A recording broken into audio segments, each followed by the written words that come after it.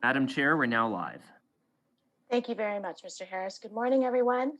Welcome to the Monday, March the 8th meeting of the General Government Committee meeting. I will be your chair today. Today is also International Women's Day, so I'd like to give a shout out to all the wonderful women that I share this table with. I am honored and privileged to work with you, and to all women around the world and their allies who continue to work for gender equality. Due to the COVID-19 emergency declaration, this meeting of the General Government Committee is being held electronically and live streamed on the town's website. All members of council in attendance are participating by audio and video teleconference, and senior town staff are available throughout the meeting if council members have any questions on the agenda. For members of the public watching from home, please bear with us if we encounter any technical difficulties throughout the meeting. I'll now call this meeting to order. Are there any disclosures of pecuniary interest? I see none. Thank you very much. So the first item on the agenda is the Strategic Planning Mid-Year Update Workshop. And I would like to ask CAO Baker and the Manager of Public and Strategic Affairs, Christy McClarty, to please begin. Welcome. Through the chair, it's Christy McClarty here. Good morning to all members of council and to staff after a nice long weekend. So we begin this session of GGC with a longer presentation, more of a workshop piece. I will be leading the conversation for the next, facilitating it for the next hour and a half, 90 minutes or so. So my intention is just some housekeeping is that I will take you through the presentation. There are 3 focus areas, as council is aware, as part of this. So after each focus area, I will stop and I'll be able to take some questions so that we don't wait until the end and then some of you may lose where you were or what questions you wanted to ask.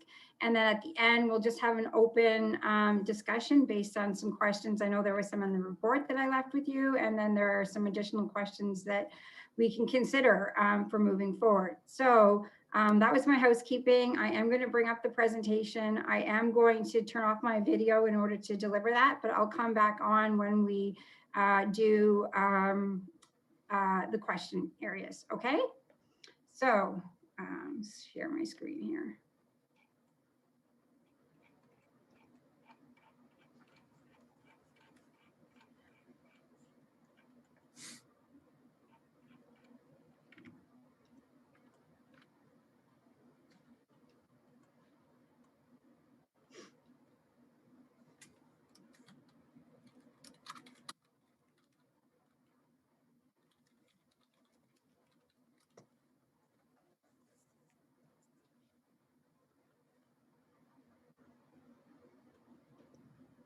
Well, it's not as easy as I thought. So you get to see me the whole time. All right, so good morning. We are here today for the Corporate Strategic Plan Midterm Update and Workshop. I intend to monopolize your time for an hour and a half of slides. So let's try and get through this together. And like I said, lots of opportunities for question as we move forward. So the objectives of the workshop today are to provide council with an update on the strategic plan process, review impacts of COVID and the midterm considerations that staff consider as part of this process, deliver an update on the strategic plan actions, and then at the end, we'll just have an open discussion to reconfirm focus areas, goals, and actions as to move forward over the next 15 months. So where are we? So we started this process right after your election. We had a strategic plan session in early 2009 that resulted in the development of the full strategic plan. And then we hit the ground running. It was something that we started immediately with. And then COVID came into the picture, and that was in early 2020. So basically COVID started 15 months into the council term. And as you know, the first wave was from the March to the June 2020 period. Second wave from mid-September 2020 to present. And we are here today in the first quarter of 2021 to present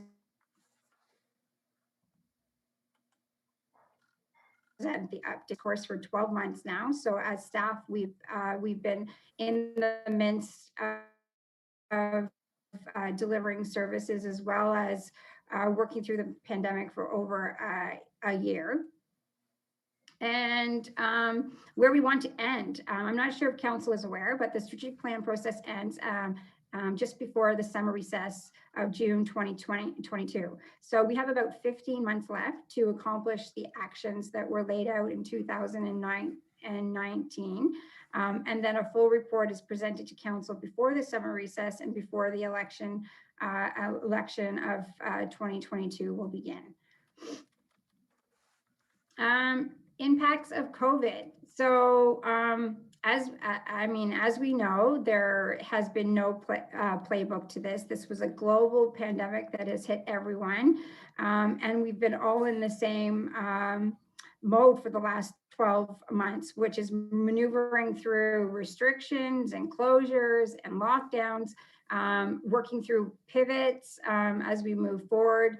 But we've been pivoting remarkably well and have been able to make great decisions based on our ability to be fluid through this whole entire process.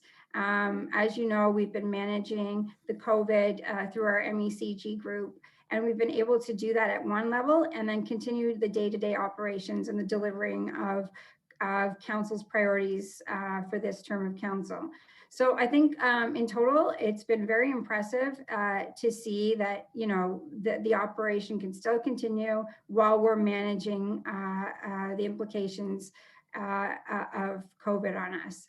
So we've been, we've been changing, we've been reassessing, we've been updating our work plans to reflect where things are at. This has been happening all behind the scenes in order to manage the COVID pandemic. And staff have been doing a really good job at doing that and doing so in a way and in a manner that allows us to continue our delivery on our services. We've done this through significant layoffs and redeployments.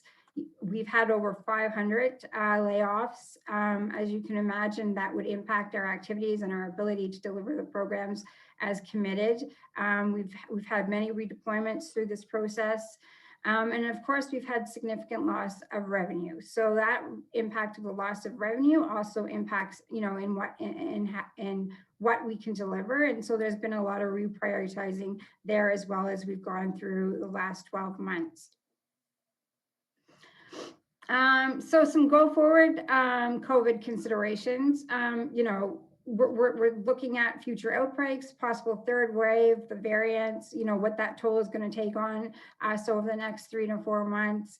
You know, we continue to monitor our financial sustainability. We've had some great news from the province recently with the announcement of additional funding of 1.9 million.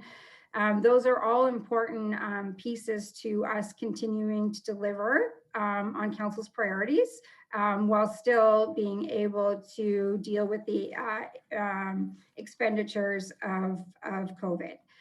I think this is a really important note as we move forward, the mental health and capacity of staff. There's a great majority of staff here that have been doing managing the COVID pandemic, as well as, you know, working day to day on the delivery of services that we've always done. There's been the challenge of working from home and what that means, being isolated, you know, from staff and from that community, and finding new ways of working together in order to advance the projects that need to occur.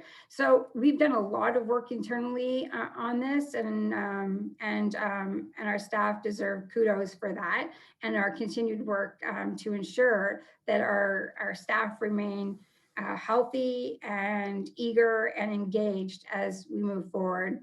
You know, as I mentioned before, you know, we've made tough decisions, we've paused, we've canceled projects, we've done the layoffs, the redeployments. the redistribution of work.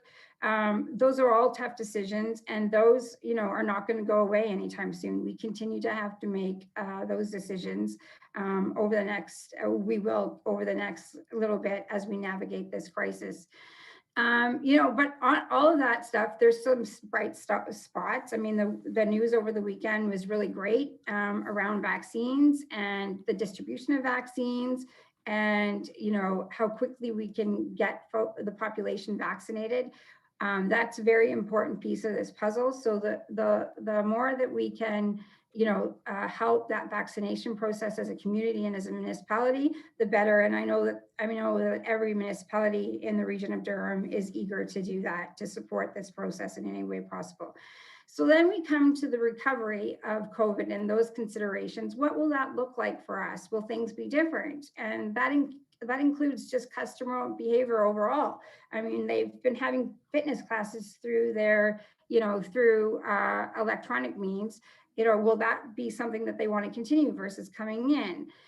Customer movement, where will they want to go? Where will their hubs be? And just the continued public health restrictions through recovery as well. There's still going to be,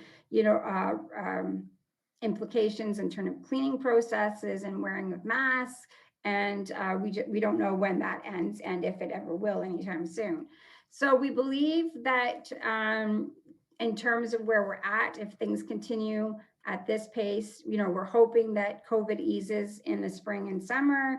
There's an opportunity to rebound in the fall and winter, and then we're looking at more recovery in 2022.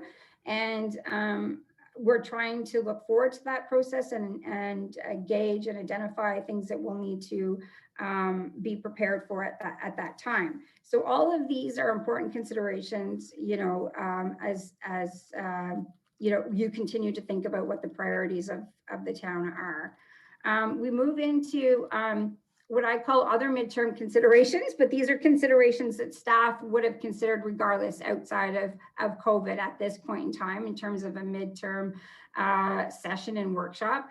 This session is very important to council and the strategic plan because the document is fluid. It's supposed to be fluid. We're supposed to be able to move projects in and out to fit, the priorities of council. So these are the questions that staff asked ourselves as we went through and reviewed where we were at. What's realistic to accomplish in the next 15 months? We have to be realistic with our capacity and what we know needs to be accomplished over the next 15 months. Do we have any budget constraints? Obviously, we just went through a budget process. It was a bare bones, business, day-to-day business kind of budget just to maintain. So we know that there's not a lot of movement there to potentially move forward with some projects. So, those were some questions that we had to ask. Have we had any unplanned projects and a request for reports? I've been here through a few council terms now, and I will say that you guys are an eager bunch. When you said you wanted to accomplish a lot, that I would tell anybody out there, any resident for sure, that that this council and are very aggressive. It was very important for them to start out quickly and continue that momentum throughout the entire term. So I will say that we counted up your motions, and we've had 57 motions from council. So 57 motions that were not included as part of the strategic plan process when we started out. So as you can imagine, that's a lot of work on our end to review our work plan, see what we can fit in, see what we can't, and still manage to respond to council and, to the priorities of the community. We recognize that you're that voice and that you're out there and on the ground. And so, we need to be able to respond to that. And so a large amount of motions have come through, and we just wanted to make sure that we express that to council. Have our priorities evolved? Yes, of course, things have changed. So we need to make sure that, we're addressing those priorities and responding to those priorities in the strategic plan as we move forward. And finally, are there synergies between actions? And sometimes we don't see that on the outset of the term. We see some of these actions as individual projects, but through a process, we can see a lot of connections and opportunities to connect projects. So there was lots of synergies between some projects that we were able to merge as well. So those are all the considerations that went into where we are in the proposal that I'm going to be making as we move forward through each of the 3 different focus areas within the strategic plan. I'm going to have some water and then we will go through that. Does anyone have any questions or comments for Christy at this time before she gets started again? Okay, none. Thank you. Okay. So through the chair. Sorry, Christy. Regional Councillor Dies, go ahead. I'm sorry, and it's not a question. I just wonder for the public if you can explain what the MECG group is, how they were established, and what was the purpose of their role, so they understand that. Thank you. So MECG is the Municipal Emergency Command Center. We started operating right at the beginning of COVID. We pulled together initially a steering committee that evolved into MECG, which is part of our emergency plan process, and it's identified through a plan. And this group is the group that manages any emergencies that would take place in a community. It's all set up, it's all laid out. Everybody comes together and they have specific roles. This group would be managing kind of the day-to-day decisions associated with that. And we do know, and maybe I know that the clerk is here as well, that we did go through and we got council approval in order to manage the day-to-day pieces, and the mayor was given a delegation as well to make some decisions through the declaration of an emergency. And so we've been working on kind of the day-to-day decisions. We meet twice a week. Includes all the staff from various areas and focus areas within the town. And we have, like I said, meeting twice a week for this entire 12-month period, making day-to-day decisions regarding the pandemic. Thank you. Okay, so I do want to just pull out this one piece here, and in the actual final strategic plan, it was noted, as Mayor Collier expressed in the introduction of the final printed strategic plan, we council are ready to take Ajax to the next level by pursuing a targeted economic and urban focused course. This council clearly communicated that they were looking for us to be innovative, aggressive, inclusive, and move forward in terms of reflecting modern priorities and a shared desire to walk the talk. So taking action, but delivering real results. And so together as a group between senior management, council, and staff, the strategic plans, the framework of the strategic plan was developed. That included the one community promise, 3 focus areas, as well as 21 goals and an aggressive 148 actions.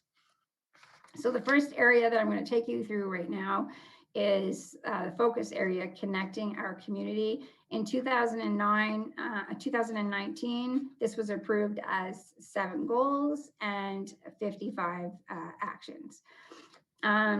What we are proposing in this area is that we merge approximately 4 actions. We would like to merge we are proposing to merge the undertake customer service and satisfaction surveys to gauge performance with develop a campaign to encourage customers to use feedback tools to provide input on our services and programs. So here we are merging 2 customer service related actions. The next one is review our corporate customer service standards to improve responsiveness and investigate the formation of a customer service contact center and the implementation of software to manage and monitor inquiries. And we wanted to merge that one into a new action that spoke to the bigger picture, which was undertake a corporate customer service strategy. And that was something that was discussed through the last budget process and has been identified to commence in 2022. The next one talks about introducing exciting and lively activations and placemaking amenities at our new Pat Bailey Square. We are recommending that we merge that with a new one that talks about the design and to promote our public places as inclusive and engagement hubs, and to continue to introduce that exciting and lively activity at Pat Bailey Square. With COVID, we've had to pivot to virtual events. So it makes sense at this time to merge those two actions and to focus on making sure that we have the placemaking spaces and the inclusive areas and the hubs as we come out of COVID. And then the last one was to introduce new services and businesses to support the Ajax waterfront and Greenwood as tourism destinations.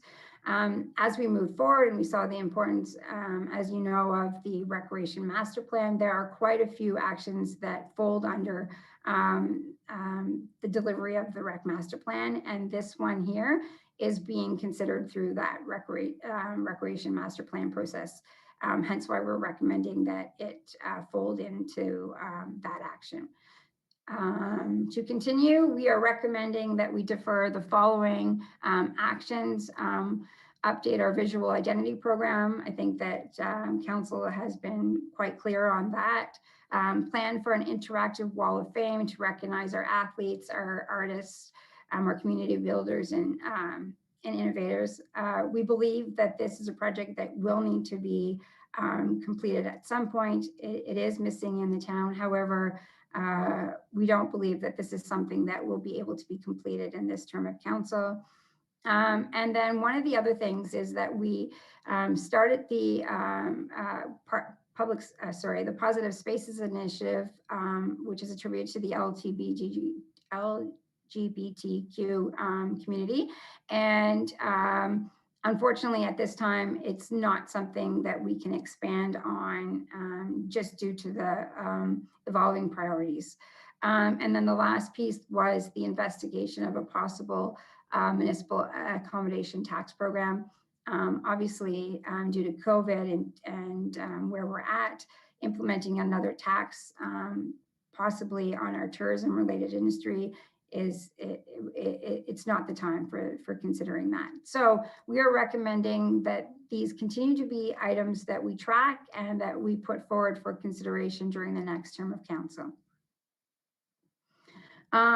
So in this area here, I'm just going to move my screen around here. I just wanted to take you through where actions are within each of the goals.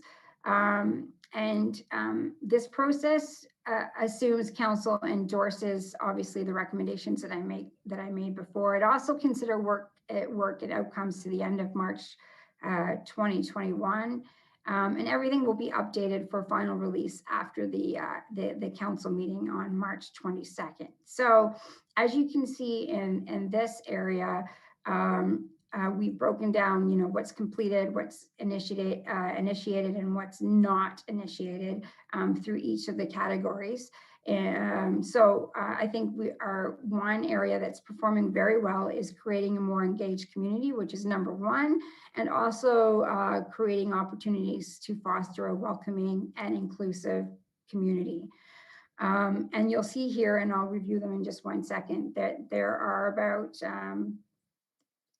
7 outstanding initiatives, and I'll review what those are next. But this just gives you a glimpse at how each of the actions are performing at this time. So the status of this area is that there's been 19 actions completed, 21 actions have been initiated, and 7 actions not initiated. So we have an overall completed initiated of approximately 85%, and the actions in this area were reduced from 55 to 47 in this category.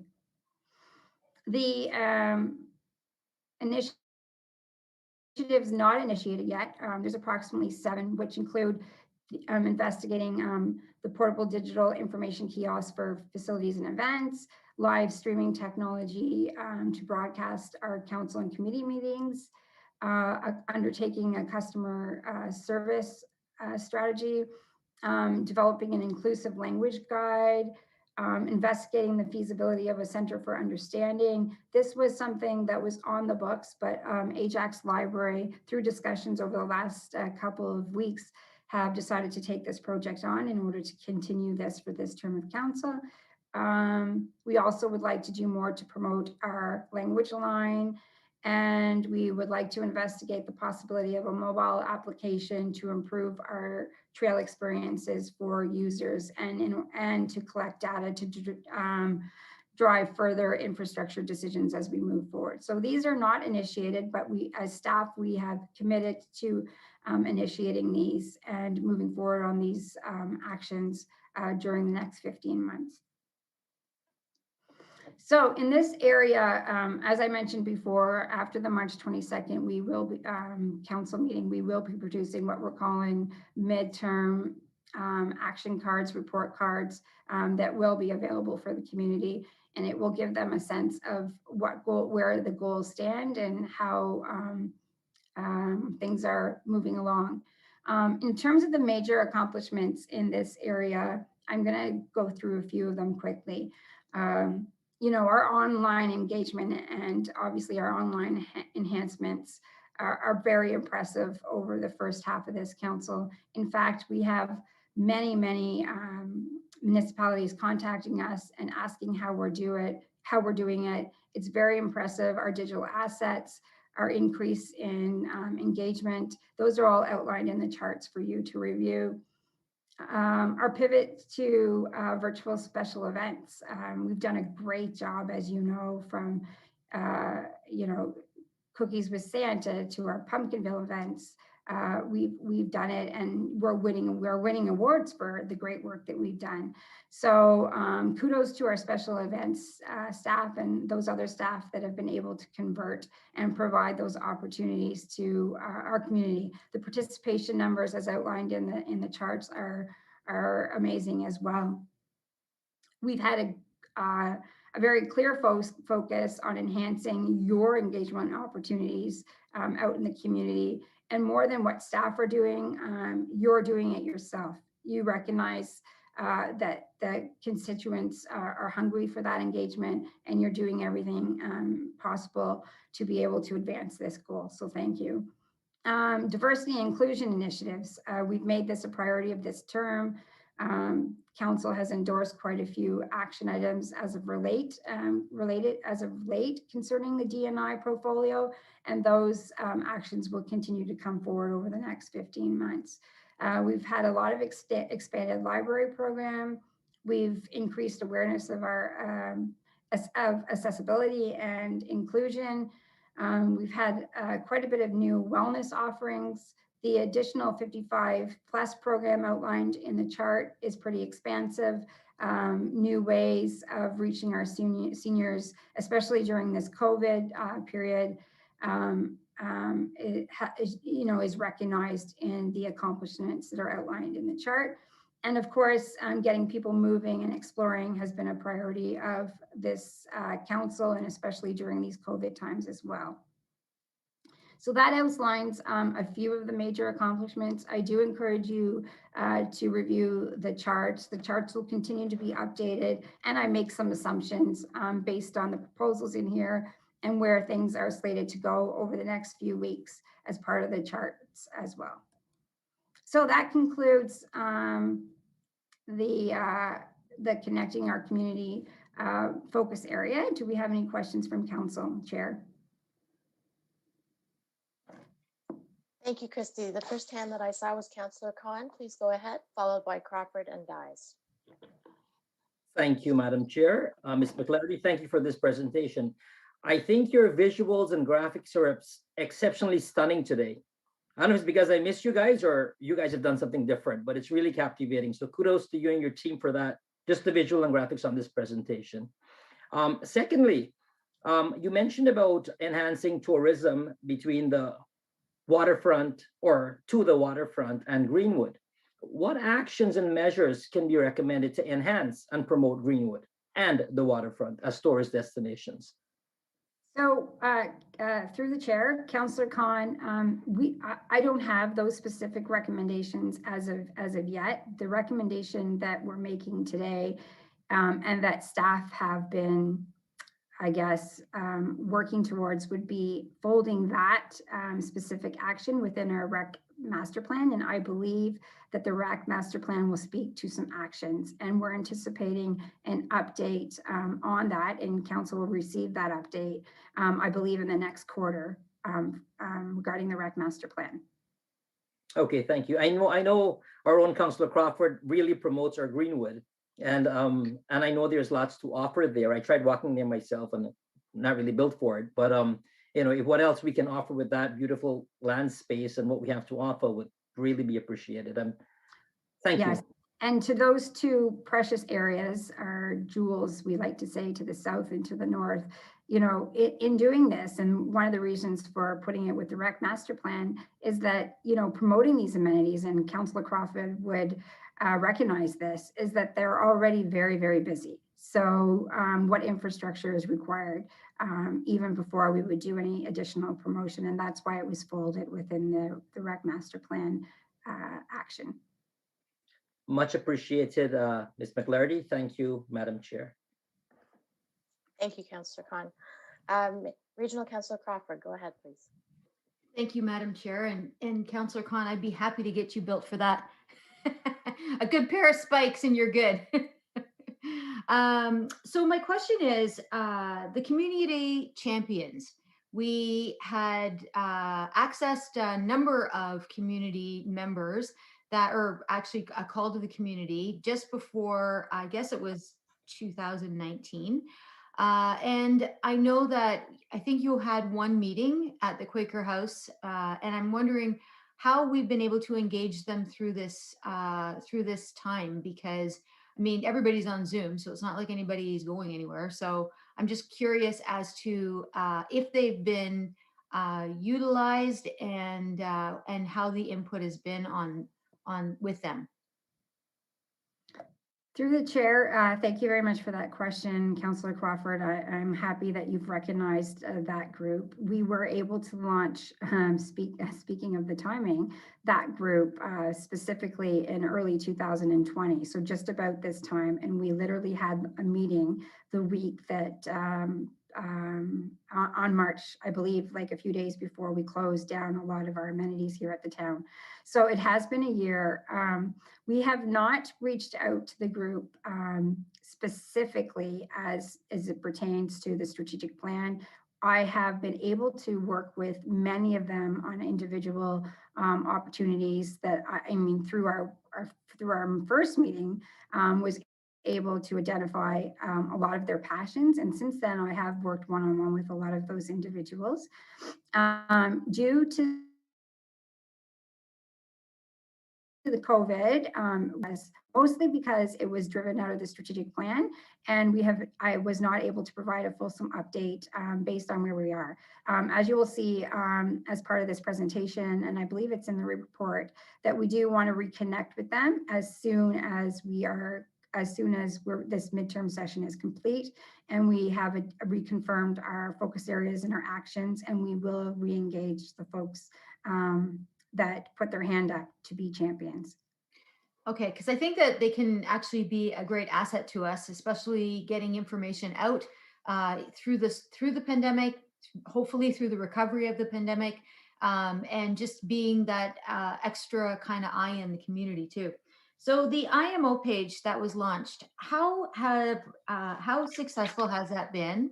And in that success, where would you say you are seeing the most participation? Because I would have to say that I've never seen as much attendance in the open houses as I have since we started launching these virtually. We would, have maybe 2 or 3 people show up in person, and we're having like 30 to 40 people coming to open houses. So I feel those have been extremely successful, and I'm thinking it's due to the IMO page, but I'm not 100% sure. So can you just kind of give me a sense of how successful that has been? Because if I'm not mistaken, and forgive me, the time just goes by, that was launched this term, correct? Through the chair, you are correct. It was identified as an action for this term, and it launched during this term. So since it's been launched, I mean, yes, it's an amazing feature. It's an amazing feature that we continue to work on. It's a feature that we continue to get a lot of good feedback on. Since it's launched, we've been able to create 800 resident profiles, and we continue to create profiles every single day. Those are residents Okay, that sorry, what does that mean, resident profiles? What does that It mean- actually mean? it means that residents have taken the time to register and to sign up as part of the IMO process. So every time there is an update done to IMO, they are notified.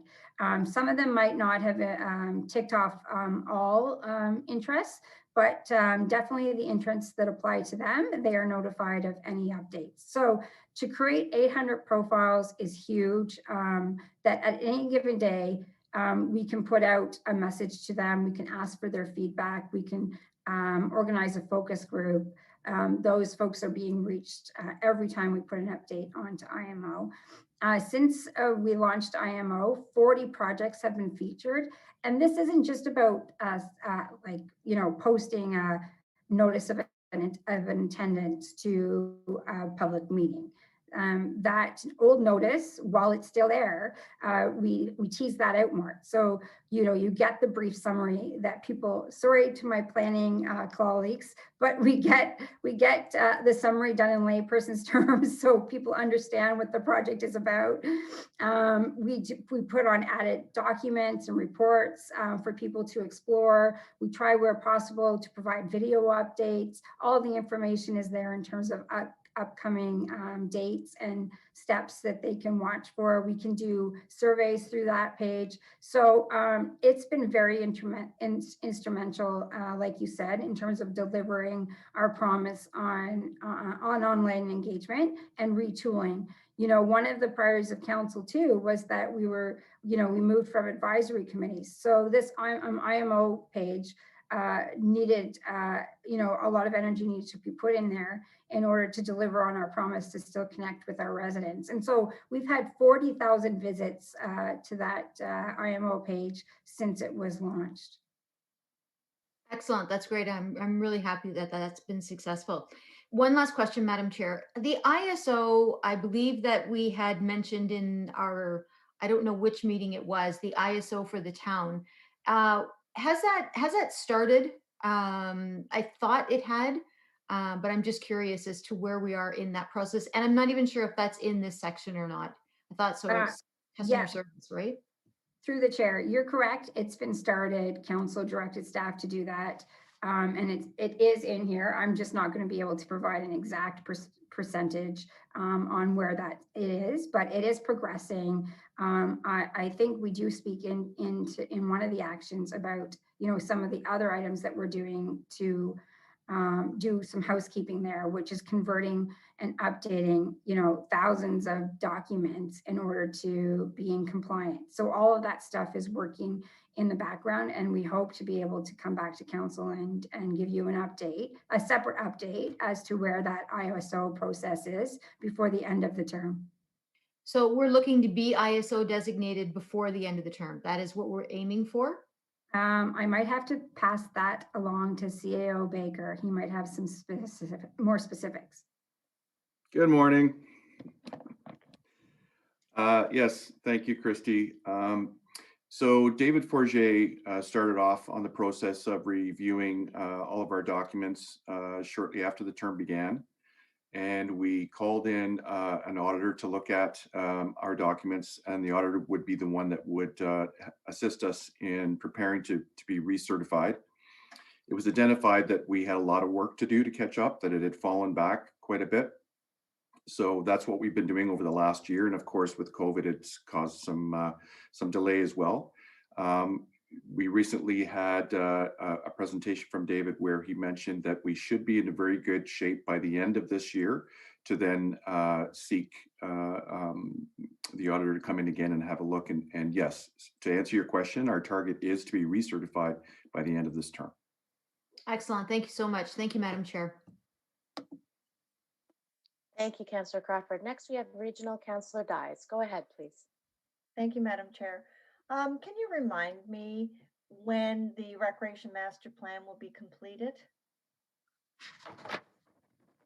Okay, so through the chair, I believe the Recreation Master Plan is in a different area. So maybe I'll just, if Chris Vida is here quickly, he might be able to provide a more information on the timeline. Sorry. Through the chair, we expect the master plan recommendations to be finalized April, beginning of May. So we would expect to be coming to council with those draft recommendations probably about a month and a half from now. That's great, thank you. Because it is mentioned in this section, connecting community when we're promoting our public spaces, which we've done a really good job at. All of the spaces you mentioned are extremely busy. And which leads me to the next question. Through the master plan, will you be assessing other areas that you can really promote? We have a community garden, we have leash-free parks, we have other parks that might be of interest. There's trails, there's walking trails, there's all kinds of things. So we're taking pressure in some areas more than others. So I'm looking for, I guess, some assurance that we're going to be able to alleviate some of that through the work of the master plan. Yep. I'll leave it with. Yeah, through the chair, the Recreation and Parks Master Plan will obviously touch on those pieces with respect to recreation that you identified. As well, it will speak to things like parks, trails, community gardens as well. All those types of items will be included within that plan. Well, I'm glad to hear that, because they are destination points as well. And I think as we move forward with intensification, that's where we should be going, to offer different spaces for different interests. So yeah, that was my question. Thank you. Thank you very much, Councillor Dyes. Does anyone else? Oh, I see Councillor Tyler Morin. Go ahead, please. Thank you, Madam Chair. I don't know if you can speak a little bit more about streaming meetings, and the technology we currently have now seems to be working, but I thought there was something, just correct me if I'm wrong, that said we weren't going to be exploring any new technologies in regards to streaming meetings. But were you talking about council meetings, or were you talking about ward meetings and open houses? Through the chair, we are talking about our council and committee meetings. This meeting here, and this is the grant that we moved forward in early January. This is that grant to be able to move that project forward, and this is also a project that council has approved funding for in the capital budget if the grant is not successful. Right. So two different things, but for the record. And Regional Councillor Crawford can attest to this. We're getting other people that come to the Zoom meetings that we wouldn't normally get in our community meetings. People that can't get out of the house, or they have kids.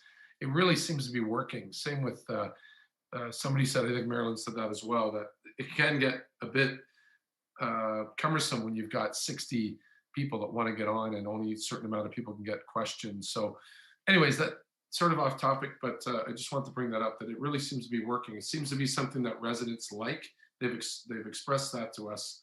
It's nice to be in your home and discuss things and get a better turnout. So I just want to inject that. Thank you. Through the chair, we agree with you, Councillor Tyler Morin.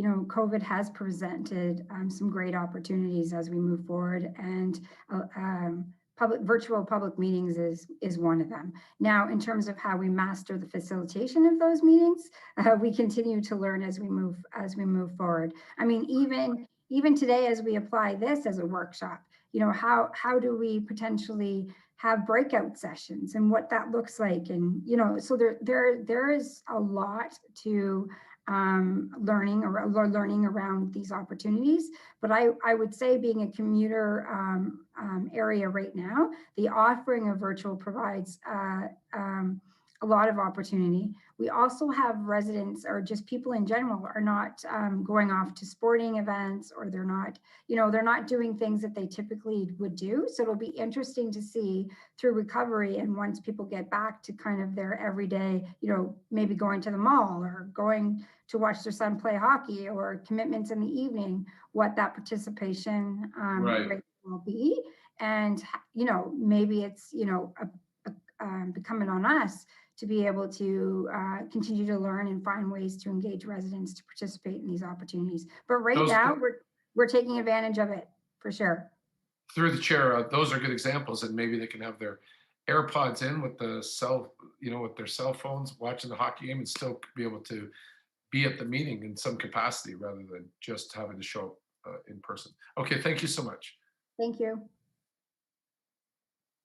Thank you, Councillor Tyler Moran. Are there any other questions at this time? Okay, so I just have general question, please. Thank you for the presentation. It's excellent.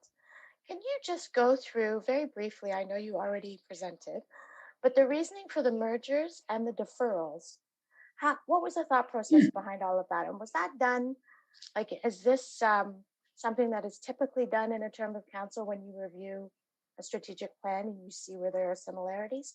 Or is this done because we have gone through a pandemic and it sort of short-stopped everything? So through the chair, great question. At the beginning of the presentation, I did take you through the COVID impacts and some other impacts as well. And those other ones are, important impacts that we would consider regardless of COVID. So every council term, we have a midterm session. The idea is that, we've learned, we've grown as a community over a certain amount of period of time, and things change. And, we reprioritize. And, sometimes, there's been some challenging considerations that you need to make decisions on as you move forward. And so this is a normal process, what we're doing, and the considerations that I identified at the beginning of the presentation, those are ones that we would consider regardless. And so, yes, it's fluid, and yes, we would review this, and there are changes through every process. So there will be things that you merge that you didn't see that there was a synergy or a connection with at the beginning of the term that makes sense now. There was opportunities that present itself in order to advance a specific action. So you're like, that would be a great idea to fold that into. Sometimes, we put the cart before the horse when and deciding some actions, and there's some pre-work that needs to take place that wasn't identified. And so, the customer service one is an example. There are a lot of things that we want to do from a customer service perspective, but maybe taking a step back and doing the corporate customer service strategy is the best approach right now. Let's get the plan. Let's figure out how all of the different pieces under customer service fit under that umbrella. There was also the example of the deferral regarding the visual identity manual and the brand standards. That came up before council a couple times. One of the first decisions around that was one that council decided in the 2020 budget, was that it wasn't something from a budget perspective that you thought was a priority, and you moved that out. So those are examples of changes that happen that then we need to reflect in the update. And it's important that, through this process, that we're as transparent as possible with the decisions on why we're moving. And we're just not removing. There are reasons, and it's not a deletion. This is a deferment. There's still importance to these actions, and we just need to reprioritize them when the timing fits, and of course, when the budget allows. Thank you so much for that. Any other questions before we continue? Okay, keep going, please. Thank you. So the next section was investing in our community. In 2019, council approved 7 goals and 44 actions in this particular area. In this area, we're recommending the merging of establishing zoning permissions for vertical farming with our comprehensive zoning bylaw review. So, I mean, again, the comprehensive zoning bylaw review considers many of these items, and the vertical farming was just one action that was separated. So we're recommending that full under there. And from what I understand, and planning can confirm that, yes, that has been reviewed and will be provided, council will be provided with an update on that. So we also talked about numerous actions that we'd like to fold under the recreation master plan in this area. I believe that there is approximately 5, and I'll just quickly go through them. The first one is in downtown Ajax, ensure parks and outdoor recreation amenities are identified and prioritized to support future growth. That would happen in the rec master plan. Investigate the potential for a municipal fairground and identify infrastructure requirements to host signature events and live entertainment. That was identified and reviewed as part of the rec master plan. Explore the potential of an indoor sports dome and associated amenities. That is included. Conceptualize the redevelopment of the Pickering Village municipal complex. And the last one was undertake a comprehensive review to modernize park infrastructure to support our changing demographics of our residents. And so we're recommending that all of those actions in this area be combined with the rec master plan. So this is a great example of where we start out, and they're very granular, they're very specific asks, but they do fit into a larger picture when identifying priorities and identifying budget. And so most of these, all of these are being reviewed as part of that rec master plan.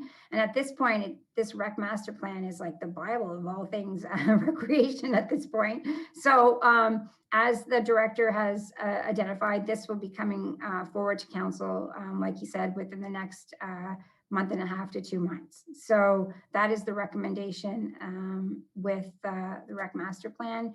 We're asking to amend one of the actions here. It asked about completing an employee census to better understand the makeup of our corporation and develop strategies and practices that promote a healthy, diversified culture. We're deferring in this section, we're just deferring the part that talked about the launch of an internal Ajax for All campaign to showcase our workforce diversity. This quite simply is, again, putting the cart before the horse. It's impossible to launch the Ajax All campaign without really having an appreciation of our makeup of the corporation. And so we will be completing that employee census. I believe it's already initiated, and it will be reported to council in this term. So we look forward to that process as well. And we are recommending the deferment of the enhance the gateways and update welcome signage to the town using our new design guidelines. Obviously, without the new guidelines and the cost to do these gateway signs, we're just recommending a deferral at this point. And so any deferrals will be considered in the next term of council. In this area, again, I'm just making the notes and the assumptions that I have taken into consideration, the proposed changes, as well as any updates going to council in the near future over the month. So in this area, I believe in this area, a lot is still left to be initiated. And so while we're performing well, you've made some groundwork. The investing takes some time and takes a lot of planning and getting up and going. And that's what's happening in this area. You know, to make those concrete steps, you need to have the right plans. And, you know, councilors should take a lot of pride in the fact that that has been your approach on a number of items. Just because you're not seeing something concrete in the ground doesn't mean that you're not planning appropriately and accordingly for the future of the town. And this is what's being done. There's been some gaps that have been missing over the year that this council has had to say, okay, wait, we need to stop and we need to go back and we need to look at it and we need to update things in order to plan appropriately for the future. So we are investing, but it's step by step. So in this area, we've seen 9 actions completed. Like I said, there's 23 actions initiated. 5 actions have not been initiated in this area. And so we're in total, we're seeing an 86% performance of completed and initiated actions. We have reduced actions from 44 to 37 in this area. The 5 that have not been initiated, but we do believe are priority items, is relooking at our priority path program. That is an initiative of the Economic Development Action Plan that will be before you on March 22nd that we're looking forward to. We still want to educate, and this one is important to some of the items that council have identified around intensification, educate local residents on future development and growth, including need for sustainable developments and complete communities. So you will see a push on this specific action between planning as well as our communication department, and a whole campaign around this and the importance of intensification and mixed use and what that means for the next phase as we grow as a community. We want to implement route optimization software to support and improve winter control activities. While this year we haven't seen a lot of winter events, we are organized. We have a whole formula for communicating out and providing updates on winter activities. We're definitely, people are definitely going on to look at the map to see where our plows are. And this here process is more of an internal process, but it's something that our residents will see as an improvement over the course of another winter year. We want to continue to encourage those litter pickups. As you've seen in the charts, there's been lots of activity around keeping Ajax clean and green. We want to bring back our Adopt a Road, our Park Road and Trail program. Operation is looking at that, and it should be implemented soon. And one of the largest initiatives in this area that we are working on is developing an integrated human resource strategy supported by wellness, training, and development opportunities to respond to a changing workforce. You've seen some investments in this area around resources and capacity and staffing and getting the right staff in positions in order to advance this particular action. And as a team, I know that this is something that the HR department is really looking forward to bringing forward and to outlining for council. So just quickly, again, I mean, you have the charts, but I want to provide you an update. The major accomplishments today, and one of them I'm making an assumption on, but I'm hoping that the 5-year economic development plan will be approved by council on March 22nd. So that is a huge initiative, and I know you're all eager to look and to understand what's in that plan. From my understanding and what's in the chart, and there's a little bit of foreshadowing there are some great focus areas and numerous actions that need to take place. And I think that it's a great plan and that council will be excited to see it. We're nearing the end of the rec master plan process, as we talked about. We're doing, we're seeing more and more applications for mixed use development, and we're trying to facilitate those as we can. I think I've outlined in the report there that we have a few applications right now. I think our biggest application continues to be Pat Bailey Square and seeing the next phase of that development continuing. And one of the biggest decisions of this council was reprioritizing the downtown infrastructure. So, I mean, you realize that you can't move forward in terms of intensifying and building what you want to in the downtown because there's quite a bit of servicing gaps.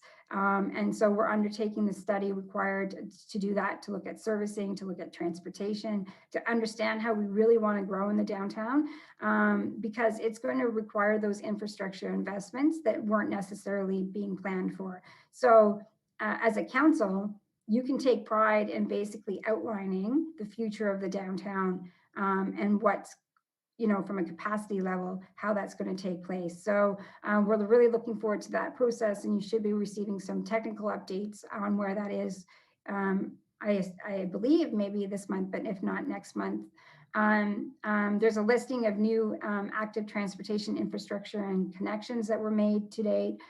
This council's been very clear about some active transportation requests that staff have had to handle. It's a busy section, transportation.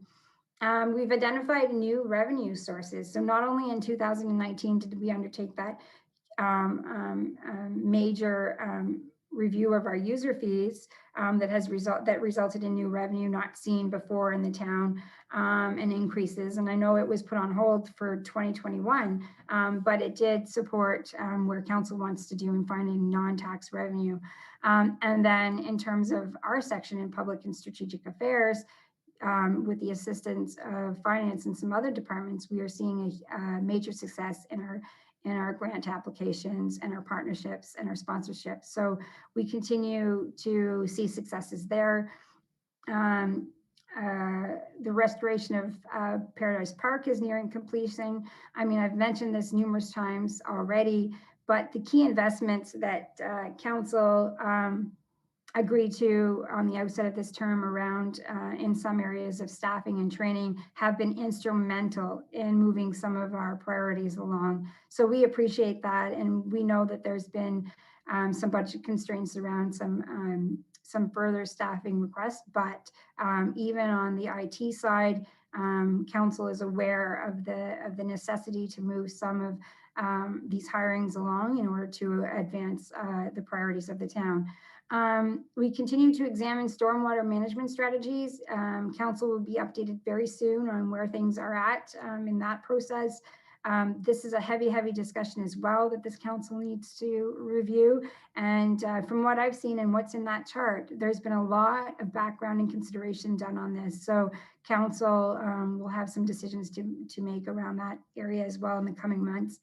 And our focus on keeping Ajax clean and green has been second to none. I mean, I know there's been some there's always complaints around, our litter pickup and litter in the town. But, from a priority perspective, our operations department has made this a number one priority.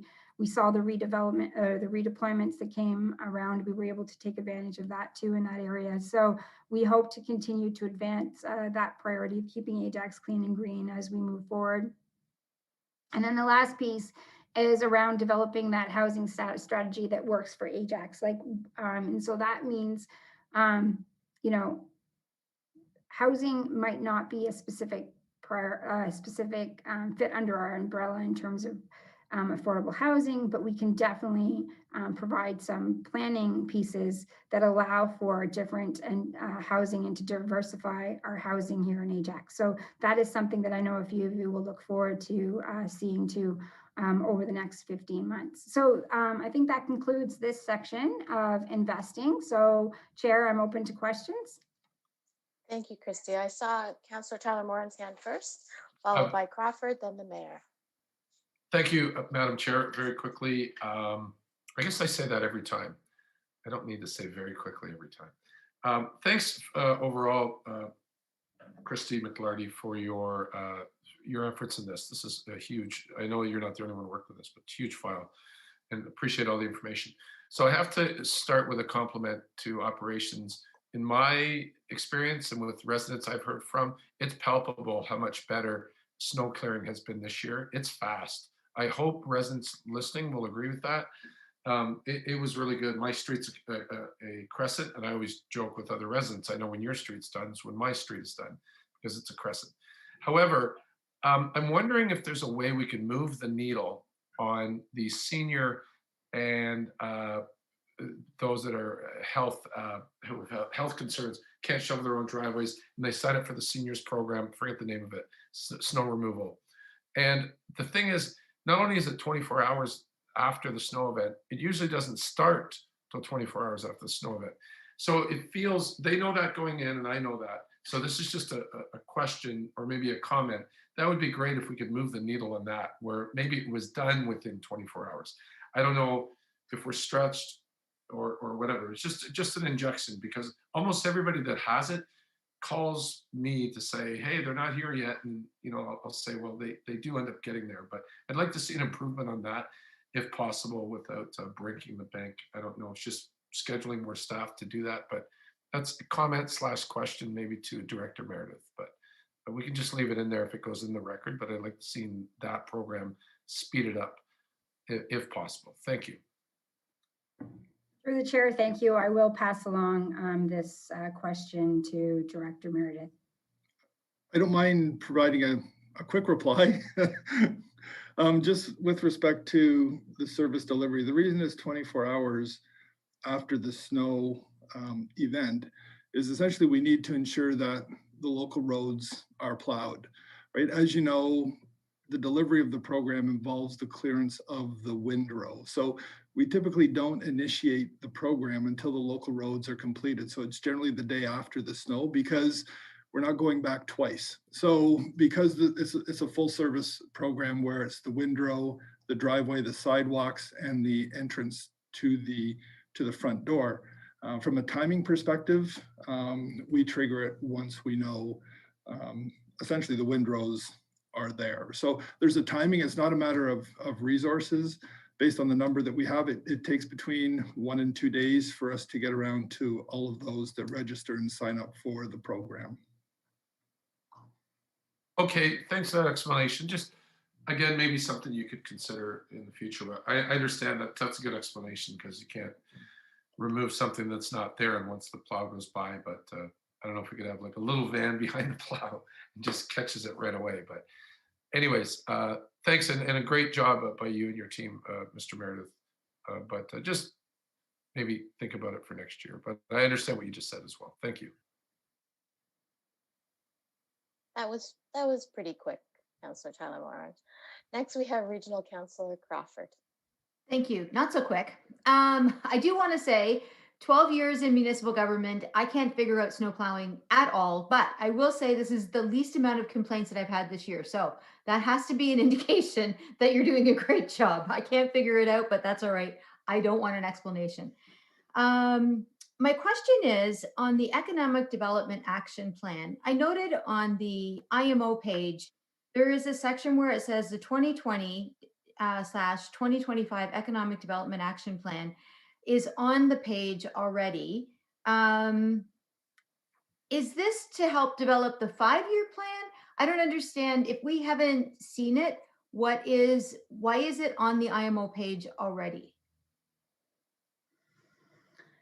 So I mean, I don't know exactly what's on the IMO page specifically through the chair, but I will say that there has been some confusion between the 2020 plan that was to deal with COVID, that you had some actions on. I believe there was 20 actions that you asked economic development to work on throughout 2020, which they are now reporting on.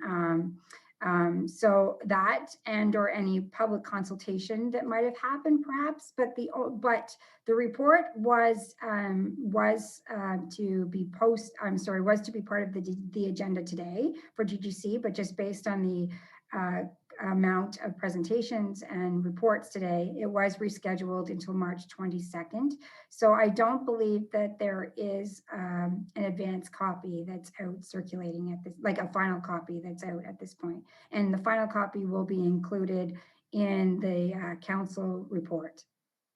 Okay, well, maybe, and I'm not trying to point out anything bad, but I mean, the IMO page has the previous manager of economic development listed on it. So there could either it should be removed, and there's a focus group in September of 2019. So I don't really know what that was all about.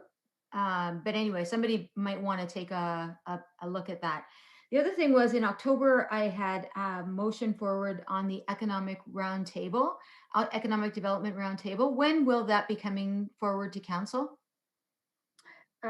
Through the chair, I don't believe our economic development manager is on. Can someone correct me, or maybe our director of planning can provide a specific timeline on that? I know that it is advancing and that the recruitment process is going to be started, and that not only did you bring forward a motion on it, it is an action item that you will see as part of the plan moving forward next week. So I guess there will be a call to the community out shortly. Yes, oh, yes, yes, I've seen I know that you wanted to focus on the DNI lens. I've seen that through my staff, that's been reviewed and it's ready to go out. So I can provide, it is definitely ready. It's part of the plan. It's an action item. I think it's just been a matter of capacity to ensure that we got this plan to council. That was the first priority, and that advancing that committee would be next. Okay, thank you. You're welcome. Thank you, Thank you, Madam Chair. Councillor Crawford. Thank you. Next, we have Mayor Collier. Please go ahead. Thank you, Madam Chair. I'll just open with, I'm glad to hear all this feedback, and this is a great session to sort of look at where we are, what we've done so far, and just make sure that we're on track. So a lot of great feedback, and this council really did start off strong out of the gate, and we're still going. I mean, that Innovator Award in the first year, I think was pretty impressive. And it frustrates me when I see posts on social media and stuff where people are saying, oh, this council promised jobs and they promised tax cuts and they promised, well, we're only 2 years in. And the work that we're doing now and the decisions we're making today, we might not even see the results of that till middle of next term of council. I had this conversation with Councillor Lee after our Envision Durham meeting, and it's like, the decisions we made there, we're planning out to 2041, 2051.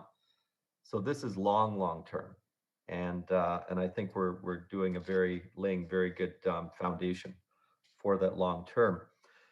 Christy, just on the priority path, the 1.2, Yes. I'm actually surprised we haven't started that yet, because that's sort of the key as far as cutting red tape. I have seen, and I brought this to Mr. Romanowski's attention and Shane Baker's attention on a couple of times, there are still some things there that need to be addressed, and I've discussed creating an approvals checklist type thing. I'm seeing and hearing that we are still taking quite some time for comments, for distribution, and that type of thing.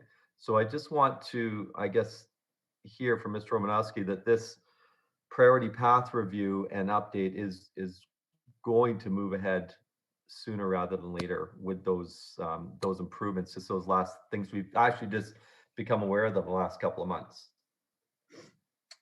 Through the chair to Mayor Collier. Yeah, priority path is being looked at. It's being looked at in tandem with our site plan approvals process.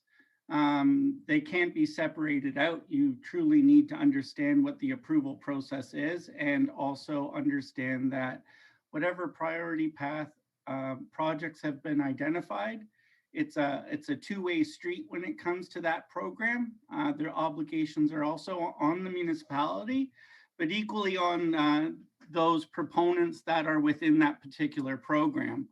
So we are running still the priority path process, and we are looking at that. And that is definitely one of the action items that will be part of the Economic Development Action Plan that is going to be before council on the 22nd of March. But we already have been working in the background through our internal processes to refresh the priority path program. Okay, thank you. So I'm just wondering why every application isn't part of the priority path program, or are they? Why isn't every application part of, well, in planning's opinion, every application is a priority, whether it's a priority path application or not. Priority path was originally established to assist those small to medium business owners that don't necessarily have the wherewithal or the knowledge or the expertise to process a development application such as a major addition to their existing commercial or industrial establishment. This was by no means to assist those seasoned developers, such as our residential type of developers that know the process back to front and inside out. This was more to assist landowners that don't have that expertise, and we work more hand in hand with them. And if we put every application in the priority path, that would speed up the timelines tremendously, and that would be great, except there's not enough staff to deal with things on such a fast track. And that wouldn't just be planners that would be part of that process. That would be other commenting departments such as transportation, design services, engineering, both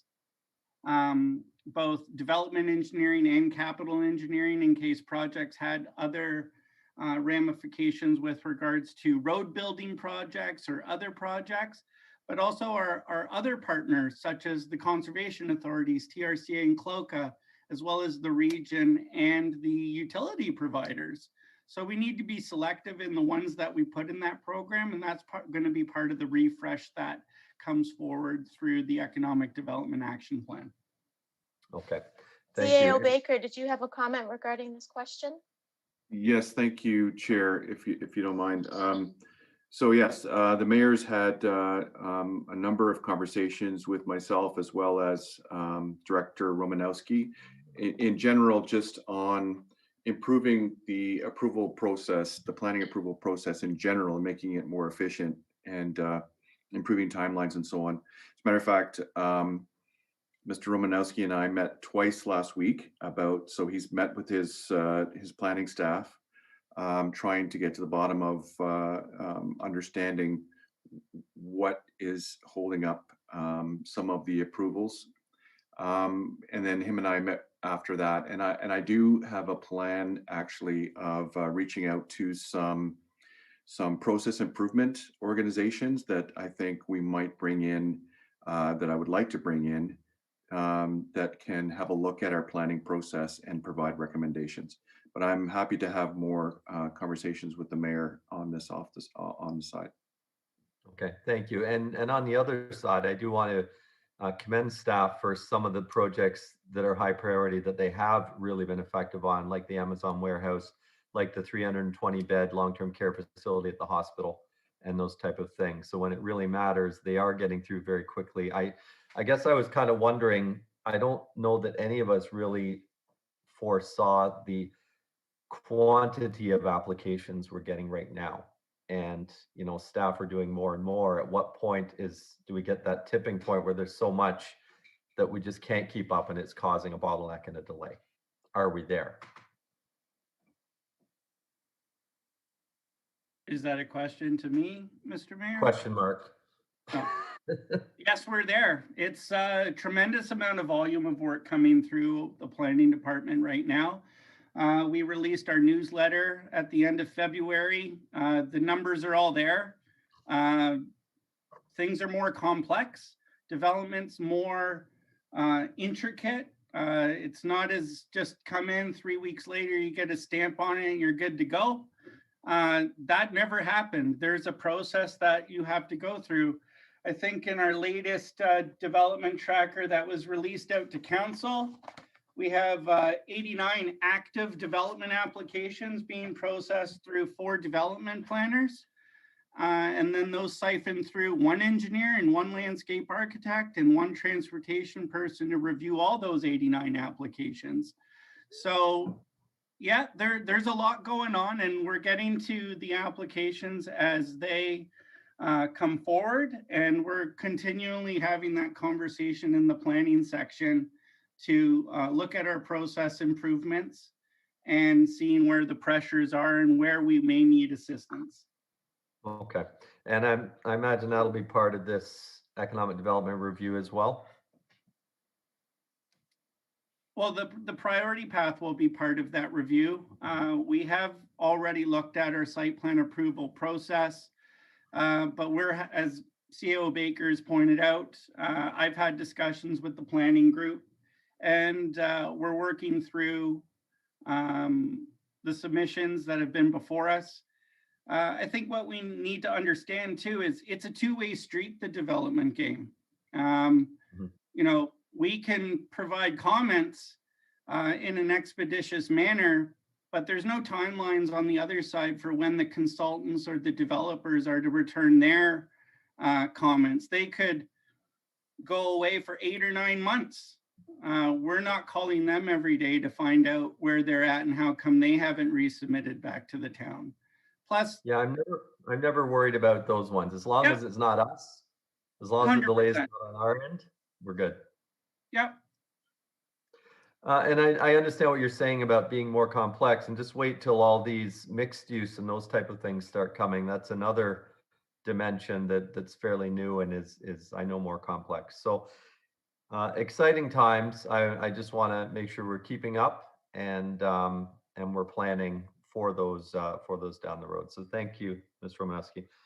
To Through the item 6.3, to the litter options. I just want to Through the speak chair- to. through the chair, I just want to mention, and maybe the director of planning might want to speak to it just really quickly, on how important the Central Ajax intensifications servicing transportation strategy is to the town and to the developments that we have that are waiting to move forward that unfortunately they can't due to the servicing constraints. So maybe Director Romanowski can just pop back on in a second and just talk about where that is and when council can look forward to seeing a report and an update on that.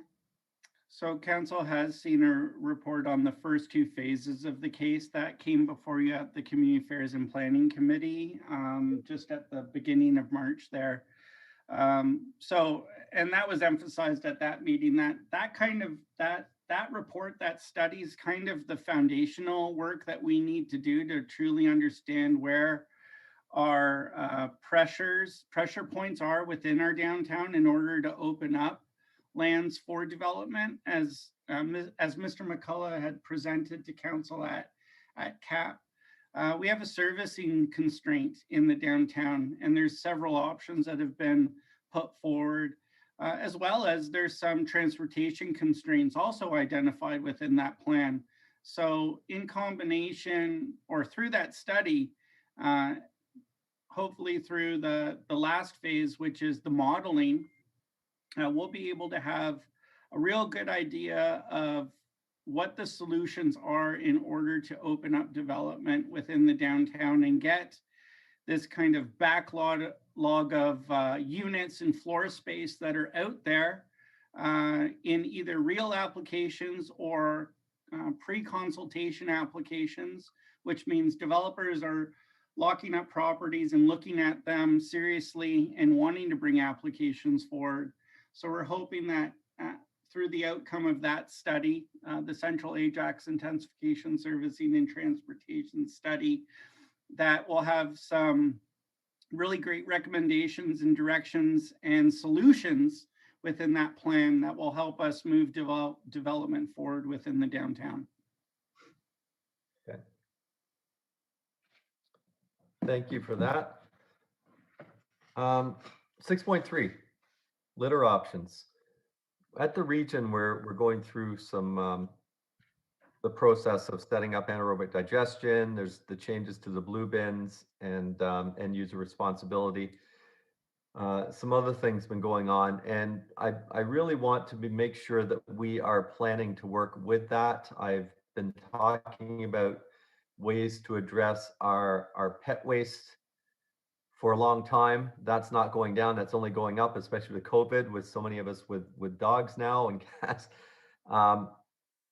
And with anaerobic digestion, I mean, we have to, right now our municipal waste is ICI. We have to pay to have it go to landfill. It can't go through an EFW or any other process. And we really need to be more proactive, I think, about this. I brought forward the idea of what the Toronto Zoo is doing with the municipal anaerobic digestion project that they're working with Oshawa PUC on. I'd like us to investigate something like that potentially with Alexicon, but also be working with the region on different options for this, and not just pet waste and organics, but also looking at potentially harvesting the algae on our waterfront and dealing with our fouling of the waterfront problem that we are having. We also have the potential of a Lake Ontario option happening with York's Waste, which could make that situation even worse. So I want to make sure we get in front of it. Can I just hear maybe from Mr. Meredith, as far as the 6.3, the litter options that you spoke of, Christy, does that include looking at some of these things that we know are coming down the pipe? Through the chair, I will move off of, let's move off of 6.3. The whole goal there is enhancing the beauty and appeal of the town. That's the goal Right. for that section. And I think 6.1 speaks to evaluating our waste management practices at our facilities and our parks and our open spaces. And in that, it does talk about working with the region of Durham to leverage opportunities to create efficiencies. So I will leave it to Director Meredith to expand on that, just to provide you a quick update, but it's there. It's an action item that we are working on. Okay, Mr. Meredith? Through the chair to the mayor, you are correct. We are in the process and will be throughout sort of this calendar year, working with and collaborating with the region as it relates to sort of waste management services and expansion of services that they could potentially provide. It includes everything, as you've referenced, from anaerobic digestion to how we manage, handle, and process our park waste as well. So we believe there may be some opportunities there, some operational matters in terms of how we deal with the transfer and management of waste here at the Operations Center. So there's a number of components to it that I would suggest fall under sort of a broader sort of waste management plan that we will be working on this year. We have it within our work plan within the department, and that will involve the engagement of the region of Durham.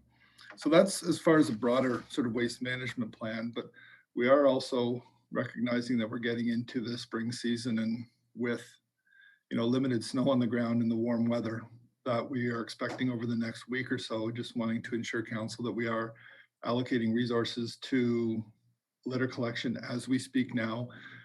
We've gone through the process to engage the hiring of our seasonal staff. We're looking to hire them back sooner than later. So the closer we can get them hired to the 1st of April as opposed to the 1st of May, that's an endeavor that we are currently going through as well. So we understand council's desire and priority to keep Ajax clean. And, as it relates to litter collection, we are looking to accelerate those efforts. We introduced last year through our Boulevard contractor, the ability to also collect litter. So we're looking at all resources that we have, contracted services, seasonal staff and full-time staff to engage and assist in that endeavor. So we feel we're well positioned. And as I mentioned, that process is happening now.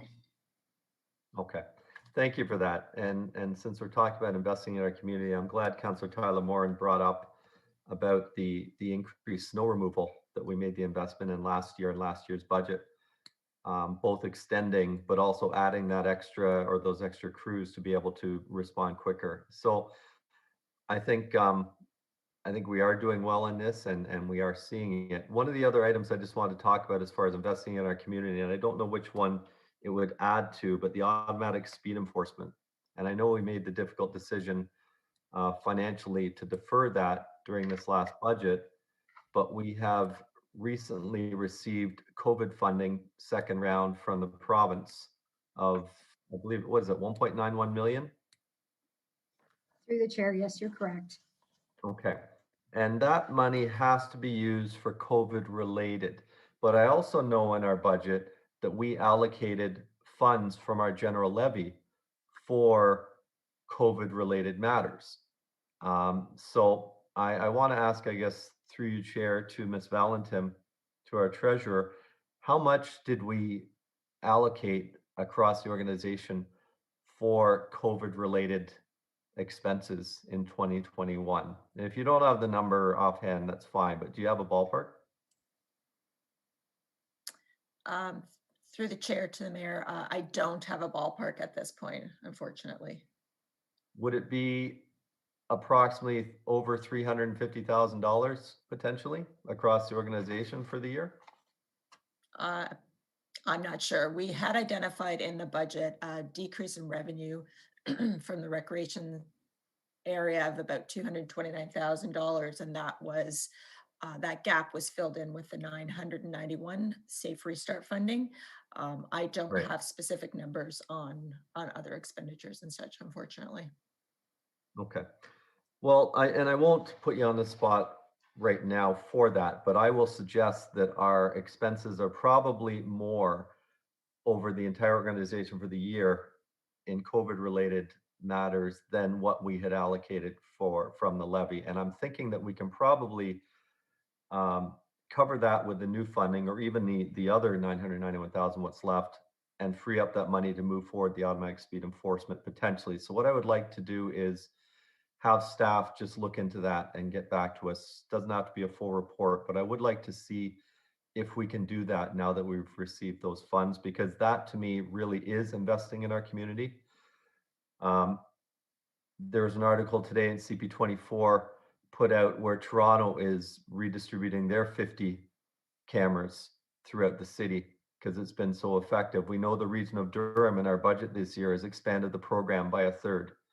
So another 33% increase to the program. So it does work. And I think that's an investment that that's incumbent on us to make into our community. So given that information, I would like to have that looked into. Do we need direction for that, Ms. McClarty, or can staff just look into those numbers and report back to us at some point?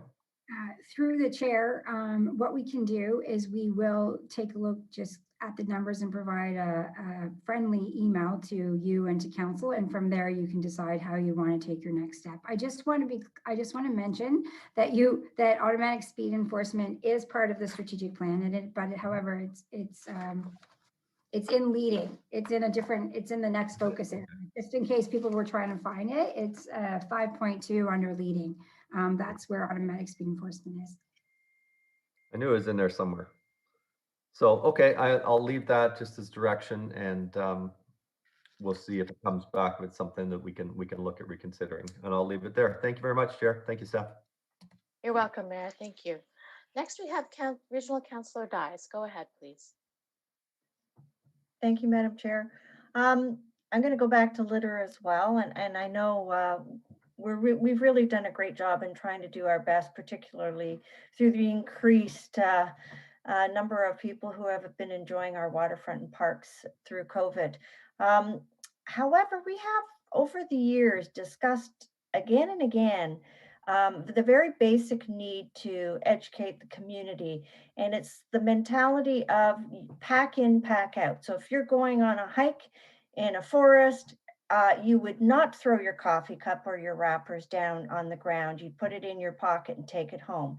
And I think that would be, a strategy or communication plan we need to roll out to our community. We all love our green spaces and our trails. They're clean. It's wonderful. But when they get dirty, we hear about it. But it's the people who are using those amenities that are doing that. And then it blows, of course, into your lake, and it becomes a quality water issue. There's all kinds of issues associated with it. And it's a long-term communication strategy because it takes time to change people's habits and the way they think. But I think it's really important that if you enjoy our outdoors that's paid for by the public taxpayers and yourself, then you need to take some responsibility. And I think, that would help a great deal in the costs and of the litter pickup and the issues of litter pickup that have just plagued us for years and years and years. So is there any way we can look into that again? I know you do a little bit of it, but I think we really need to make it a priority. Through the chair, it is a priority. I want to recognize that. But like you said, it's a continuous process. It's a continuous message. It's something that we continue to communicate. And however, that being said, I will definitely bring that back to our corporate communications team to continue to look at it. One thing we are seeing is that there are people that are taking a lot of pride in their areas and show off when they clean up, which is really nice to see.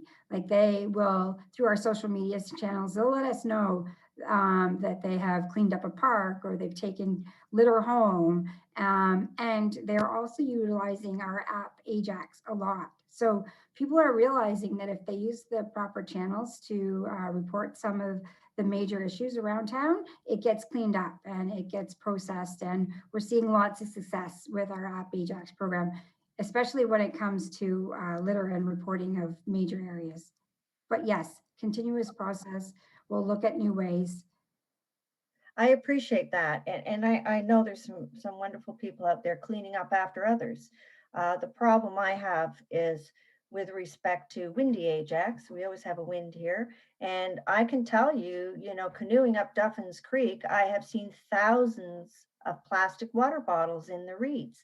Now, this isn't kind of the outdoors that you imagine when you go into our parks and our waterfronts. So whatever you drop gets blown into the water and into the environment and into Mother Nature. So I think it's very important that people understand that.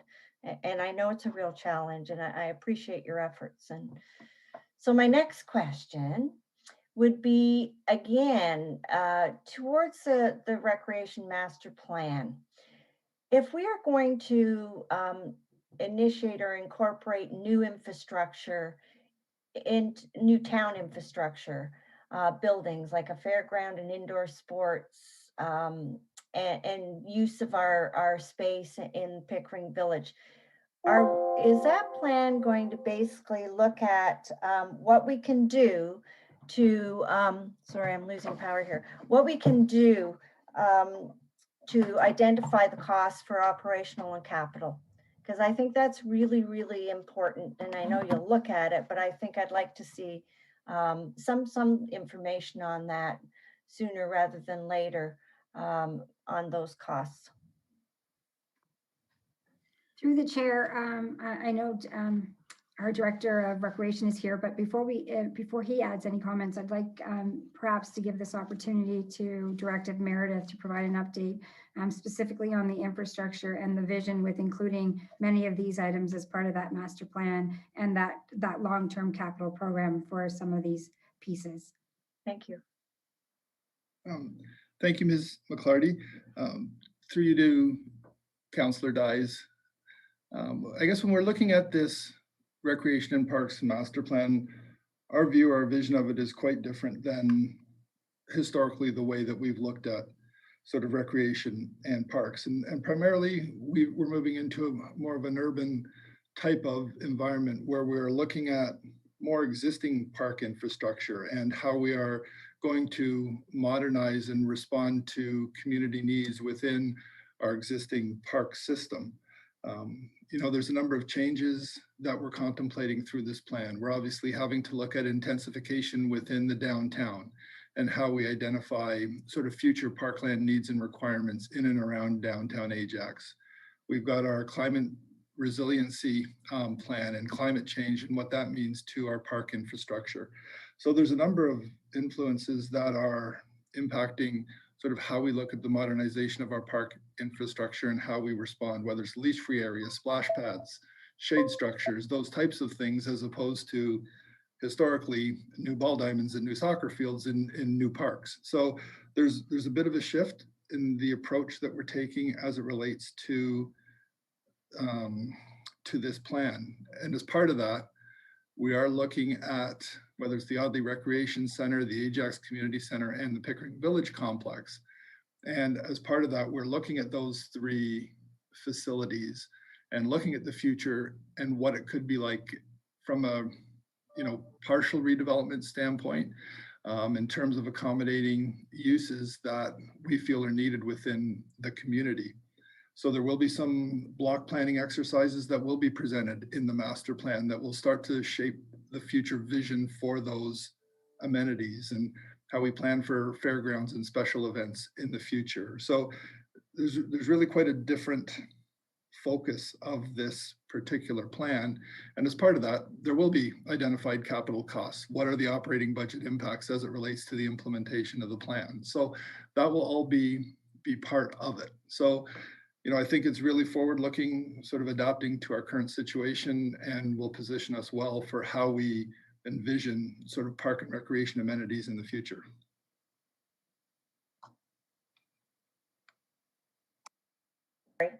Sorry. Thank you for addressing that, Mr. Meredith. I think it's really important that we look at changes in the future, of course, for our parks and amenity spaces. And that you will look at those costs associated with that, which is also a discussion we need to have. So I want to ensure then, Christy, that it's also going to be looked at through the rec master plan, which I'm sure it is, for, when you're building a building, of course, there's associated costs and there's also staffing costs as well. Thank you, Counselor. Yes, you're correct.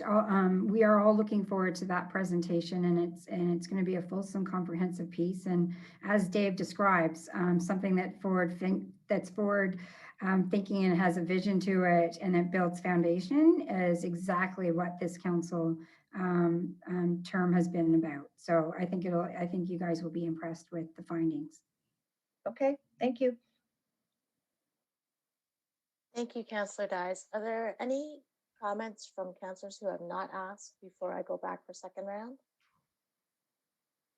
Okay, so we'll start with Councillor Tyler Morin and then Crawford and then the mayor. Thank you. Thank you, Madam Chair, for letting me back in. Through you to Director Romanowski. Sir, you mentioned 89 active development planning applications. Are they sort of spread out between commercial and residential? Or are they all commercial? Or I don't need exact numbers, or do you have exact numbers? Thank you. Well, through the chair to Councillor Tyler Morin, you were circulated a copy of the tracking sheet. Within the tracking sheet, it identifies residential, commercial, industrial, I believe, or at least the descriptions do.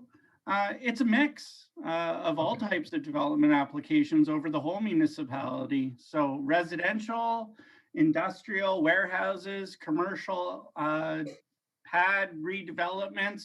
You've been over to the Durham Center, all those improvements go through a site plan approval process. All those facade improvements are required under the Planning Act to go through site plan approval. That takes staff time to review that stuff in concert with architects and designers and upgrading our accessibility and all those things through those applications.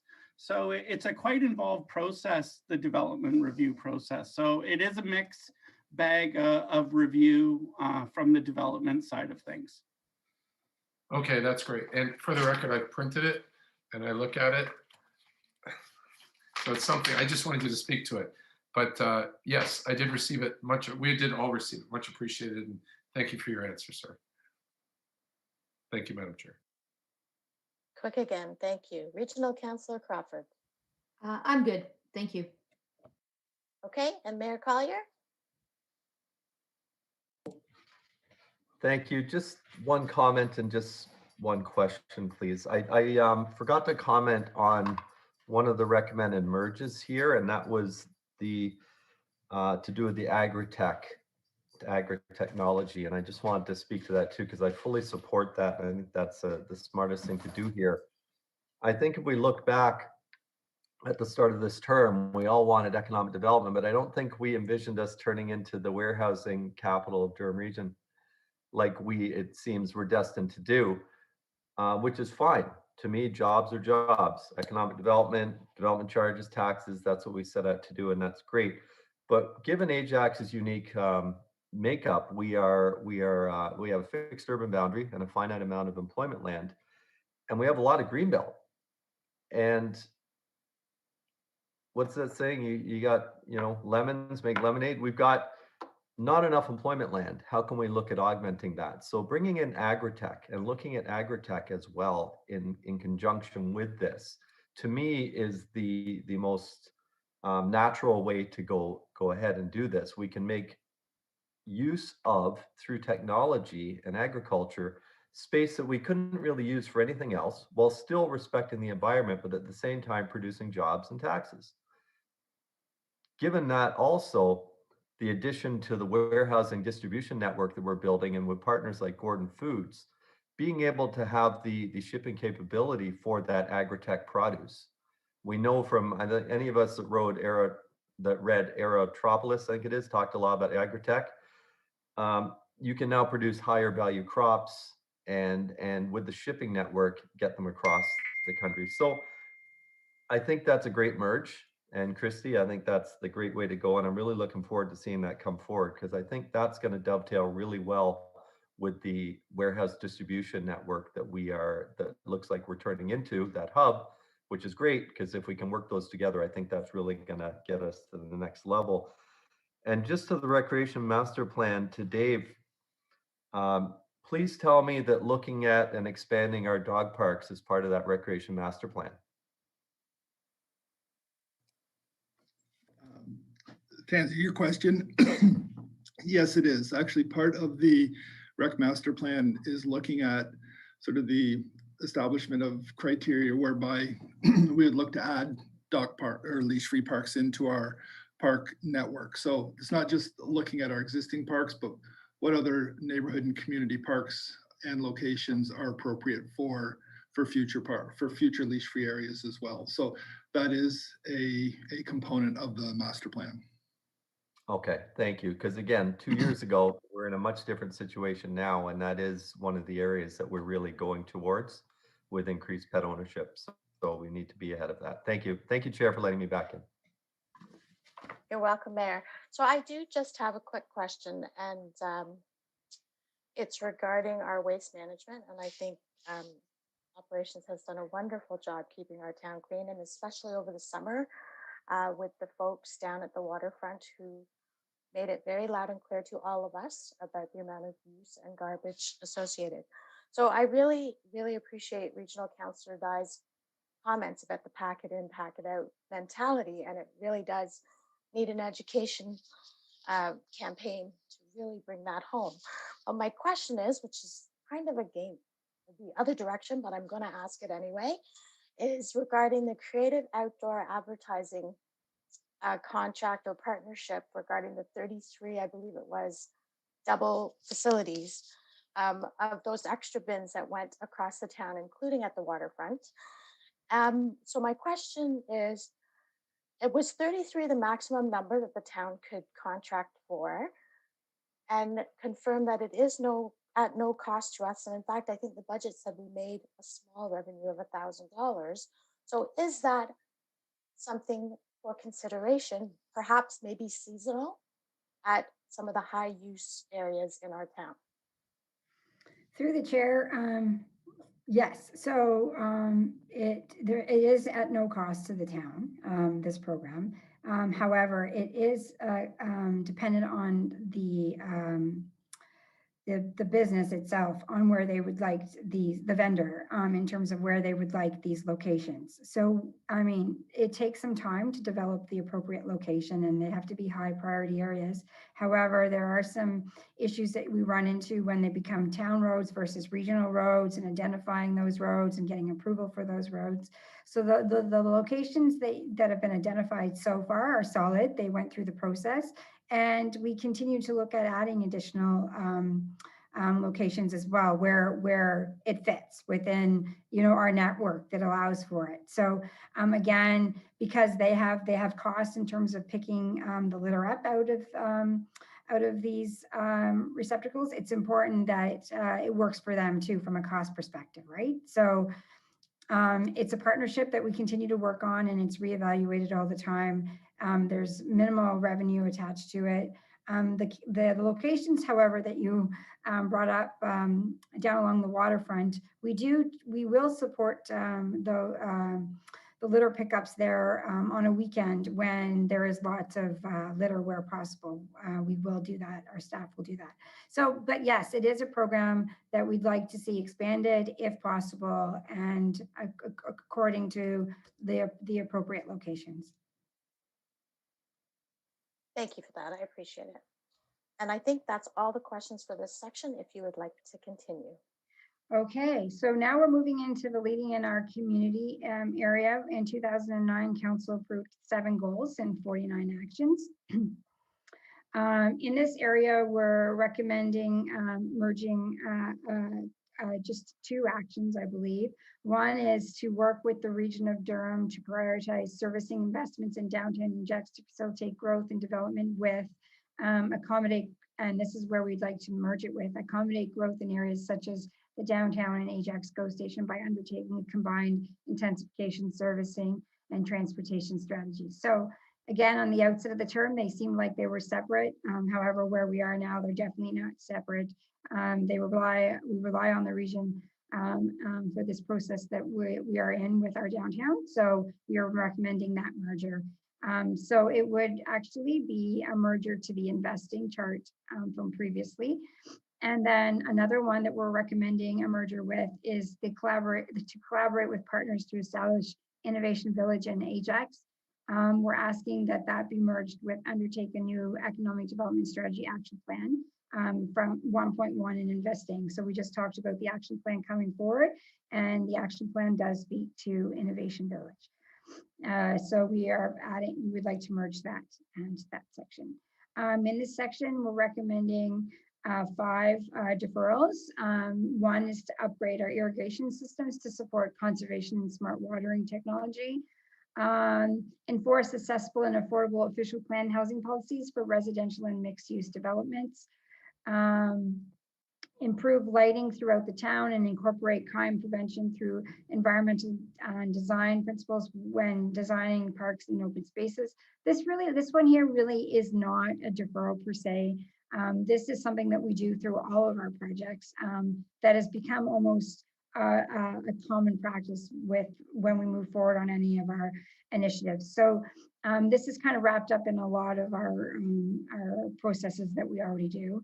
And then to introduce a lean program to improve internal performance and processes. You will note that we've introduced the innovation team. We're doing core services review. So we are looking at various efficiencies within the corporation, and introducing a lean program is pretty comprehensive. And so we're asking for that to be deferred until the next term.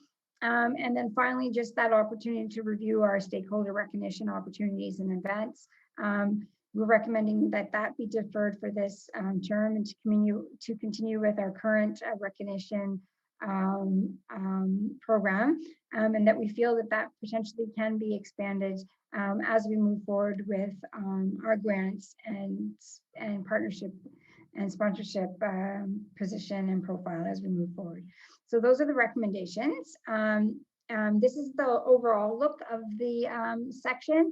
You can see again in this area that a lot of initiatives are initiated, but have not been completed. We are seeing some success though in the green, and there's only 2 initiatives that have not been initiated in this area. So in this area, we have 11 actions completed, 29 actions initiated, and 2 actions not initiated. We're at about a 95% completed and initiated in this area. So things are progressing very, very well. We reduced the actions from 49 to 42 in this area.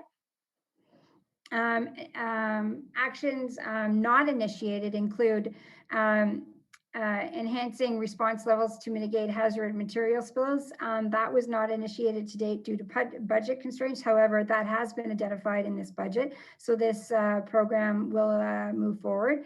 And then the completion of the urban forest tree canopy technical review that has not been initiated due to COVID and the restrictions. However, as soon as possible, that program will be restarted and that project will move forward as well. So we only have 2 not initiated in this area. Major accomplishments in this area. Obviously, are partnering with the region to deliver the hygiene hub has been a unique opportunity and has provided a lot of kind of like, I would like to say, like data on the ground to understand who our unsheltered are. And so this has been a great program. We've partnered with the community locker program with the community group that was fundraised. These were fundraised through the mayor's gala program. So great partnership there. The Salvation Army is now leading that program. Council moved forward with the corporate banning of single-use plastics internally. We're leveraging those funding and partnership opportunities as discussed previously. We're actively engaged in the municipal comprehensive review process. Council just recently had a workshop on that. We're heavily involved with the Crothers Creek Watershed Plan. We're following that closely as that process goes through its phases. We developed an age-friendly plan here. We completed some network and cyber improvements that were seriously required. We continue to focus on promoting safer streets. As this council know, it's been one of your #1 priorities, and you've made some advancements here. And this is where the automatic speed enforcement piece fits in here. And then, like I mentioned before, we've launched a staff innovation team to look at specific innovative projects internally that we can examine and potentially bring forward to council. So that outlines the major accomplishments here. And Chair, I'd welcome any questions with this section. Thank you. I saw Regional Councillor Crawford's hand first. Go ahead, please. Thank you, Madam Chair. My question is around the security in parks. I know for a number of years when I first came onto council, the mayor's one thing in the budget was always to get more cameras in the parks.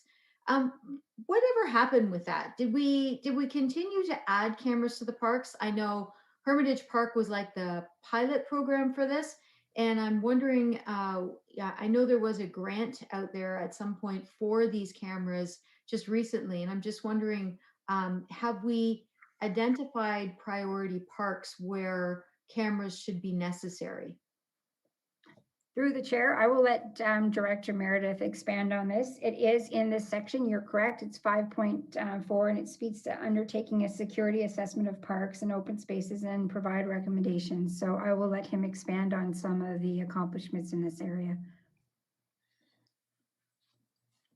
So a couple of things with respect to security cameras, and Regional Councillor Crawford, you are correct in that in previous years, council had identified and we'd had funded within the long-range capital forecast certain parks where we did add cameras, whether it be Hermitage, Dennis O'Connor, some cameras in the vicinity of Rotary Park. There's a number of spaces that we had targeted and identified, and at that time, you know, sort of a lot of it was built on whether it was community feedback that we'd received. We'd engaged Durham Regional Police and identified hotspots. I believe Mullen Park was actually another location that we had identified. There was a historical issue sort of in the vicinity of that park where there were cameras and lighting added as well. So primarily it was an effort where we would partner with Durham Police and respond where there were hotspots that were identified within the community. So, and that was implemented over, I'm going to say, a 3 to 4 year period. In the past year, the town had engaged a consultant to do a security assessment that looked, it was probably more focused on our facilities internally within our facilities, sort of on the exterior of our facilities, and to a certain extent within our parks and open space system. So there was a report generated. There is a plan for us to present that report to council prior to summer recess. So that did go to sort of or through our senior management group last year, and there are some specific recommendations as it relates to the introduction of cameras at key locations. It doesn't address all of the parks and open space system, but again, I think it does in part, and we continue to work with DRPS and identify locations whereby we feel there's a benefit to introducing that infrastructure. Thank you, Director Meredith. Do we still have a private security company that will go out and go through the parks? I don't know if it's, I know we used to have it, but I'm not sure if we have that anymore.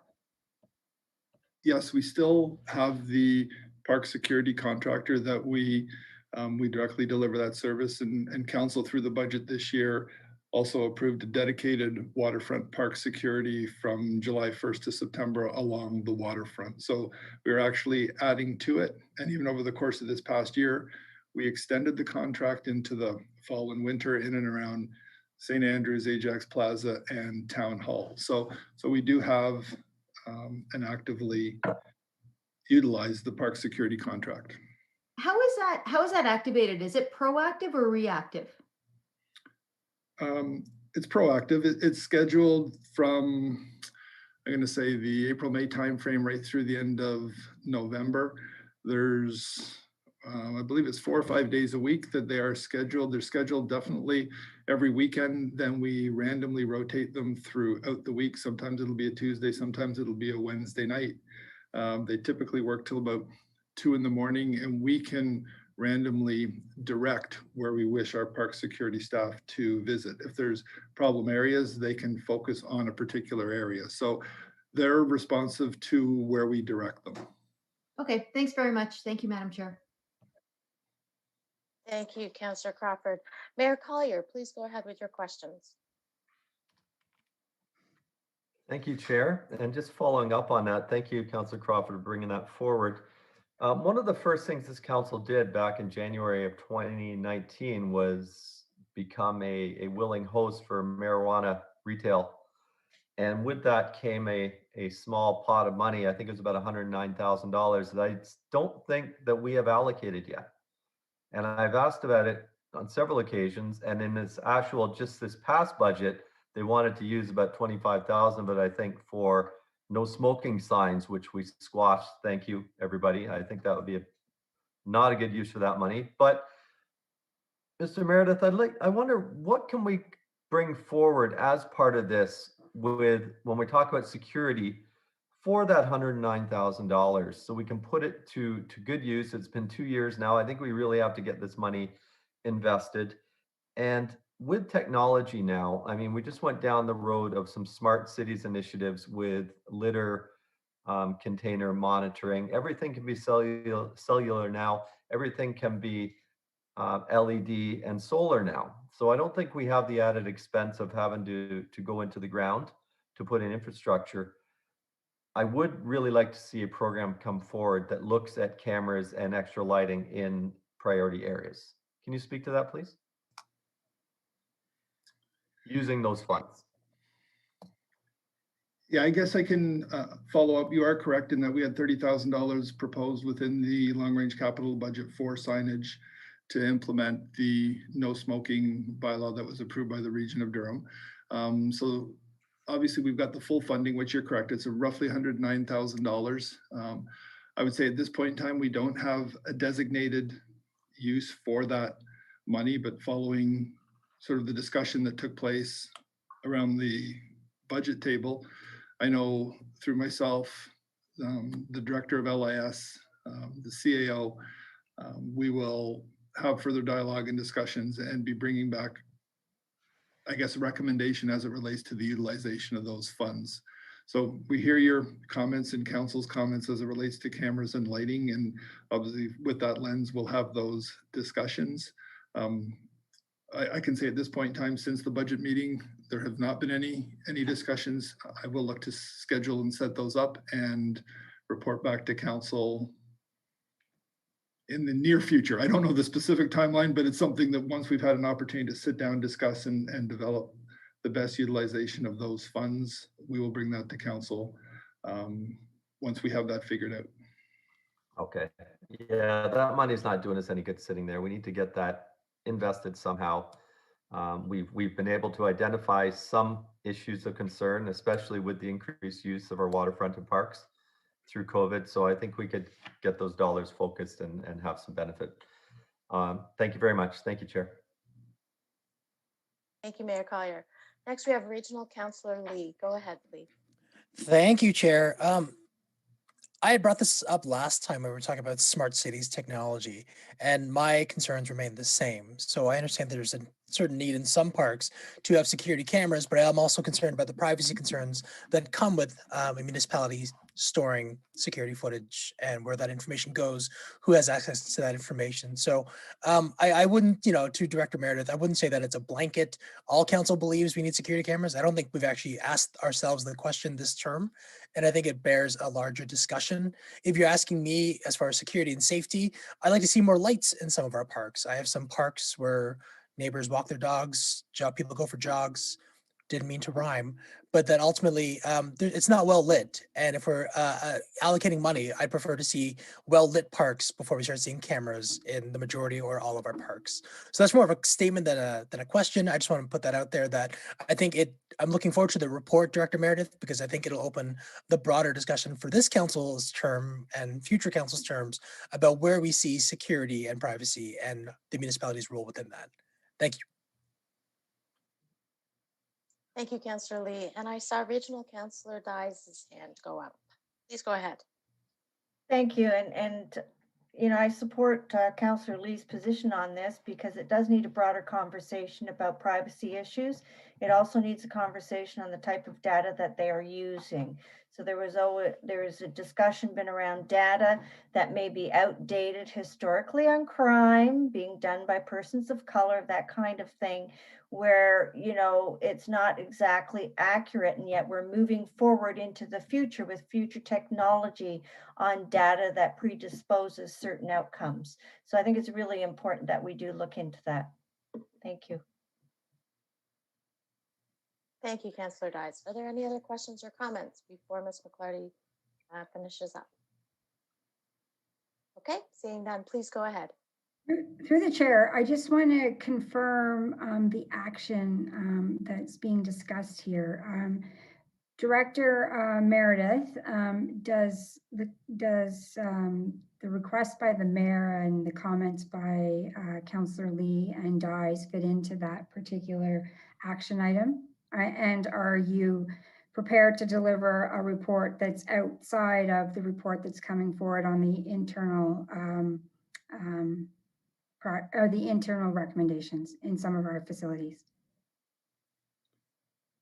I would suggest that the utilization of the funds being referenced that we're talking about, that I would feel comfortable saying we should have something back to this council prior to summer recess.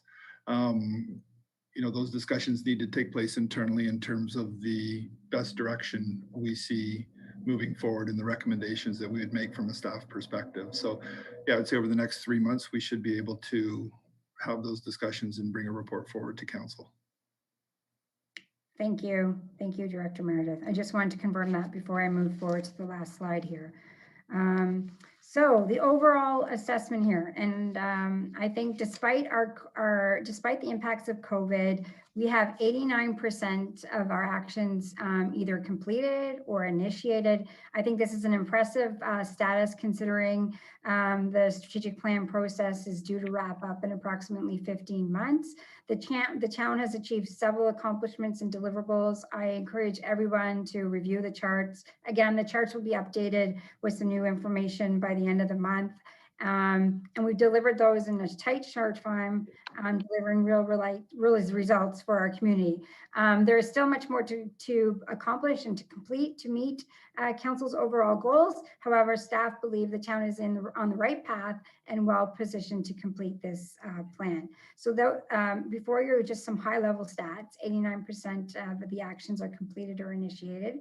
31% when we break down that number are completed, 51% are initiated, and about 11% have not been initiated. The overall actions have been reduced from 148 to 126. However, I would caution that the overall work hasn't necessarily reduced, as many of those action numbers are reduced because they fold into some other projects that we have identified in the plan as per the recommendations for overall merger.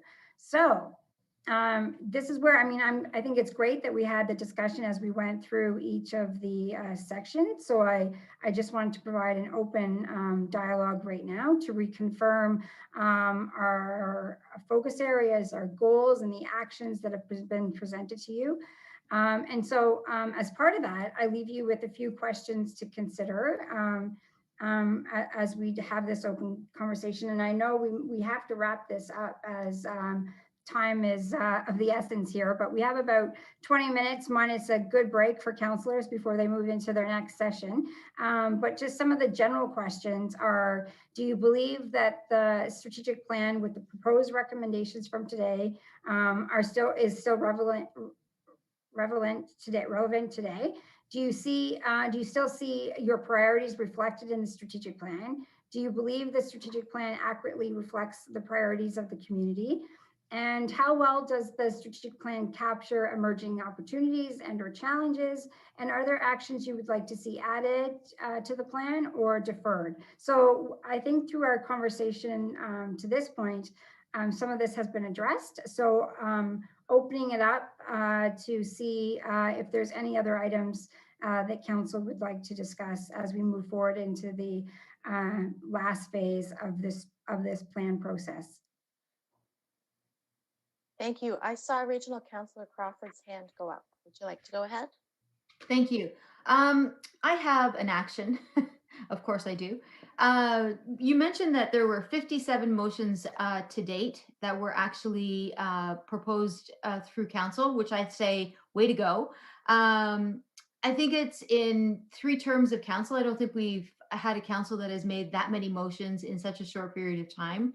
We've had a lot of very, very important issues that have come before us that were outside of what we would have even known when we were putting our strategic plan together, and really did take priority. My request is that a motion tracker be developed with the status of each of the motions that have come forward to date, and percentage of completion, if it has been completed. I mean, I think I probably have done, well, I know I've done more motions than I've done in my entire political career in the last 2 years. So I can't even remember some of my own motions. So I'm really hoping that we could get a motion tracker with all 57 of the motions down and the status to date and when we expect to see completion. So that would be, I don't know if you need a motion to have a motion tracker, but that would be an outcome that I would really like to see happen from the things today. That's just my comments. Thank you. Sorry, Through, are you looking to have everybody comment on all these questions? no, they're just to start the conversation. They're just, Oh, okay. Okay. yeah. So just to start the conversation, if there was, sometimes it's hard to figure out where you want to focus. So there was just ways of starting the conversation. That's all. Okay. To your point, very valid point. It does not have to be a separate action. We intend on actually providing quarterly GR updates, general government relations updates to council quarterly, and this is part of that, where we want to talk about the letters that have been issued, the work that's being done. And so I think your motion idea fits nicely right into that package and can be done on a quarterly basis if that works for you, Councillor Crawford. And I know that perhaps our Deputy Clerk might have some ideas around that action as well, or maybe he's just offering to help, or he'll offer to help. I don't know. Okay, that's great. That sounds like an excellent start. Thank you. Okay. Deputy Clerk, did you have any points to add to that? Through you, Madam Chair, no. LIS would be glad to assist with this initiative. Thank you. Are there any other comments or questions? I saw the mayor's hand go up. Please go ahead. Thank you, Chair. I just want to make a couple of comments and wrap up. And Councillor Crawford, again, that we, Councillors Bauer and Lee assisted me this year doing the CAO's review. And that was one of the comments that we made as part of his review, was to create a motion tracker going forward, just so we can track those through. So that is something that we're looking at and should be coming. So thank you for bringing that forward. I just wanted to take a second and just say thanks to Christy. I know you've worked very hard putting this together, and all staff, all putting together your pieces for this. This has been a couple of months in the works, what we've had today, team, and it's exactly what we should be doing at our midterm point in this term, is seeing where we are. We set out, here's where we are, here's where we need to be, and the step by step to get there. Well, part of that setting together a plan is doing the review and sort of seeing where you are and making those minor corrections that we need as we move forward. So I don't really have anything else to add, because I think I've said my pieces as we've gone through, but I think this is a very, very important exercise today. And thank you to everybody for your participation, because this is how we're going to, and again, we're not seeing the results immediately, but the work we're doing here now is going to form the next 10 years of how Ajax moves forward, and probably beyond too. So great job, everybody. And that's all I want to say. Thank you, Chair. Thank you very much, Mayor. So if there are no other questions or comments, I'll read the recommendation, which is that the 2018 to 2022 strategic plan midterm update be endorsed by council, and all proposed revisions described in this report be incorporated into the 2018 to 2022 strategic plan. I'm sorry, Ms. McClarty, before I ask for a mover, did you want to comment on your slide? I just wanted to reassure council, thank you very much, Chair. I just wanted to reassure council and as noted by Marilyn Crawford, or Councillor Crawford, sorry, the use of the IMO page. We are going to tease this out, so it's all up there.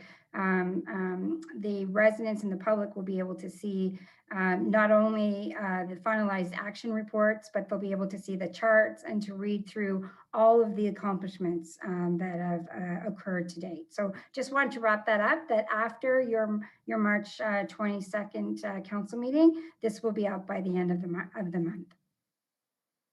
Thank you. Last slide, right? That was it. Thank you. May I please have a mover for the recommendation in the report? I'd like to move it. Okay, moved by Councillor Khan.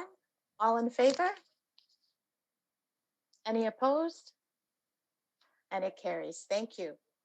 So Thank you. at this point, we have exactly 15 minutes before our GGC meeting starts. Move a 15-minute break. Let's move a 15-minute break. All in favor? And we'll be back at 1 o'clock. Thank you, everyone.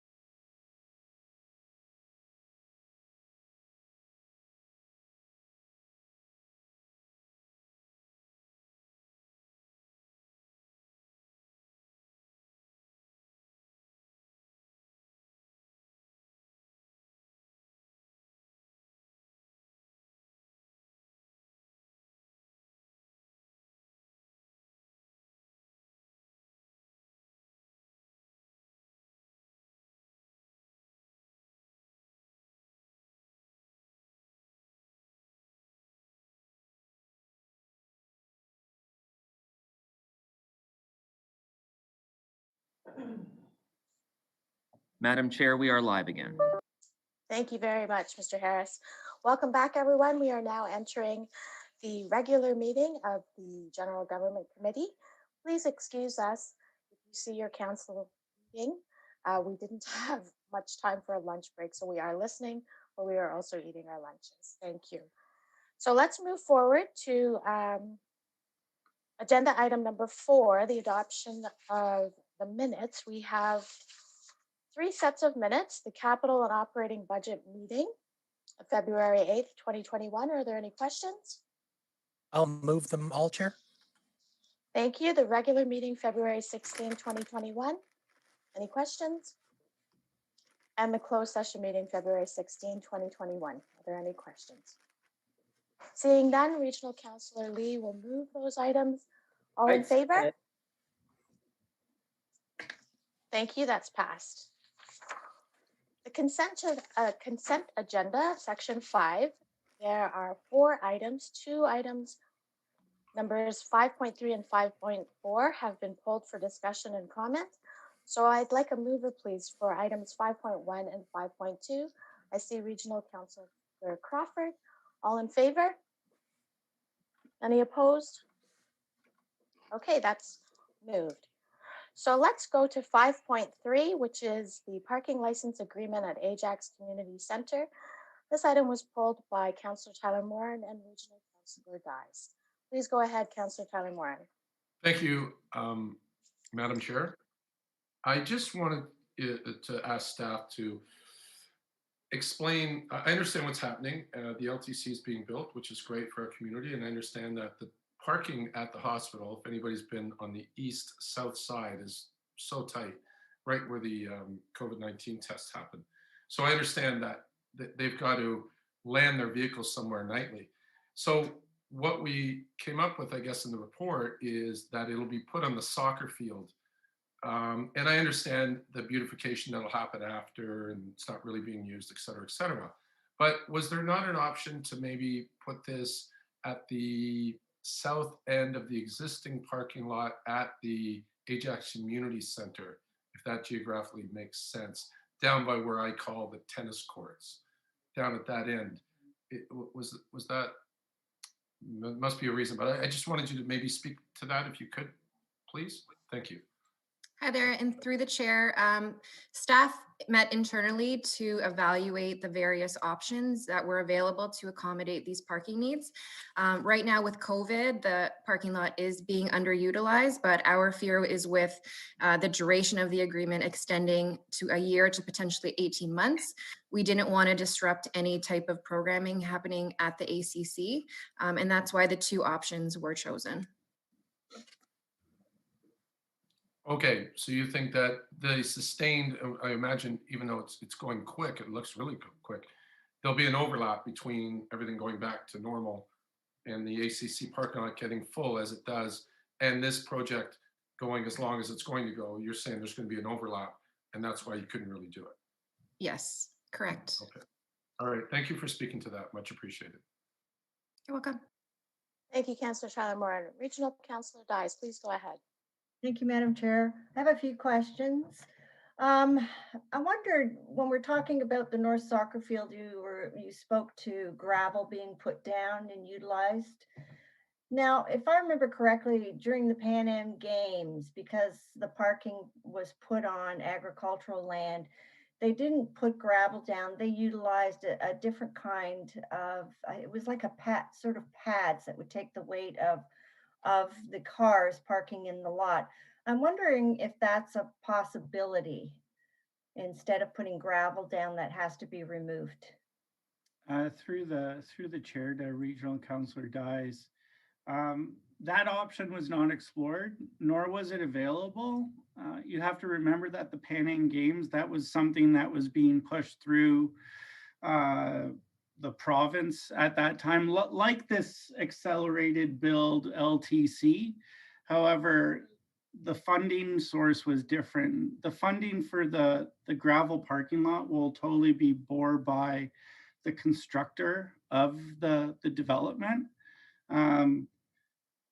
And although the gravel would be used as opposed to, and you're right, it was kind of like a rubberized mat system that they used on the Stroud's farm for that reason. And the main reason for that was because it was an agricultural field, and the Stroud family still wanted to farm that after the fact. So bringing in loads and loads of gravel on an agricultural operation obviously would have bigger impact.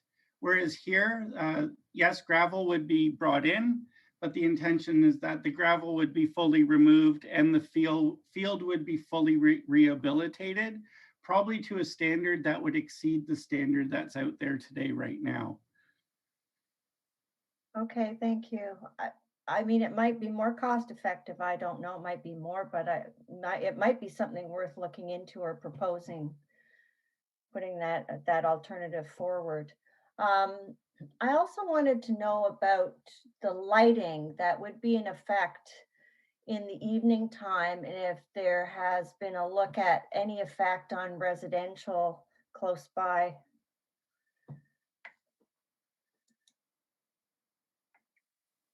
Through the chair to Regional Councillor Dyes.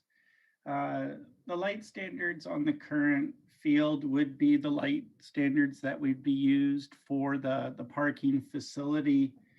I believe the lighting is anticipated to be used during, obviously, hours when it's a 24-hour operation, so the lighting will be on for a good part of the evening, nighttime hours.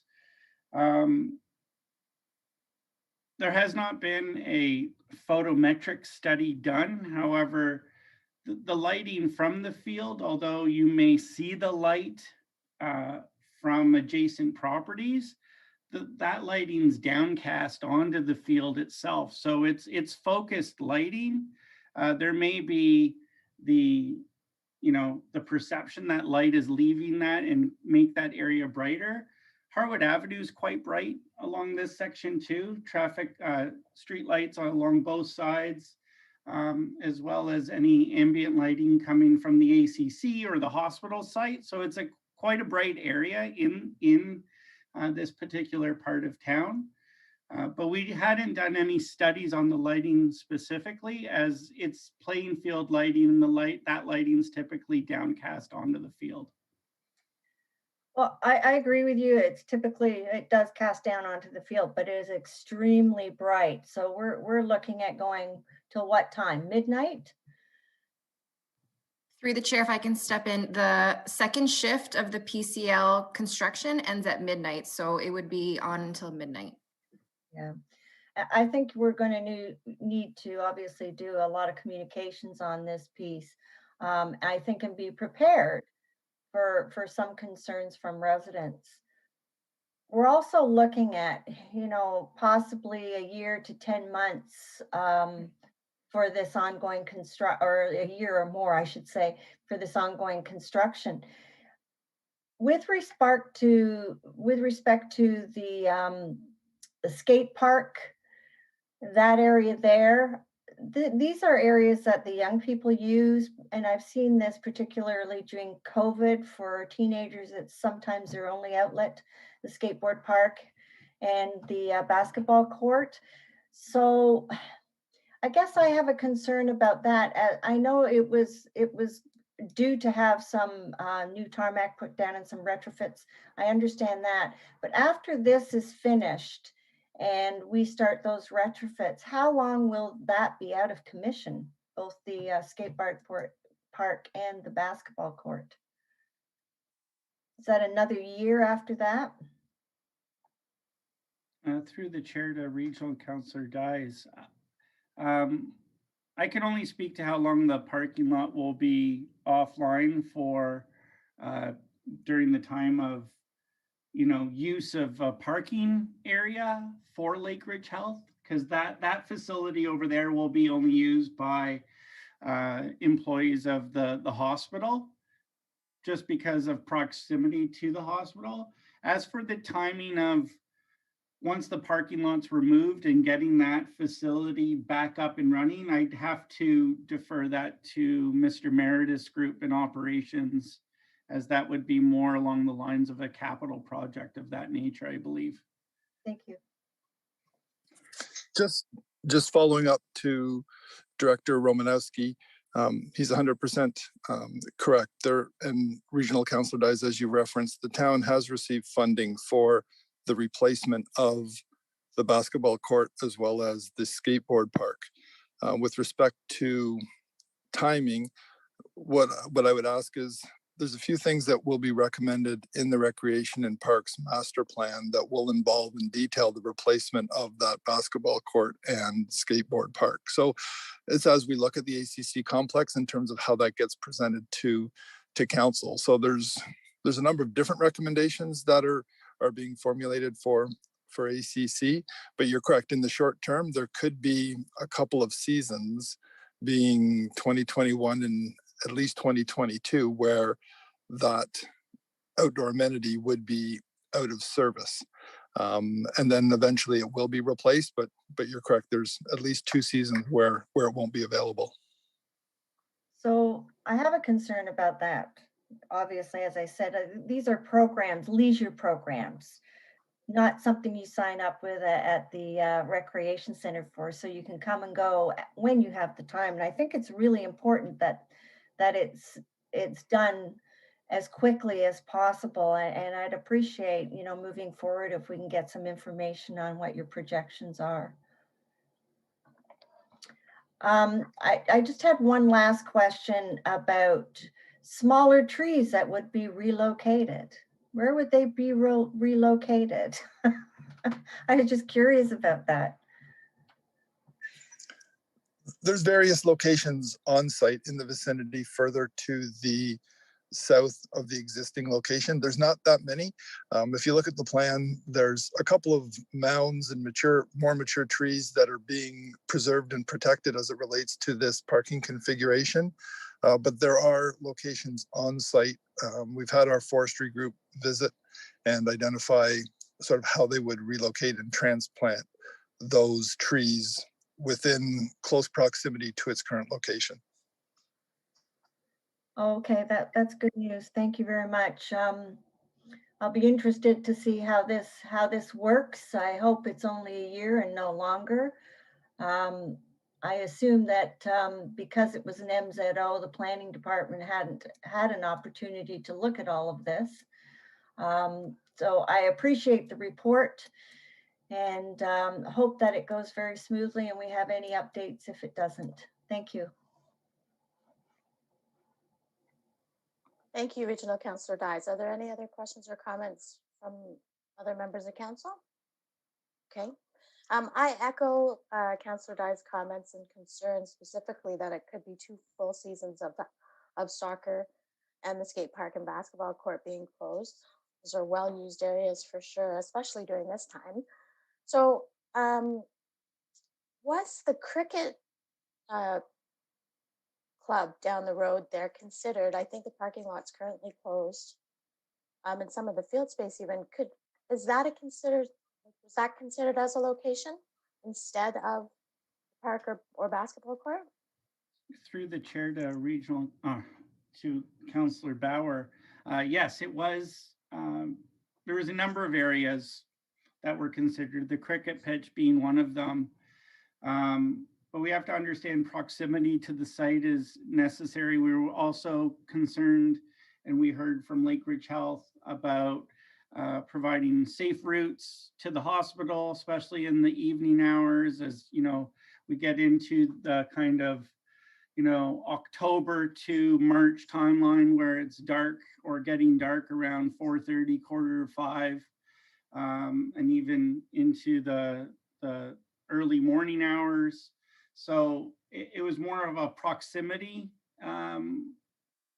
matter that we needed to deal with. And yes, the cricket field was offered up as something to consider, but it just was not close enough for the needs of the hospital specifically to accommodate their needs. Okay, thank you. And I do understand that. So having said that, is that cricket club going to be utilized over the next season or season and a half? And could that be something that could facilitate that lost leisure space for the kids? I can actually speak to that. We have been involved with the Ajax Cricket Club, and it is projected to be fully programmed through the spring and summer. They do, and we do anticipate a full cricket season out of that amenity. So obviously they need the parking spaces, and they will be actively using the pitch itself. Okay, thank you very much. I wanted to confirm that that area is being used. Okay, that's all my questions. And if there are no other questions or comments, could I please have a mover for the recommendations of this report? I see Regional Councillor Dyes. All in favor? Any opposed? Thank you. The motion is carried. We'll move to consent agenda item 5.4, the 2020 annual report of the Integrity Commissioner. And that item was pulled by Mayor Collier. Please go ahead. Thank you, Chair. And just to confirm, I understand our Integrity Commissioner, Mr. Makarin, is not on the call today. Through you to the clerk. That's correct. He's not present today. Okay. I just had one question for him, and that was, of the one complaint this year, I don't know if Madam Clerk, if you can answer, of the one complaint this year, just let me pull up the report. It says the costs were $11,000. Do we know how much was attributed to that one complaint and how much was to the ombudsman portion?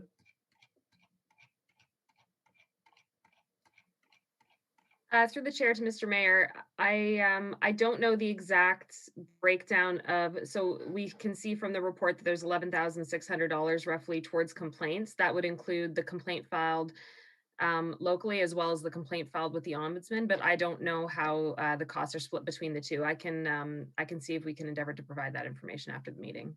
Okay, I'll assume, let's assume 50-50, shall we? I just want to bring this up because I just want to make a point here. You will all recall I spoke very strongly about this 2 years ago and again last year, and the fact that this is a provincial requirement. It's costing us a considerable amount of money. I think last year was somewhere in the neighborhood of 25,000. This year another, what was it, 15 or so. And I had brought forward a motion about having some kind of fee, some kind of cost, which would hopefully have the complainant have some kind of skin in the game, not just a free for all, open up, make whatever complaint you want, no matter. And so far, every complaint has been unfounded. That's costing us taxpayers money. And just reading through the Ombudsman's report, which cost us another $2,000, by the way, complaint 2019-03 contravenes some provisions. It goes on to talk about, and I'm only talking about this one because the complainant decided to go online to social media and start making more false statements publicly online about me and about the town being investigated that were just plain lies. They were made right up. And it's right here in this report. Talks about the complaint was being considered by the ombudsman. So first of all, this person didn't like the original response that the Integrity Commissioner gave, which was there was no grounds for the complaint, which costs us, by the way, $9,000 last year. I did find out what that was. The original complaint cost us $9,000. And then let's assume that half of the 11,604 was for the ombudsman complaint defense. Says the complaint was being considered by the ombudsman, who were alerted by the town to a social media post which indicated the ombudsman was reviewing the conduct of the member of council, which was me, which is exactly what it said in the social media post. And I'm happy to share it if anybody hasn't seen it. Basically falsely said I was being investigated by the ombudsman for making a complaint against a Black woman. That's what was in the thing on social media, which was absolutely false. It goes on in here, this report, this was plainly not the case, as the Ombudsman's review related solely to our conduct as Integrity Commissioner with respect to the handling. Goes on further to say in the next paragraph, it became readily apparent that the complainant had not provided the Ombudsman with our notice of summary dismissal, a detailed 5-page letter that articulated precisely why they had no jurisdiction to investigate the majority of the allegations in the complaint.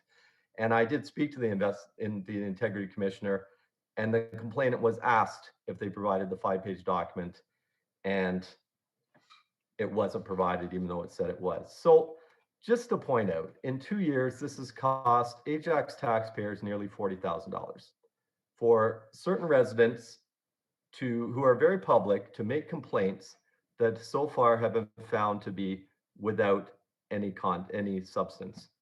And I'm not going to do it today, but at some point, I think we really need to revisit as a council the very simple thought of a deposit system. Perhaps next year, when we look at going forward for next year, since our budget's already done, or when we do the review of this, Madam Clerk, that we look at a potential deposit system. And I'd suggest it be $400 or $500, which I don't think is a lot of money, considering we're talking about $40,000 of tax money that's been wasted here. And just to make sure that these people, no problem, not trying to stop complaints at all. I know I'll be accused of that, but that's simply not the case. I now have 2 years of Integrity Commissioner's reports backing up exactly what I said in the first place. I think we owe it to the residents to put some sort of system in place that keeps residents accountable, as well as not just councillors and myself accountable, because I think the system is being abused. And I think that's quite clear with the fact that I think there was 3 complaints last year and 1 complaint this year. Might have been a couple the year before. And so far, nothing. This just seems to be personal. It seems to be politicking. In the case of the last one that is spoke about, because they went on social media, purely politicking at taxpayer expense, which is completely wrong.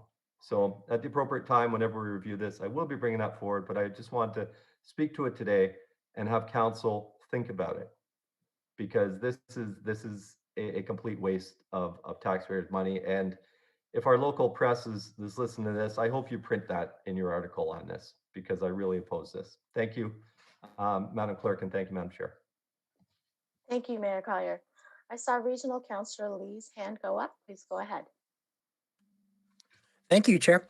I think I'm taking the opposite stance of the mayor on this. I understand where he's coming from, and the investigation was done and it was proven to be unfounded, and so as a result, no action was taken.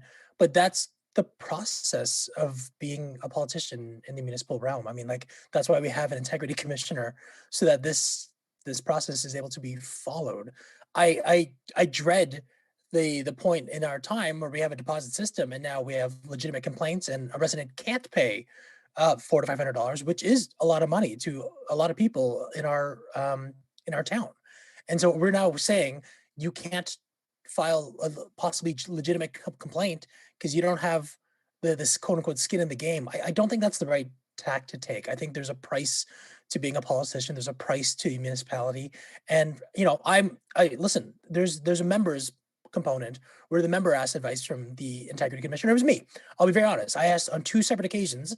One of them was we were making a decision on marijuana stores and I had marijuana stocks and I wanted to make sure that I was able to vote on that.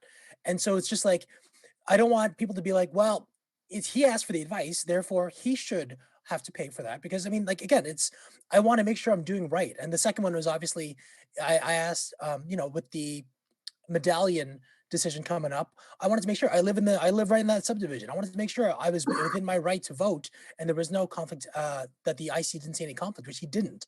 So I understand where the mayor's coming from, but there are other, I don't know. I don't think I'll ever support putting a deposit in place for residents to hold us accountable. Yes, most of them probably will be unfounded and no action will be taken. But I just think there's a certain price to accountability that we have to pay for as a municipality. So I'll just leave it at that. I thank the mayor for his comments, but I have to disagree with them on this. So thank you, Chair. Thank you, Councillor Lee. Are there any other questions or comments from any other member of council at this time? Okay. Now, I don't see that there's a follow up, if I may, Chair. Yes, you may. Just to 2 points, and I agree. Thank you, Council Lee. There is a cost to this, and the cost is $40,000, and that's fine. And I understand that nobody is saying that this shouldn't be available. All I'm just saying is there should be some sort of deterrent. I used to figure if that figure is too high, I think Councilor Bauer at the time, you had suggested $100, much more reasonable. I don't see that as a deterrent, but just to one other comment, it's our fiduciary duty to ask questions and gain advice so we can make reasonable, educated decisions. That's our jobs, and nobody is questioning. That is what this is for. We are supposed to be doing that. So I commend you on doing that. And I've asked advice on something just this year with regards to a potential conflict, which there isn't a conflict. That's what we need to do as part of our jobs. But these are two very different things. So I just wanted to make that clarification. Thank you. Thank you, Mayor Collier. And no, it was not me who suggested a $100 fee. I believe in that there should be no cost to this. So Okay. it must have been somebody else, but thank you. So, Mr. Clerk, there was no recommendation on this particular report. So, oh no, it's a consent agenda. Sorry, let's just receive Move this. that we receive, Chair. Thank you, Mayor Collier. Mayor Collier has moved it. All in favor? Okay, none opposed. That carries. Thank you very much, everybody. Let's move on to section number 6, the discussion items. We have the first item, 6.1, the renaming of Langsdorff Drive. Director Romanowski, is that you? Yes, Chair. Thank you. Please go ahead when you're ready. It's a discussion item. We do not have a presentation. The report's before council for their consideration. The recommendation is that staff be directed to proceed with the changing of the name of Langsdorff Drive to Croker Drive, and that all residents be notified accordingly.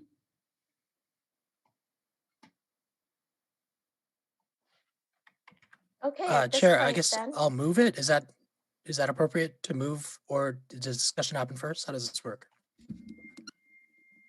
I was going to ask if anyone had any discussion about this question. So or I'll hold comments back. about Thank you. this, and then I'll ask for a mover. So I saw Mayor Collier's hand first, then Councillor Khan, then Councillor Dyes.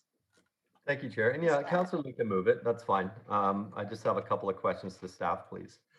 So through you to Mr. Romanowski or Mr. Sawchuk, if he's here, I just wonder, earlier on in the previous report that talked about the development approvals, there was the name River Plate Drive used, which is not the name of one of the sailors, and so would not be on the list. I don't recall approving River Plate Drive. I wonder, can you speak to that, Mr. Romanowski? I just would like to avoid going down this very complicated and controversial road again by deviating from the naming policy. River Plate Drive was brought forward a recommendation or in discussion with Medallion, and I believe that request came through, might have been through the CAO's department, to have that name added to the street name reserve list, which we went through the appropriate channels through the region, through emergency services, to have that name added to the list. And it was added to the list and taken up by Medallion as through the Pat Bailey Square development.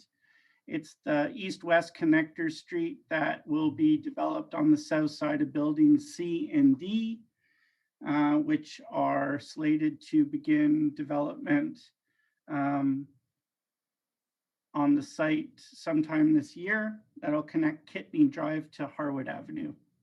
Right. Thank you. I am aware of where it is. My point is, deviating from the policy at this point forward, I'm not going to be supporting. I am glad to see Croker come forward as the last remaining name of somebody that actually died in the battle. I think it's a big problem that we've been naming streets all sorts of other things, and I didn't realize that we had not yet exhausted the list of all the sailors that gave their lives in the Battle of the River Plate in 1939. So I'm glad that that has been exhausted now, but my next question is, how many names exist of the sailors that served on the HMS Ajax, Achilles, and Exeter during the Battle of the River Plate that we have not yet given street names to? And you might not have this top of your head, but So through the chair to the mayor, your question is how many more street names do we have left? no, my question is, of the sailors that served on those 3 ships during December of 1939, how many names still exist that have not been used? I do not have that information. Okay. I'd like to have that information at a pretty soon date. I think it's pretty readily available. But I also want to find out whether, like, those should be, as far as I'm concerned, the top priority names. I've been to a lot of street naming dedications over the years, and we've dedicated to a lot of people who were not on those original 3 ships. And I think we need to be exhausting those lists first before we look at anything else from here forward. Because I don't want to go through this again. I don't want to deviate from the policy until we've honored all of those that did serve in the original battle. So I just wonder, would that be something that you could perhaps provide to GGC or Mr. Sawchuk in the next over the next month or two? Just We that can- list of how many are left? Can you just ask the question one more time? What's the I request? I would like to, and I'm fine just to get it in an email. What I'd like to know is how many of the original sailors that served on the 3 ships names are still outstanding that have not been used on streets in Ajax. It might only be 15 or 20, I don't know, but I would like to know how many, who they are, and the plan to bring those forward, please. We can do that. Thank you. Thank you very much, Chair. Thank you, Mayor Collier. Councillor Khan, your hand was up. Please go ahead. Thank you very much. Just something I want to comment on. Since I moved into Ajax almost 20 years ago, I've always been intrigued by the history of Ajax. When I came on a council, I became passionate about the history of Ajax, maybe a little too passionate apparently. And from all that happened through this process, one good thing that came out of this is that we had a detailed debate about the history of our town, and our residents and people other than our residents know a lot, and we were able to share our history of this town with maybe the world. And I'm really proud of that. I am really, really happy to move forward with naming this street Croker. I'm honored to do that, and I will support that. And before Councillor Lee had spoken up, I was going to ask for an opportunity to move or even second that motion. And this is just as my commitment to moving forward with kindness and respect in our community. So I will support this wholeheartedly, and thank you. Thank you, Councillor Khan. The next hand I saw was Regional Councillor Dyes. Please go ahead. Well, thank you, Madam Chair. Just a couple of comments. I'm pleased to see the name Croker come forward, which I think the residents will approve of. And the one good thing about having this conversation has been that it has connected the neighbors on Langsdorff Drive, and that's a good thing. And they'll work together on this, I know. I can't support it right from the get-go. I have said that. I think for a couple of reasons that are important to know. We all know the history of how this town was initiated, and this is about the policy of street naming. It's not about the Holocaust. It's not about other things, Black Lives Matter. It was about street naming policies. And, you know, when we named Langsdorff Drive, we went through a huge community consultation that involved veterans from overseas and in Canada and in Ajax. And, you know, they were very supportive of this, as were the residents that lived on the street. We did a lot of research, a ton of research on Langsdorff, and we were absolutely certain he was not a Nazi. He has a very good record during the war in you know, playing by the rules of war, if you want to call it that, and saved many, many lives while he was doing the job that he was told to do. In this case, you know, as you know, history that we spoke to previously, he did not obey Nazi orders, and that's why it ended like it did. So what does that say when you open up consultation to your residents and to others who know the history and others who fought in the war? What does that say when you take that information and you do something as to name the street after them, and then now you disregard that? I hear people complain about politicians all the time. And that's great feedback, but that's exactly one of the things they complain about.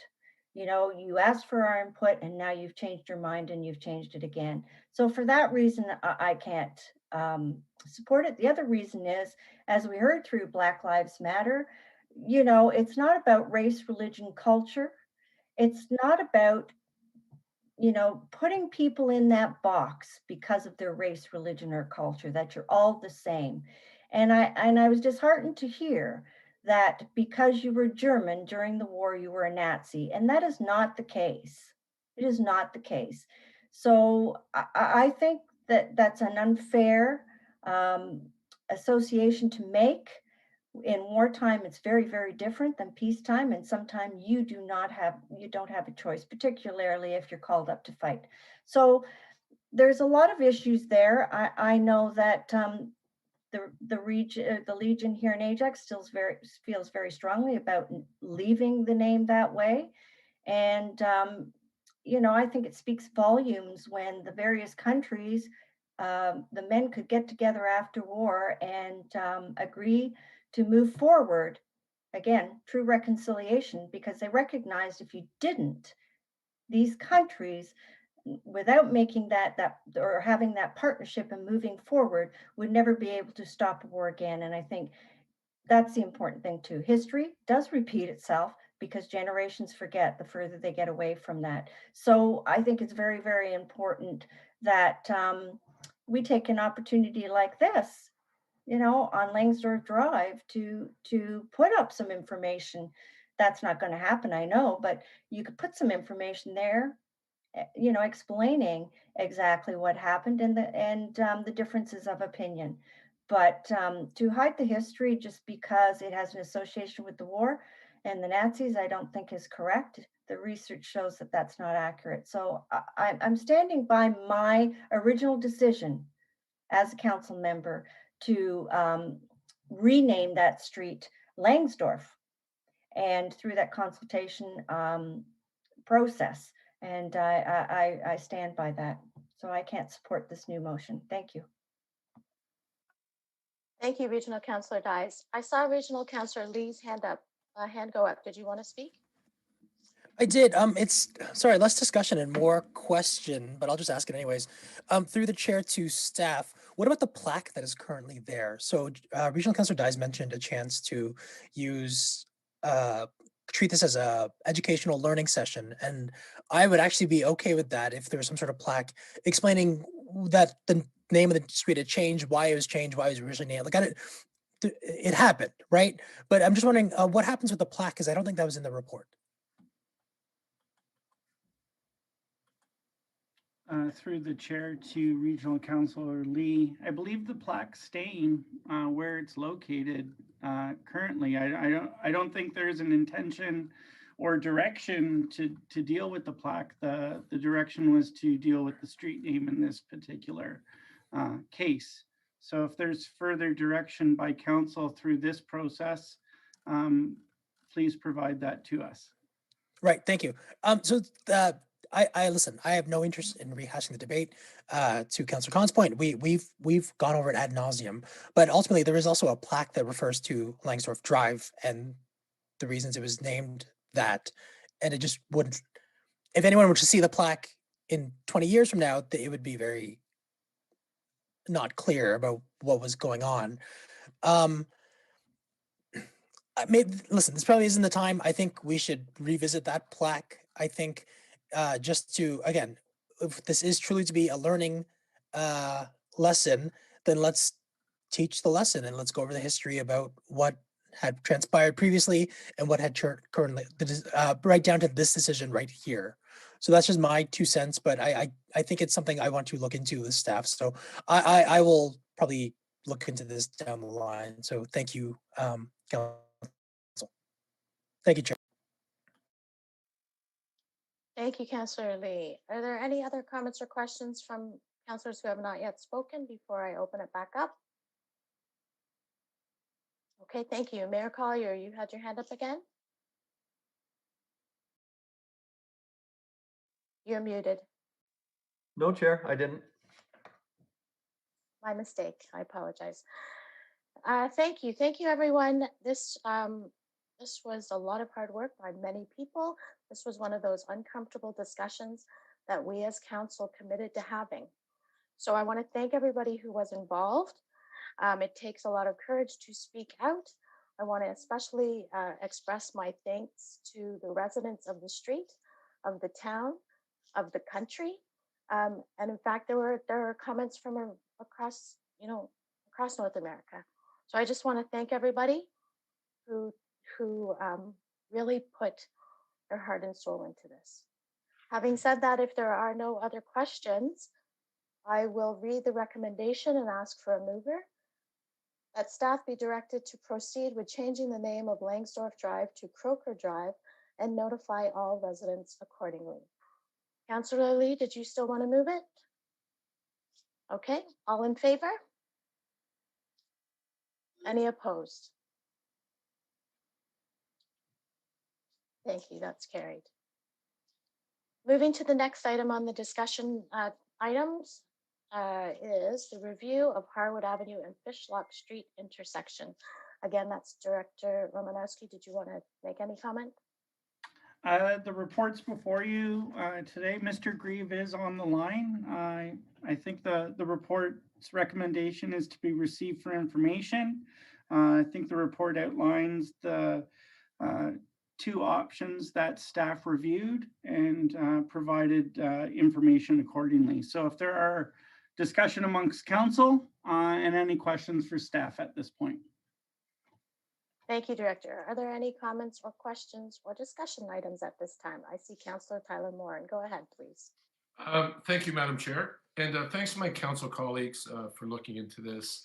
Brought this up last year and staff had a chance to look into it. I am asking that we review the Harwood Avenue and Fishlock intersection to be referred back to staff with direction to complete a new review and traffic count once provincial COVID-19 restrictions have been lifted and or by the spring of 2022 at the latest. And the reason why I'm asking for that is I'm very appreciative of the work that traffic staff did, John Grieve and your team, but it was done in November 2020. And without getting into it, we all know that in November 2020, schools were half closed, a lot of people working from their dining room tables. It wasn't a real true read.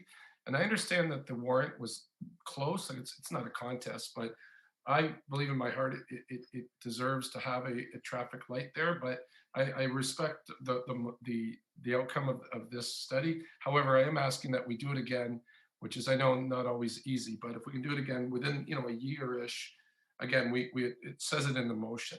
And also, with that being said, I would like to get my council colleagues' support on that. And if I could ask through the chair, Mr. Grieve, could you just speak a little bit about that? And then also specifically about what happens if it does meet the warrants. My understanding is that at that time it goes to the region and then it kind of falls into their queue and they take over it monetarily as well. But that's a question to you, sir, through Chair Bauer. Thank you.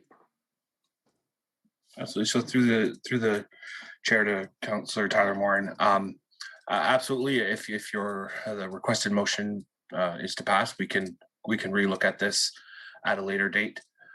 With regards to your question about the cost of the signal, I am just working with regional staff to confirm that, but it is my understanding that a warranted signal is paid for by the region. I'm just trying to confirm that that is in fact true for local roads as well as regional roads. That's the point of clarification. I just don't have at this point, but and I want to be sure of that before we're confident in saying that it would be paid for by the region. But absolutely, that clarification would be included in any future staff report that looks at the review and has any recommendations on moving forward. Okay, I, as well as I know my council colleagues, all would like to know that information. It's pretty relevant, so I appreciate it. Sorry, back to you, Madam Chair. Thank you, Mr. Grieve. Okay, so there's a referral motion here that says moved by Councillor Rob Tyler Moran, that the review of the Harwood Avenue and Fishlock Street intersection be referred back to staff with direction to complete a new review and traffic count once provincial COVID-19 restrictions have been lifted for the town of Ajax, or by the spring of 2022 at the latest.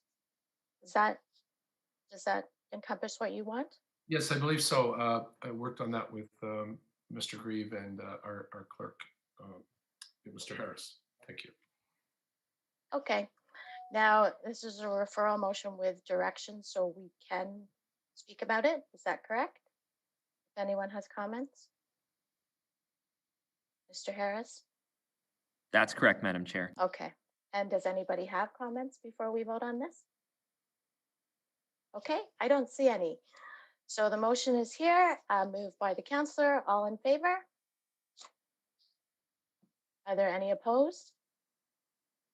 Okay, that carries. Thank you. Thank you so much, my council colleagues, and yourself, Councilor Brown.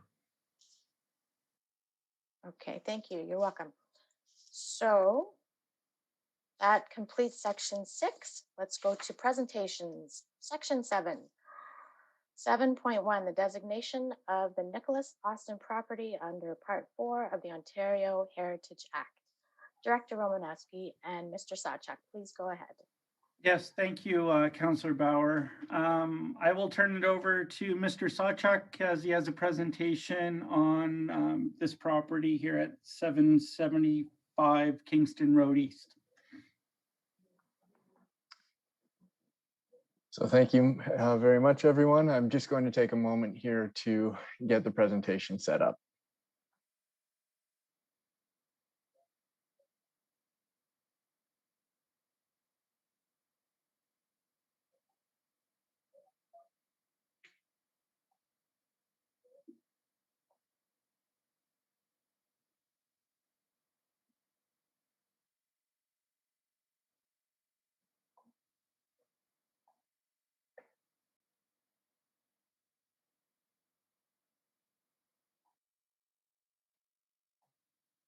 Good afternoon.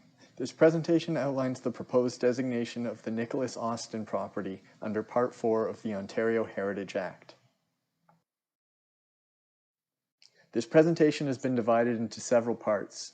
I will first provide a description of the property and then provide a bit of background as to why it has come forward for designation. I'll then provide an account of its heritage value and speak to the consultations conducted to date. I'll conclude with some information about the heritage designation process, including some common myths, before recapping the staff recommendation. The Nicholas Austin property is a roughly 100-acre evolved farmstead located at 775 Kingston Road East.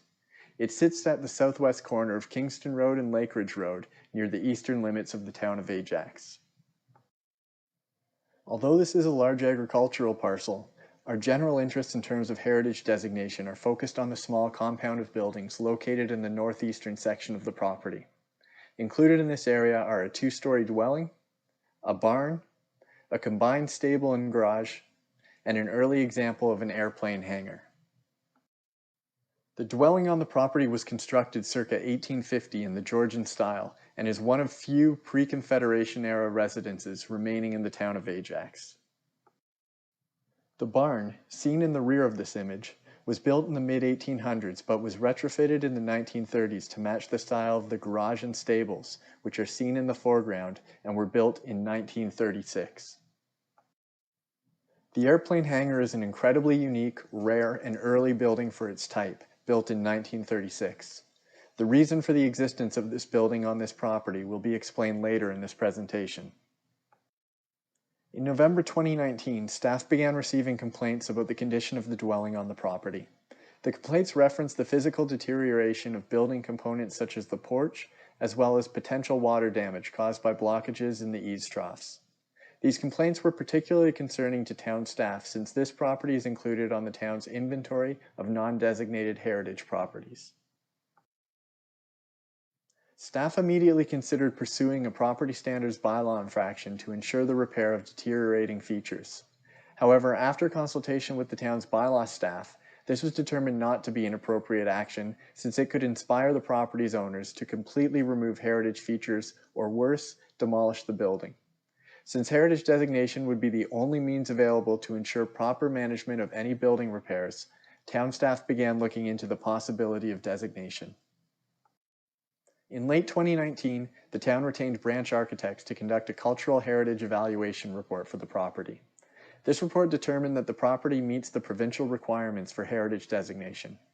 In Ontario, a property can be designated if it meets at least one of the 9 criteria listed in Ontario Regulation 906 of the Ontario Heritage Act. In this particular case, the property hit on 4 criteria across all 3 major categories: design or physical value, historical or associative value, and contextual value. It was determined to be a rare, unique, representative or early example of a style, type, expression, material, or construction method. It was also determined to have direct associations with a theme, event, belief, person, activity, organization, or institution that is significant to a community. It was determined to be important in defining, maintaining, or supporting the character of an area, and also as being physically, functionally, visually, or historically linked to its surroundings. While its architectural and contextual value are apparent to anyone familiar with the property, it's the property's historical and associative value that are most interesting. The house and barn on the property were likely built for Nicholas Austin, who purchased the land from his brother-in-law in 1827. Both men emigrated from Vermont to Pickering in June 1821 to buy farms and build log homes. They returned to Vermont in 1822 to gather their families, and in February 1822 made a 5.5-day voyage back to Pickering in an ox sleigh covered with tin. The Austins were one of the many prominent families in the early history of Pickering Township. The property would pass into the hands of an even more prominent family in 1935 when it was purchased and merged with the adjacent Red Wings Orchard property on the north side of Kingston Road. Red Wing Orchards was purchased in 1927 by George McLaughlin, son of carriage building pioneer Robert McLaughlin, whose Oshawa-based McLaughlin Carriage and McLaughlin Motorcar Companies were purchased by General Motors in 1918. George McLaughlin purchased Red Wing Orchards as a country residence for his daughter Ethel Kathleen and son-in-law George Norman Irwin. After constructing what continues to this day to be the most architecturally impressive buildings in Ajax on the north side of Kingston Road, the Irwins bought the former Nicholas Austin property to the south to expand their agricultural operations. In addition to being an orchard operator, George Norman Irwin was also a pilot and the owner of a small commercial airline. During the 1920s and 30s, wealthy members of the Toronto Flying Club would fly to Red Wing Orchards, by then known as Stonehaven, for lavish garden parties like the one seen in these photos. Irwin constructed a hangar on the former Nicholas Austin property in 1936 to store his own private airplane. Up until 1926, aviation was exclusively a military endeavor and controlled by the Department of National Defense, so a privately built airplane hangar from 1936 is an extremely rare resource. The matter of heritage designation was discussed amongst members of the town's Heritage Advisory Committee on several occasions between November 2019 and February 2021, and eventually concluded with a recommendation to pursue heritage designation. It should also be noted that multiple attempts were made by town staff to engage the property owners in discussions about the heritage designation. However, no response was ever received. The first 2 steps towards heritage designation have already been completed. Town staff are now looking for council approval to move forward with step number 3, which is the issuance of a notice of intention to designate. This step involves notifying the property owner and the public about the impending designation and providing an opportunity for feedback. Note that a heritage designation does not become official until step number 4, where council passes the heritage designation bylaw. Prior to concluding this presentation, I feel it's also important to dispel some of the myths that exist about heritage designation. These are as follows. Myth: a property owner must consent to heritage designation prior to it being approved. Truth: owner consent is not required, and any municipality requiring consent is in contravention of the Ontario Heritage Act. Myth: since heritage designation is registered on title, it covers all aspects and features of a property. Truth: The designation bylaw clearly lays out which physical attributes are protected under the designation. Myth. Heritage designation sterilizes a property from any future development. Truth. Heritage designation gives the municipality a role in determining if future development is appropriate. Myth. Heritage designation prevents demolition and all alterations to a property. Truth. Heritage designation makes council the authority on deciding if demolition and/or alterations are appropriate. The research conducted to date demonstrates that the Nicholas Austin property is a significant heritage property deserving of designation under the Ontario Heritage Act.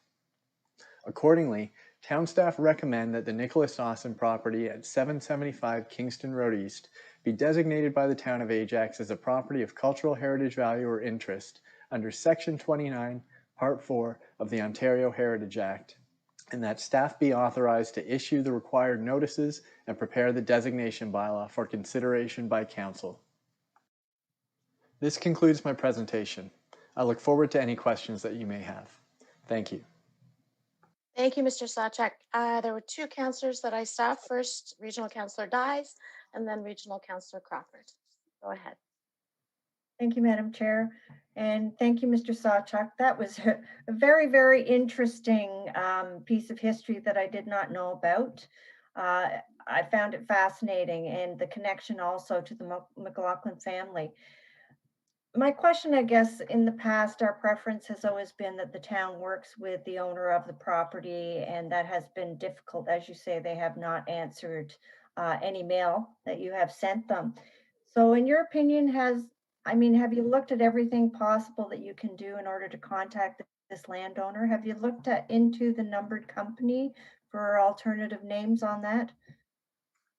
So through the chair, yes, we took numerous steps to ensure that we could bring the property owner into the conversation. The numbered company is a company listed to Richmond Hill, so we made several attempts to try to track down a phone number, an email address, any other means beyond the physical mailing address, but we were unsuccessful in doing so. I also personally contacted the little produce shop right beside this property to try to get a little information through them, and was directed to a real estate agent who had previously listed this property. So I followed up with him, hoping that he would be able to provide my information over to the owners, and yet still didn't hear back. So I think we've gone out of our way, and we can demonstrate that in order to bring them into the fold here. And like I said in the presentation, we just haven't received any feedback back from them. Well, thank you. And I do appreciate your efforts. Thank you. Thank you, Councillor Dyes. Regional Councillor Crawford, go ahead. Thank you. Thank you, Madam Chair. Through you to Mr. Sawchuk. Thank you for the presentation. I do agree with Joanne that it was very interesting history in Ajax there. Since you've been unsuccessful at reaching the owners, and it was stated that the home is in disrepair, what's the next steps? I mean, designating it a heritage building doesn't fix it. So through the chair, you're absolutely right. It doesn't fix it. But what it does is it puts us in a position where we can have some control over the types of remedies that are used to fix the problems. So one of the concerns we had when this property wasn't designated is that we could request for certain repairs to be made, yet we would have no oversight in terms of how those would be done. When it comes to a heritage property, that can be very problematic because you can have property owners that entirely remove features that are quite important to preserving the history. So the way we see it, if we can get the designation in place, then we can move forward with the property standard issue, and any repairs that are made to correct those issues have to flow through us through the process of a heritage permit, and we can have some oversight to what work's actually being undertaken. So Property Standards Act then forces the owner to do the repairs, correct? That's correct. Okay, thank you so much. You're Thank welcome. you, Madam Chair. Thank you. Are there any other questions or comments at this time? Councillor Khan, please go ahead. Thank you, Madam Chair. Thank you, Mike. How can you not be intrigued with the history of Ajax? That's what I'm talking about. It's incredible. So listen, as I got onto the Heritage Committee, I went through this with Mike and Brenda Chris, and obviously I was intrigued with the property, and I drove by. And Mike, I noticed there is activity on that property. There's trucks parked there. One day I passed and there was nothing. Next day I passed, I saw that there was no trespassing signs put all over the place. So I know there is activity. Has anyone approached that property because I see there's a truck in the driveway as well, to see if you can talk to the people residing in it? Mr. Sawchuk? So through the chair, I personally haven't made that attempt. I do know that our consultant, when they went out to the property, made an attempt to contact anyone there. We are also aware of the fact that the building is tenanted, so there are people renting the building that aren't the owners. So in terms of just walking up and knocking on the door, it wouldn't essentially be effective because we'd be talking to the renters and not the property owners. But like I said, we've taken every step that we feel is reasonable to be able to contact the property owners. Okay, thanks. Now, a little bit off of the recommendation or the heritage. We're talking about 100 acres of property that's farmland, correct? Correct. And this is on Kingston Road on Lake Ridge, prime property for farming or for whatever you want it for. I think they were farming potatoes there. When was the last time that land was used to benefit Ajax at all in farming? I'm not entirely sure in terms of what its current status is. As you can see from the aerial views, it's clearly still an agricultural field. With regard to whether or not it's a productive field and what's actually being farmed there, I'm not entirely sure. I think one of the important things to remember with a heritage designation is that while it does apply to the entire parcel, it gets registered on title for that entire lot. The heritage designation bylaw will list very clearly the features that are to be protected. So in this case, those features are the buildings out near the front of the street, and a heritage designation wouldn't have any impact on any future use of the building, any future use of the property in terms of agricultural practices that are happening there. Thank you. And I was just leading to the point that the mayor brought up earlier with Ms. McClary's presentation. That would be an amazing and an ideal spot for the Agritech greenhouses. It's just off the 401 on Kingston Road, 100 acres. If that's something that can happen, well, just down the road. But yeah, we got to get past the heritage part first. Just wanted to bring that out there. And thank you so much for elaborating on our rich history once again. Thank you, Mr. Sawchuk. You're welcome. Thank you, Madam Chair. Thank you, Councillor Khan. Are there any other questions or comments at this time?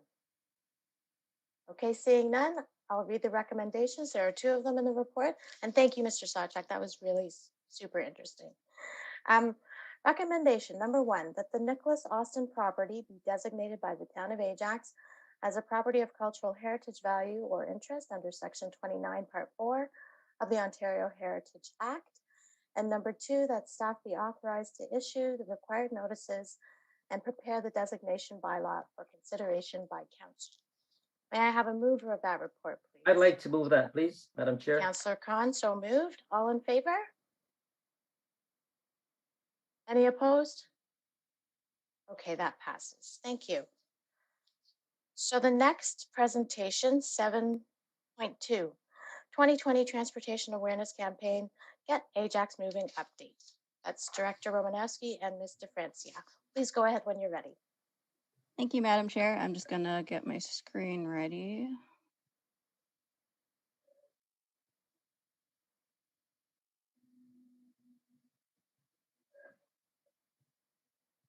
Okay. All right, is everyone able to see the PDF? Yes, we can. Oh, perfect. Okay. I thought my sound went out for a second. All right. So good afternoon, everyone. For anyone who's tuning into GGC and hasn't heard me speak before, my name is Army DeFrancia, and I am the Active Transportation Coordinator at the town of Ajax. And today I'll be providing an annual update on the town's ongoing Get Ajax Moving campaign.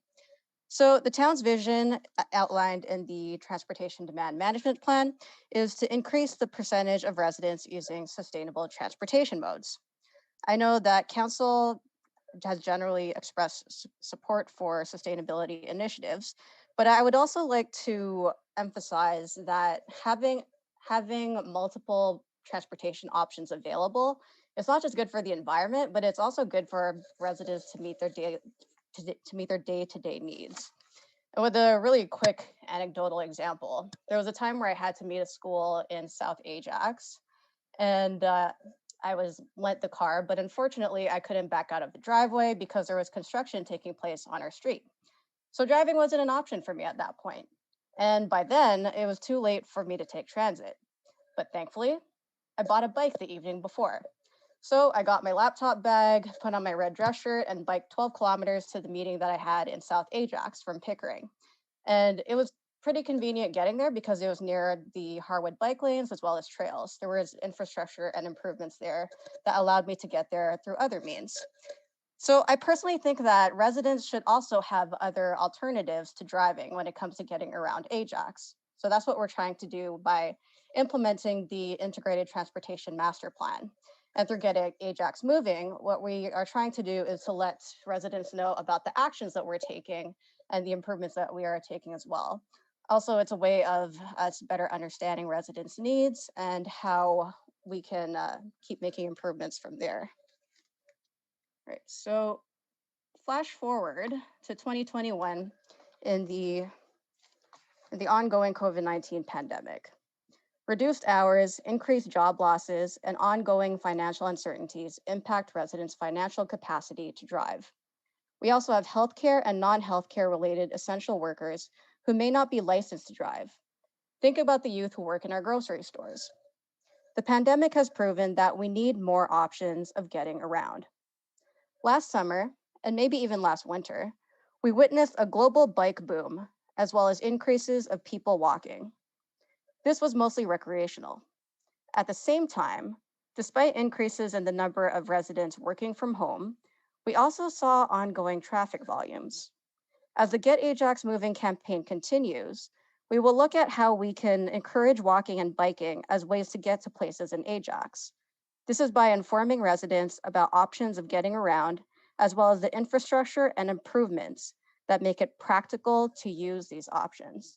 I think it's also worth noting that DRT made some improvements to their service levels as well. We could talk about that in the Q&A period if you're more interested in that.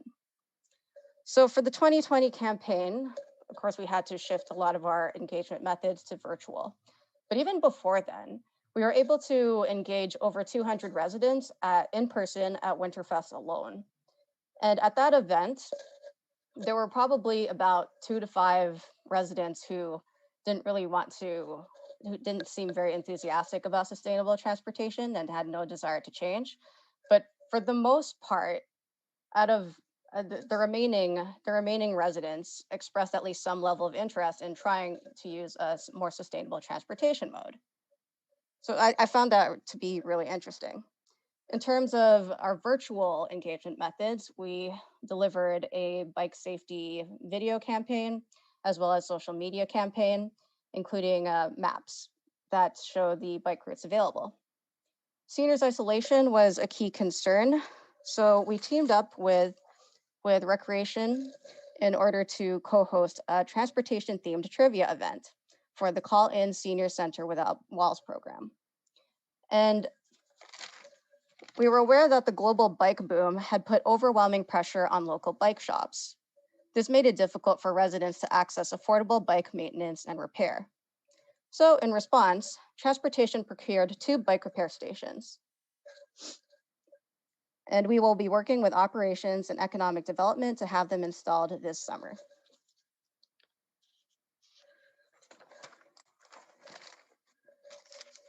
Perhaps active TOA was one of the more attention-grabbing efforts of the 2020 Get Ajax Moving campaign. This involved using pavement marking symbols to outline bike routes, as well as wayfinding signage directing to the waterfront trail. The pavement marking symbols reflect the flora and fauna of South Ajax. The wayfinding signage informs residents of biking travel times to the waterfront in order to reduce pressures for parking, as well as the risk of overcrowding by the waterfront trail. Active TOA celebrates the already existing trails in Ajax and invites residents to enjoy trails outside of the waterfront as well. We also made a number of web page updates, which I would like to show you. Can you see my browser okay? Yes, we can. Excellent. So if you go to ajax.ca/bike,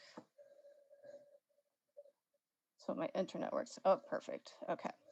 So you see the active TOA video, and then immediately there's a link to any bike safety videos for people who are newer to biking. And if you notice here, the text, it encourages biking as a way to explore Ajax, whereas previous text, it encouraged biking as this more expensive sounding sport. This makes biking seem a lot more practical for residents' everyday needs. And we also explain about the different facilities available, and we have videos explaining how to use them. So for many people driving, it could get confusing as to what you do when you see a cyclist riding on the road alongside you. And that's why we have safety reminders. And we include inclusive language that acknowledges that people with varying abilities use bikes. There's different types of bikes that could adapt to various abilities. And there's different mental conditions, physical conditions, and cognitive development that affect people's ability to judge whether or not there's enough response time or speeds and stuff like that. And the last web update I'd like to highlight here is our interactive map. Before our updates, it didn't include, this map did not include any information about flooding or closures. So now it does. And we'll be updating it accordingly as we keep in contact with operations. And we even included routes that are maintained during the winter.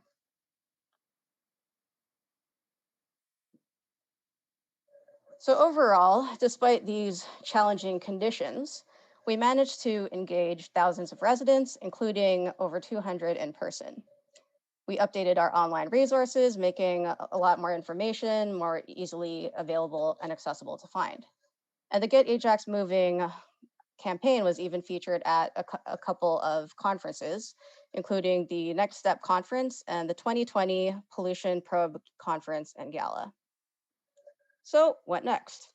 We've already implemented Winter TOA, which highlighted Greenwood, as well as a bit of the waterfront and the routes that are maintained during the winter. We include transportation-themed Black History Month, social media posts. We enhanced some of our we'll be working to enhance our web resources. And as I mentioned earlier, we'll be working with operations to install and to promote the bike repair stations. Active TOA was a big hit in South Ajax. We're looking to implement that in the north, and we're happy to hear input from the North Ajax councilors on that. And we'll also be looking into implementing driver awareness campaigns to make sure that the roads and the streets are safe for people of all modes to get around Ajax. And of course, we'll be looking into opportunities to continue engaging seniors and people with disabilities. So during these ongoing uncertain times, it's important that transportation staff reassure residents about the transportation options available. These options help residents meet multiple needs simultaneously, whether it be affordable ways to get to places in Ajax, to get exercise or fresh air, or to improve their mental health. Through Get Ajax Moving, we want to strengthen relationships with residents to better understand them and inform them of actions we are taking to help them get around Ajax. So that's my presentation there. I'm now happy to take any questions that you may have, and I would also like to open a conversation to hear what you have seen and heard among residents, and also if you have any ideas on how we can continue engaging residents during these times. Thank you. Thank you so much for that excellent presentation, Mr. Frantz. Yeah, so there's a few councillors that have questions or comments for you. The first is Regional Councillor Dyes, followed by Lee and Crawford. Please go ahead, Joanne. Thank you, Army, for your presentation, and I have to compliment you on your cycling videos. You were very good. You did a great job, and I found them really interesting. I'm pleased to see this come forward with active transportation. Absolutely, we have seen an increase in people walking, cycling, and using different kinds of methods like electric bikes, electric vehicles to get around town.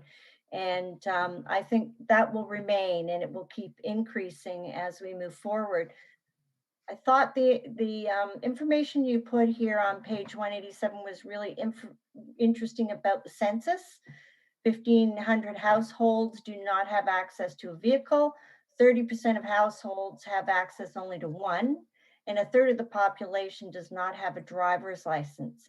And over 17,000 residents are not of age to get a driver's license.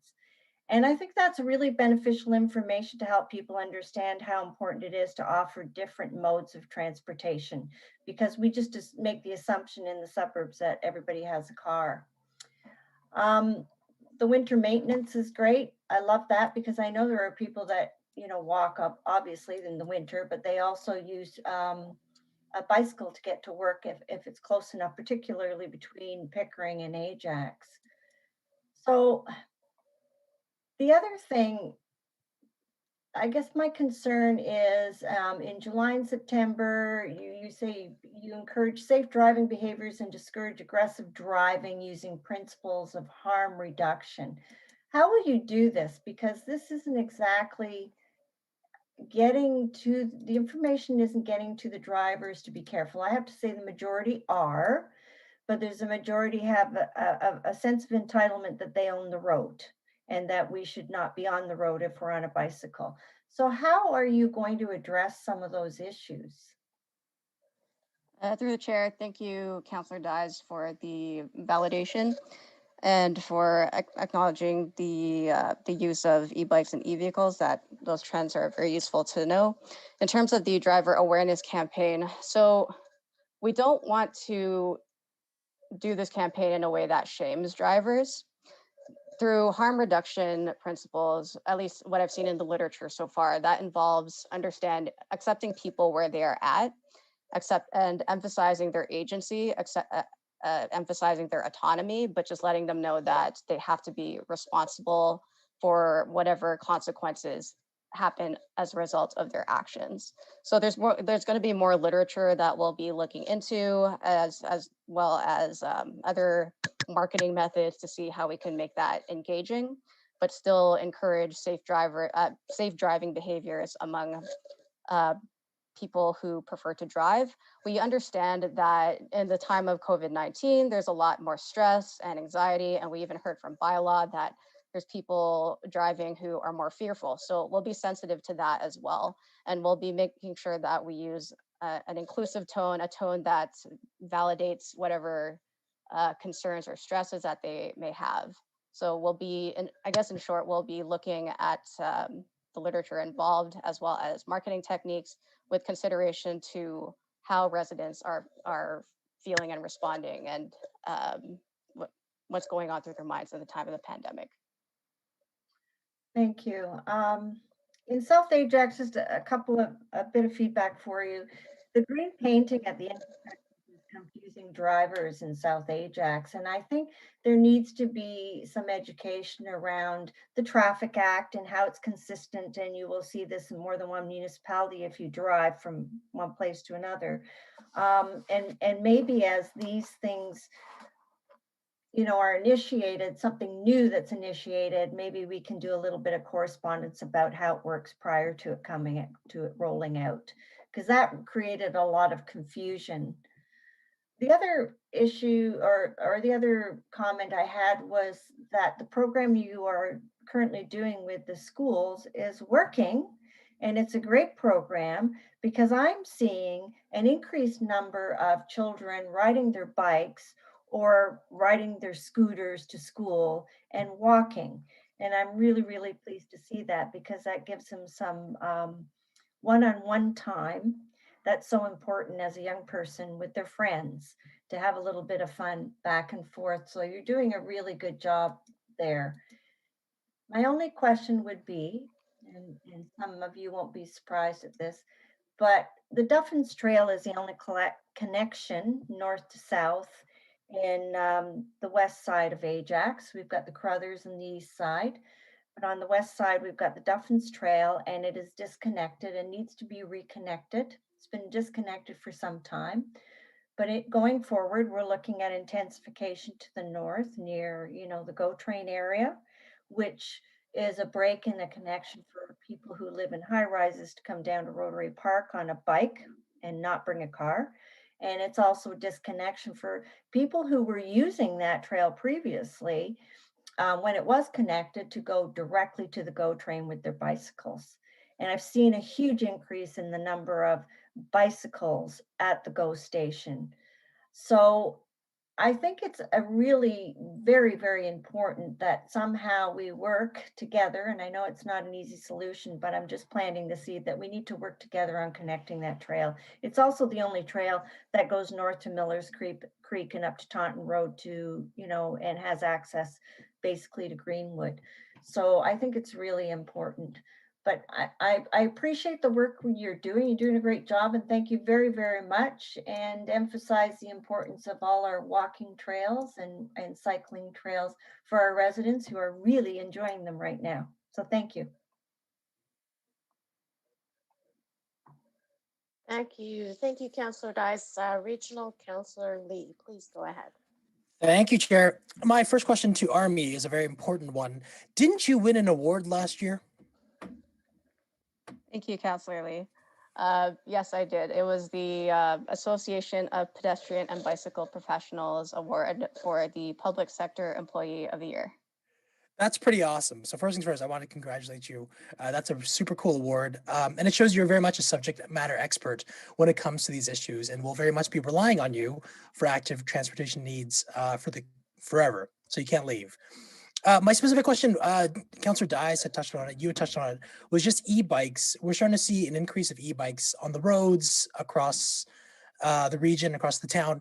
Do we currently have any sort of bylaw regulating e-bikes, like how they're supposed to be used, how they're treated, whether they're an automobile, whether it's actually a bike? Is there any sort of clarification you can give on that? Through the chair, so currently in the town, we have a bylaw that prohibits e-bikes from riding on trails. I have to double check for multi-use paths. I believe the province allows them on the road, and municipalities must decide whether or not what other types of infrastructure that they are allowed in. That is something that we can investigate with your direction, of course. I've heard from other municipalities a variety of different concerns. I don't think there's necessarily a clear template on how to approach e-bikes yet, but that's something that I've been staying tuned to. So generally, do you think it's, sorry, just to clarify then, without direction then, we're not really going to move forward on clarifying these rules. Is that what you're saying? Through the chair, I would need, it's easier if we do have direction on that. And it's also, we'll need some guidance from the province as well. I know there's been discussions on the definitions of e-bikes, because there's the pedal assist bikes that look like regular bikes. It has power. And then of course there's the mopeds that look more like scooters or motorcycles. So there's been discussions taking place among different municipalities on whether or not you should prohibit all classes of e-bikes altogether from being on your multi-use paths or trails, or if you should allow or if municipalities should allow the pedal assist ones, since they likely don't go as fast as some of the other models.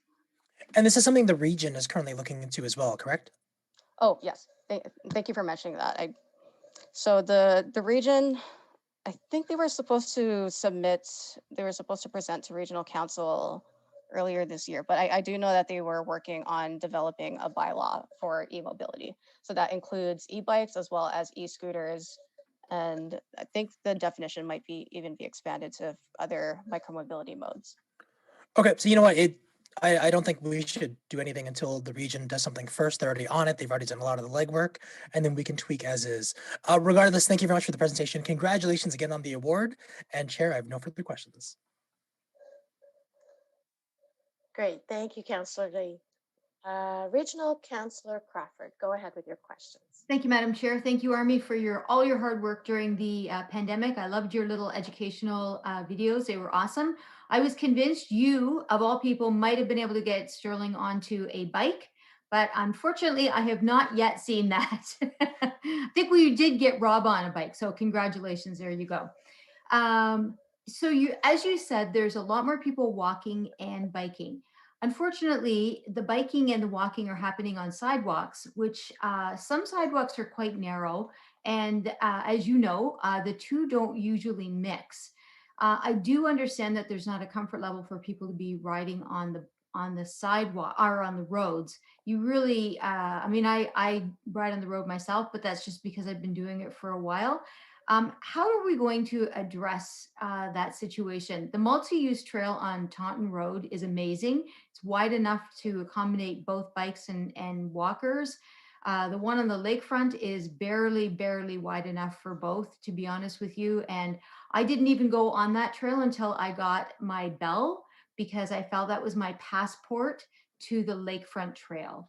And then I ding my bell and people have headphones in and they don't listen to it. And I was like, no one's listening to my bell. So anyway, I'm ranting here, but what do you see as a solution? We want to keep people on bikes, but I totally get that they're not comfortable on the roads yet. Through the chair, thank you for pointing that out, Councillor Crawford. I know I've seen concerns about that on social media. I wasn't sure to what extent the speeding or biking on sidewalks was still taking place, so I appreciate that feedback. So in terms, there has been education videos explaining about multi-use paths and whether explaining that, well, discouraging riding bikes on the sidewalk, but also understanding that people are going to do it anyway, so at least asking that they ride slow in the presence of pedestrians, but nonetheless still discouraging riding on the sidewalks. So we do have the integrated transportation master plan outlining a variety of different facilities for people who may not necessarily feel as comfortable with riding on the road.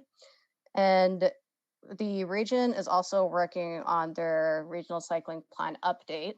So we'll be in discussions with them as to, we'll be looking at the facilities that will be installed on regional roads. And we'll see what types of facilities will be available for people of different riding confidence levels. Yeah, so there's never going to be a quick solution to that because it just is just the way it is. I did want to make one suggestion. I've done a lot of hiking, as you know, in Greenwood. It might be a great idea to actually have like a public service announcement at this time of the year. It is the trails are ice, complete ice, and they are dangerous. And if you don't have the spikes that you have, as described in the picture there, you're not coming up and down hills in the conservation area. And just on the weekend, there was a whole family in running shoes, and I don't know if they ever came out. So I think that even just suggestions that that either to avoid or to make sure that you have proper footwear in the, even I'm sure even on the lakefront too, just because it is extremely icy out there right now, and it is important that you have the right footwear. That might be something, I haven't seen that, maybe you have done that, but I would just like to offer that as a suggestion. But great job, thank you so much, and congratulations on your award.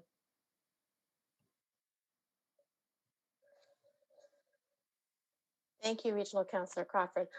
Before I open it back up for second round, are there any other council members who have questions or comments for Army? Okay, Regional Councillor Dies, please go ahead. Thank you. My apologies. I had one other question I wanted to ask.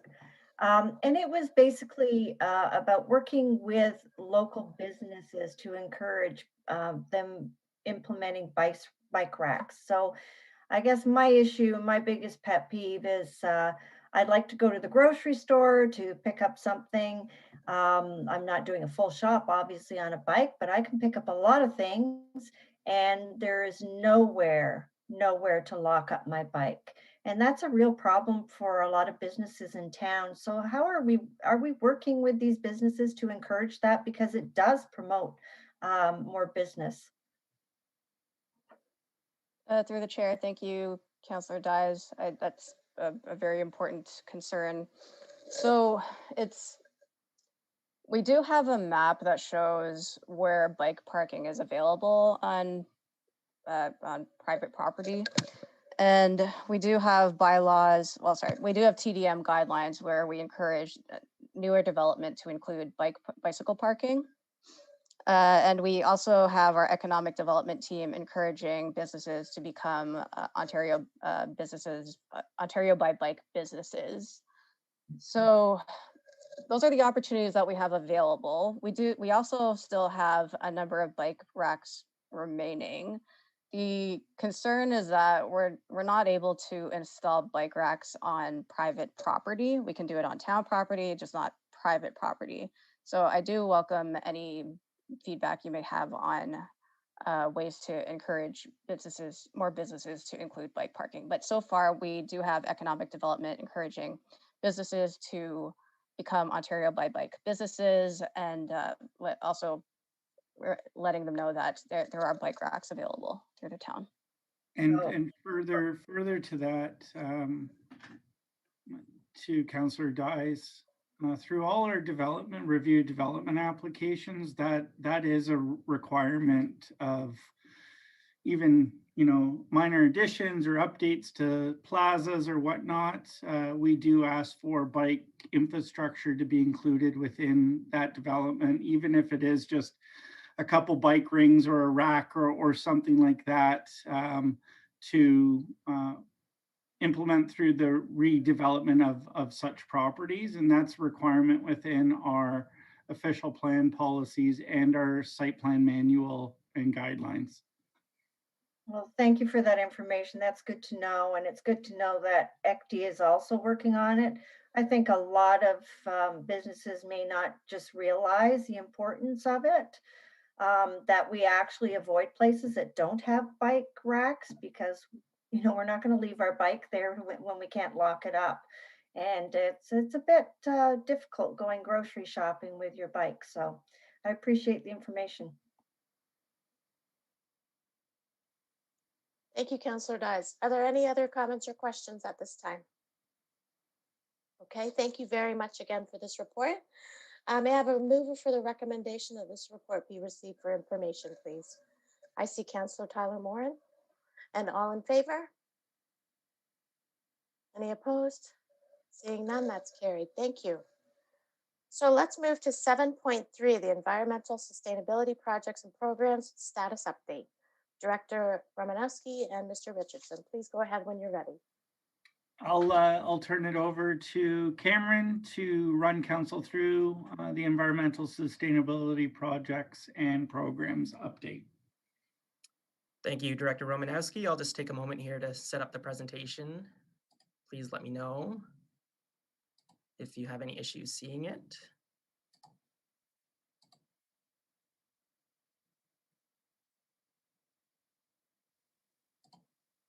Yep, we see it.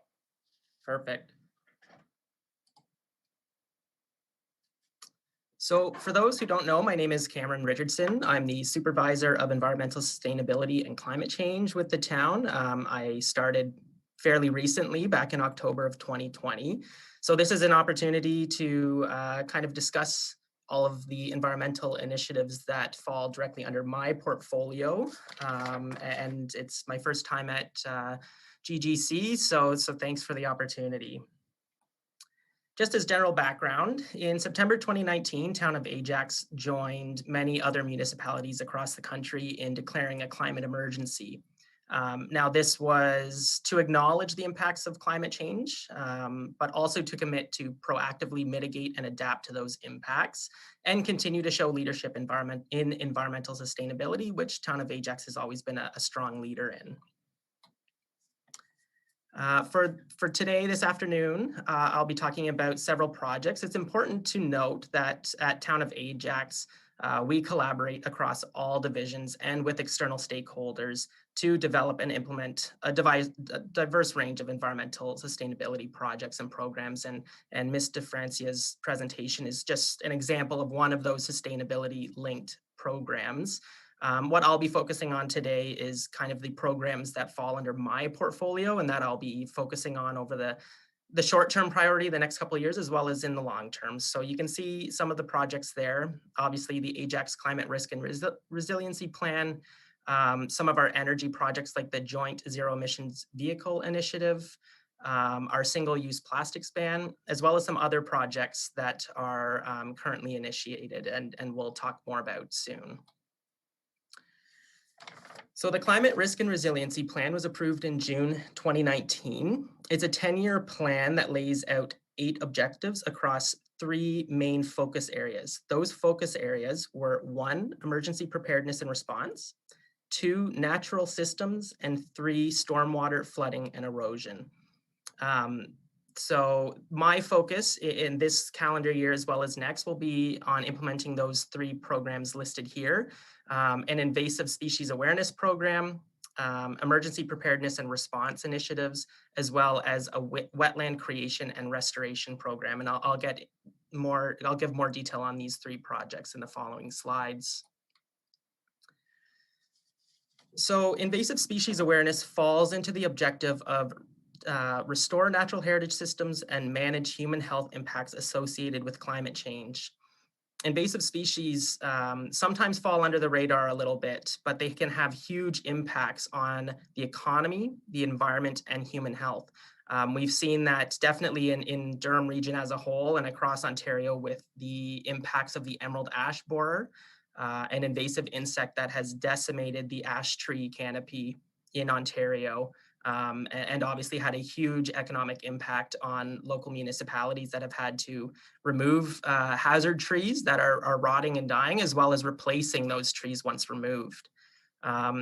It's obviously had huge impacts on the environment in terms of loss of biodiversity, loss of habitat, and can have both direct and indirect human health impacts, such as increasing heat island effects when you lose tree canopy. A more direct human health impact from invasive species is something like giant hogweed, which is an invasive plant that can actually cause severe burns if you get the sap on your skin. This is an invasion curve. It's well known in the invasive species world and kind of maps out species introduction and growing management costs. So on the left side of your screen, you can see obviously that the importance of investing early on is what we call prevention stage. And that's where you're going to have the most impact on managing invasive species. As you move forward, what we typically see within Ontario is that programs and education don't really begin until that mid-curve level of containment right here. And by that point, it's obviously too late most of the time to manage the spread of those invasive species. So raising awareness and educating both Town of Ajax staff as well as the public is really our first priority in preventing the costs and impacts associated with invasive species. So for 2021 and 2022, I've identified kind of our first priorities in terms of an invasive species awareness program. The first priority was to join the municipal community of practice that is actually run by the Invasive Species Center. They're an organization that is really at the leading edge of science and research, as well as outreach and education and best management practices for invasive species. So we meet regularly as a municipal community of practice. We share resources, ideas, lessons learned. It's been very beneficial, especially since there's some invasive species that are kind of knocking on the door of Ontario that could have huge economic impacts. I'm sure you've seen recently in the news that Ontario is really trying to limit the spread of wild pigs within Ontario. Wild pigs in the US is creating $1 billion of damage across the US every year to the agricultural industry. Durham region has a huge agricultural market, obviously. So for Durham and Ontario, it could be potentially devastating. Another one that is our more southern municipalities are really trying to prevent the spread of is something called oak wilt. And similar to the emerald ash borer, it really focuses on one tree species, and that's oak trees. And I know that the Invasive Species Center has recently released a report kind of showing the economic impact it could have across Canada, which is in the hundreds of millions of dollars if oak wilt were to spread through Ontario and Canada. And it's important, it's linked to climate change because its natural range is actually expanding based on the changes of weather patterns and temperature with climate change. So that's why this invasive species program is linked in directly to our climate change plan. As part of our outreach, we want to develop new website and social media content. That's all in development as we speak. The last week of February was Invasive Species Awareness Week, and you may have seen the daily social media posts going out through Town of Ajax social media accounts. This spring, we'll be hosting a workshop in partnership with TRCA. It's going to help raise awareness about invasive species, as well as promoting the use of native plants at home. And we want to improve the health and safety training for Town of Ajax staff. That's by improving skills like identification, knowing associated health risks, and knowing best management practices for specific species that our staff might encounter. We've provided input for a training module that the Invasive Plant Council is putting together that can be offered to municipal staff across Ontario. My second focus area is emergency preparedness and response. This is really with the goal of communicating to residents, priority populations, and businesses about emergency preparedness. So really, it's an exercise in raising awareness and providing educational materials. We've also been working closely with TRCA to complete a site-specific emergency response plan for the Lower Crothers flood vulnerable area, which you can see in the photo on this slide. So that's really a document for Town of Ajax staff, as well as Ajax fire staff, that if there ever were a large storm event to cause flooding and close roads, then we have a very specific response plan to deal with those issues. And also we want to collaborate and partner with other organizations to develop and distribute emergency preparedness materials. A lot of these materials are already in existence with even organizations like Intact Insurance, who has a flood preparedness checklist that homeowners can do online. So it's really promoting and cross-promoting those materials. You'll see they're obviously working closely with the region, and they're at the ready emergency preparedness materials, working with our conservation authorities who have a lot of information available, as well as new initiatives like Unflood Ontario, which is an initiative that we as the Town of Ajax will be joining their network to help spread their promotional materials, as well as their instructional materials on what a homeowner can do to prevent flooding across Ontario. So some great materials coming out this month and throughout the spring as well that we'll be sharing across all of our platforms. One project that I'm really excited about is this wetland creation and restoration project. So within the Climate Risk and Resiliency Plan, we identified the action of identifying appropriate locations for the creation of wetland habitat to support biodiversity and stormwater storage. In November 2020, I worked with TRCA staff as well as other Town of Ajax staff to produce a wetland selection prioritization report and mapping product. And this really identified the quick opportunities we have within the Town of Ajax to restore or create wetlands on publicly owned land in the Town of Ajax. And we focused specifically on publicly owned land because it's easier in terms of implementing projects as well as environmental stewardship on those sites. One of those projects identified was the Carison Wetland Opportunity. So this wetland was actually identified as a project in the draft Crothers Creek Watershed Plan that staff have been heavily involved with for the past few years, and Ms. McClarty actually talked about it earlier on this morning.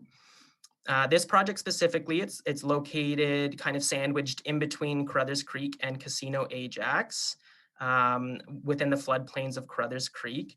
It will create and enhance 2 hectares of wetland and 6 hectares of riparian plantings associated with those wetlands. So approximately a 20-acre restoration site, which in terms of restoration projects is large and not an easy feat to implement. So very exciting project that will have huge impacts in terms of returns for ecosystem services.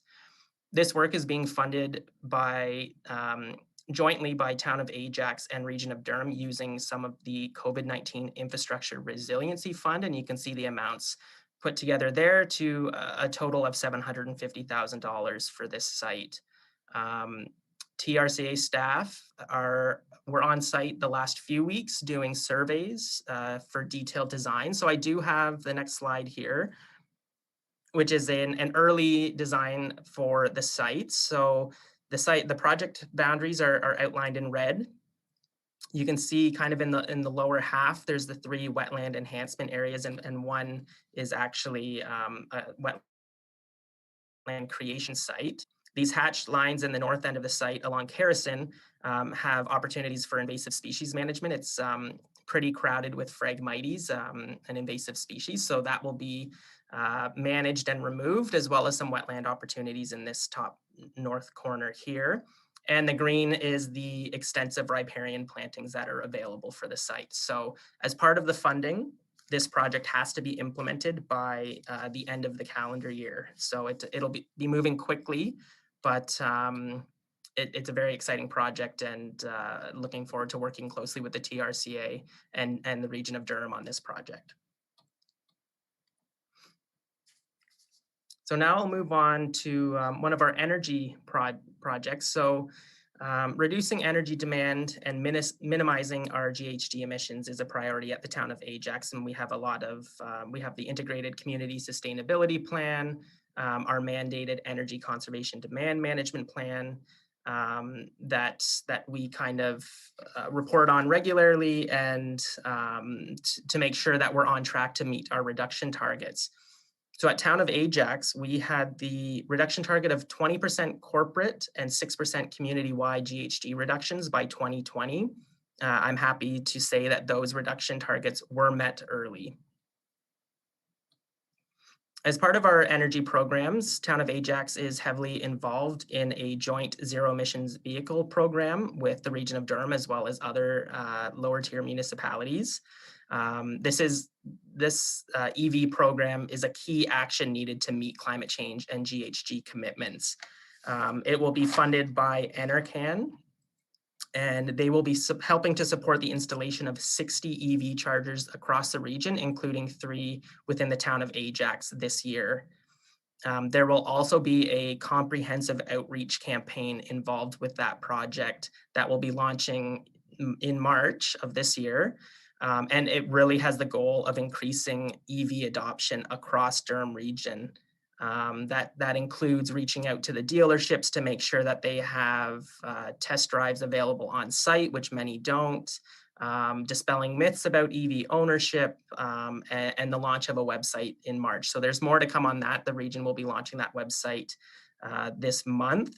And as part of the outreach, Town of Ajax will be involved in hosting the mobile plug-and drive EV trailer, which is a mobile trailer that allows people to learn about EV vehicles from experts, as well as book test drives in EV vehicles as well.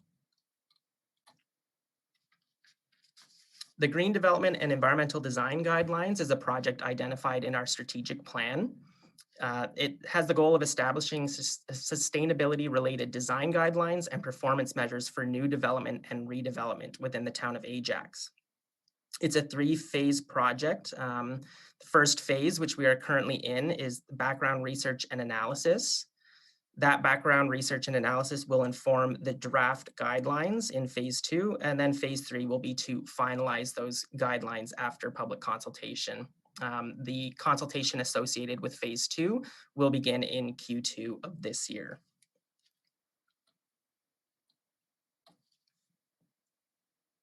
Our single-use plastics ban was approved in 2020. And focus in 2021 and 2022 will be to implement the remaining action items within phase 1 and phase 2 that I've listed here on this slide. So one of those action items is to tender and award a contract for vendor of record for compostable serviceware. So that will be for our corporate facilities. Will not have any single-use serviceware within our facilities.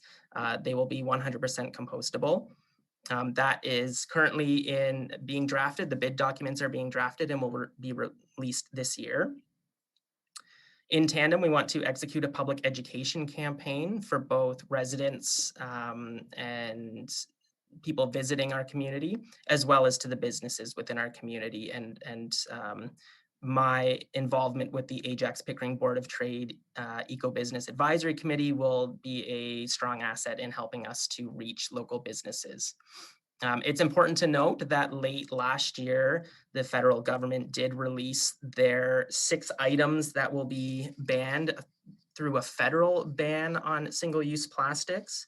And they're the 6 items that Town of Ajax knows is probably the most worrisome within Town of Ajax, just in terms of what our staff and what our volunteers are picking up during litter cleanups. So those items are plastic checkout bags, straws, stir sticks, 6-pack rings, cutlery, and foodware made from hard to recycle plastics. So those are typically what we find during our litter cleanups, are usually the top items that are being picked up, and those will no longer be manufactured based on the federal ban on single-use plastics. So we're waiting for more to be released on that from the federal government, but obviously anything we do at Town of Ajax will adhere to those guidelines.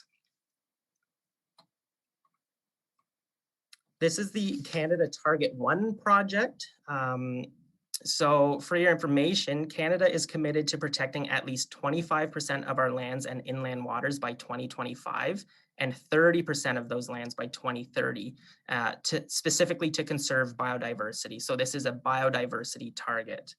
ECCC has contracted Ontario Nature to work with Ontario municipalities to identify and assess natural areas that may contribute to this target. And any lands within those Ontario municipalities that meet those standards as determined by Ontario Nature will be included in the Canadian Protected and Conserved Area Database. So that means that they will be included in that database to contribute to that Canada Target 1.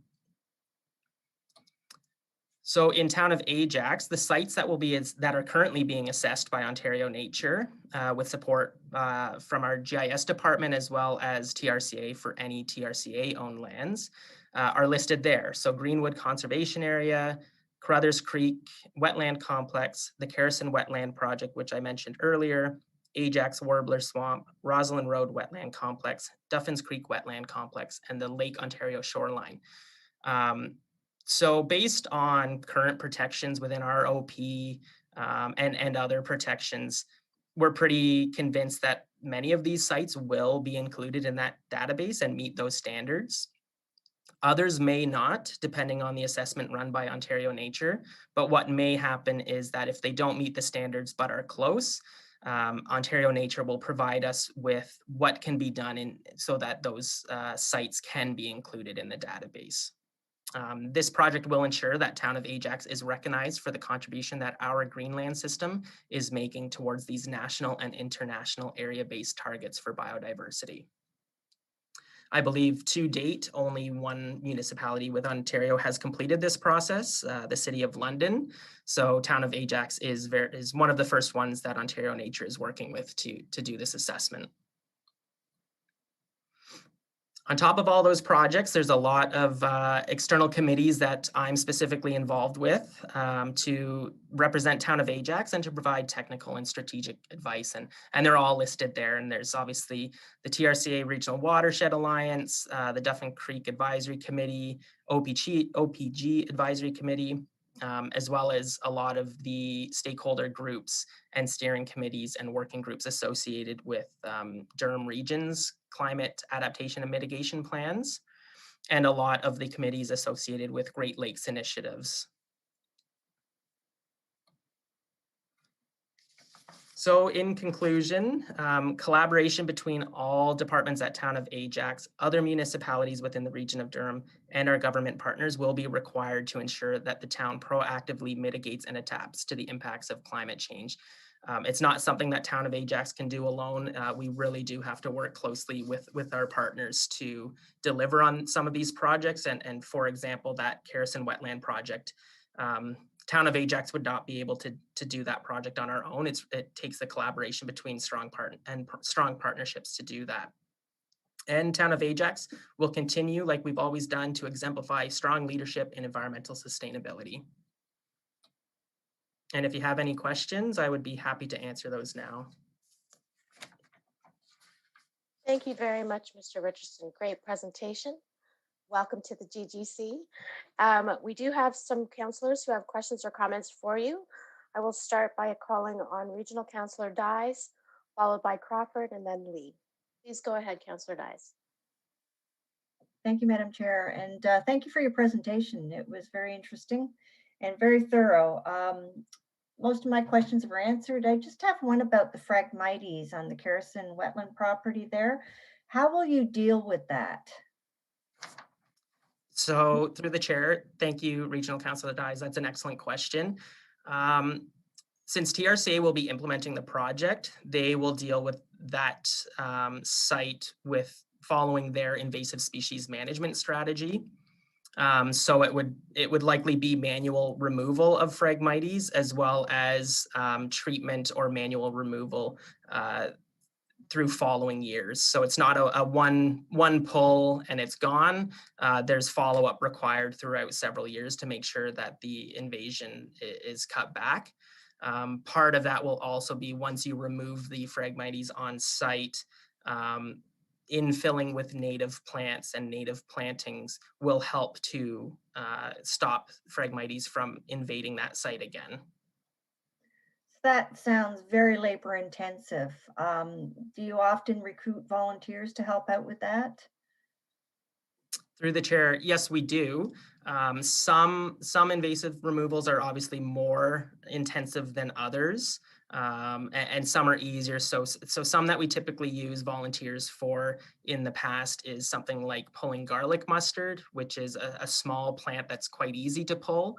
And they often invade community gardens, wildflower gardens in parks, that type of thing. So we use volunteers where appropriate, but with some more aggressive invasions, it takes specifically trained staff to remove those invasive species. Okay, thank you for that. And just one quick question about the emergency preparedness response. I'm pleased to see this. So you're working with Durham to develop and distribute an at-the-ready emergency preparedness materials. Will we be able to get a copy of that when that's ready? Through the chair, yes, all of that will be available and you can see that when ready. It's my understanding that the region of Durham will be taking a little bit of a different approach because through their assessments, they have found that traditional approaches to emergency preparedness have not worked as well as they should have. So that's like things like magnets that you put on your fridge or printouts from their website. They really want to try a new approach to reaching out to residents to make sure that they are preparing for potential emergencies and to increase the adoption rate of the regular average household or family preparing for an emergency that might come. And it's important to note that through the region, that's not specific to flooding. Flooding is just one of the many emergencies that people should be preparing for and ready for. Okay, thank you very much. You're welcome. Thank you, Councillor Dyes. I'm so sorry. The mayor has asked me to send his regrets. He had to leave the meeting for a 3 o'clock commitment, and he hopes to return before our meeting is over. I forgot to mention that. So moving forward, let's call on Regional Councillor Crawford, please. Please go ahead. Thank you, Madam Chair. Thank you, Cameron, for your very detailed report. Ajax Council recently passed a motion for the reduction of gas-powered plants by 30% to the province. I hope this isn't an unfair question to you, but what are your thoughts on that? I tried to get this endorsed at the Works Committee, and was unsuccessful. So I'm just curious as to your thoughts on this. I think actually, sorry, there's actually like 19 municipalities that have actually had this motion go forward. I think we are the only one in Durham region to actually have this motion. So could you just give me your thoughts on that? Yes, through the chair to Regional Councillor Crawford. I did meet with Eve Wyatt from that organization prior to Town of Ajax passing that motion. So I know that, yeah, you are correct. They do have, I believe, 19 municipalities across Ontario that have adopted that motion, and there's more coming as well.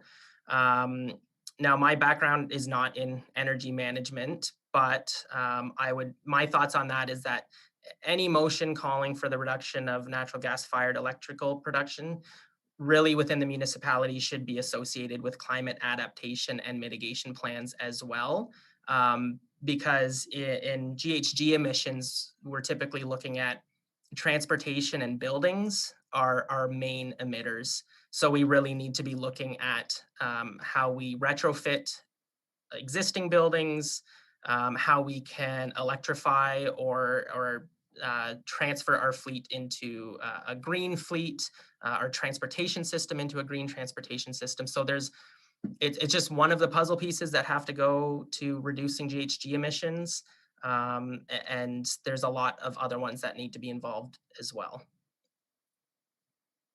Thanks, Cameron. I really appreciate that. Thank you. Thank you, Councillor Crawford. And now Regional Councillor Lee, go ahead, please. Thank you, Chair. Hey, Cameron. I think you touched upon this, but when do you hope for us to get our building standards for GHG reduction? I referenced this, we spoke about this, just context for the rest of council. I spoke to Cameron about this earlier last year, right on the tails of Whitby passing it.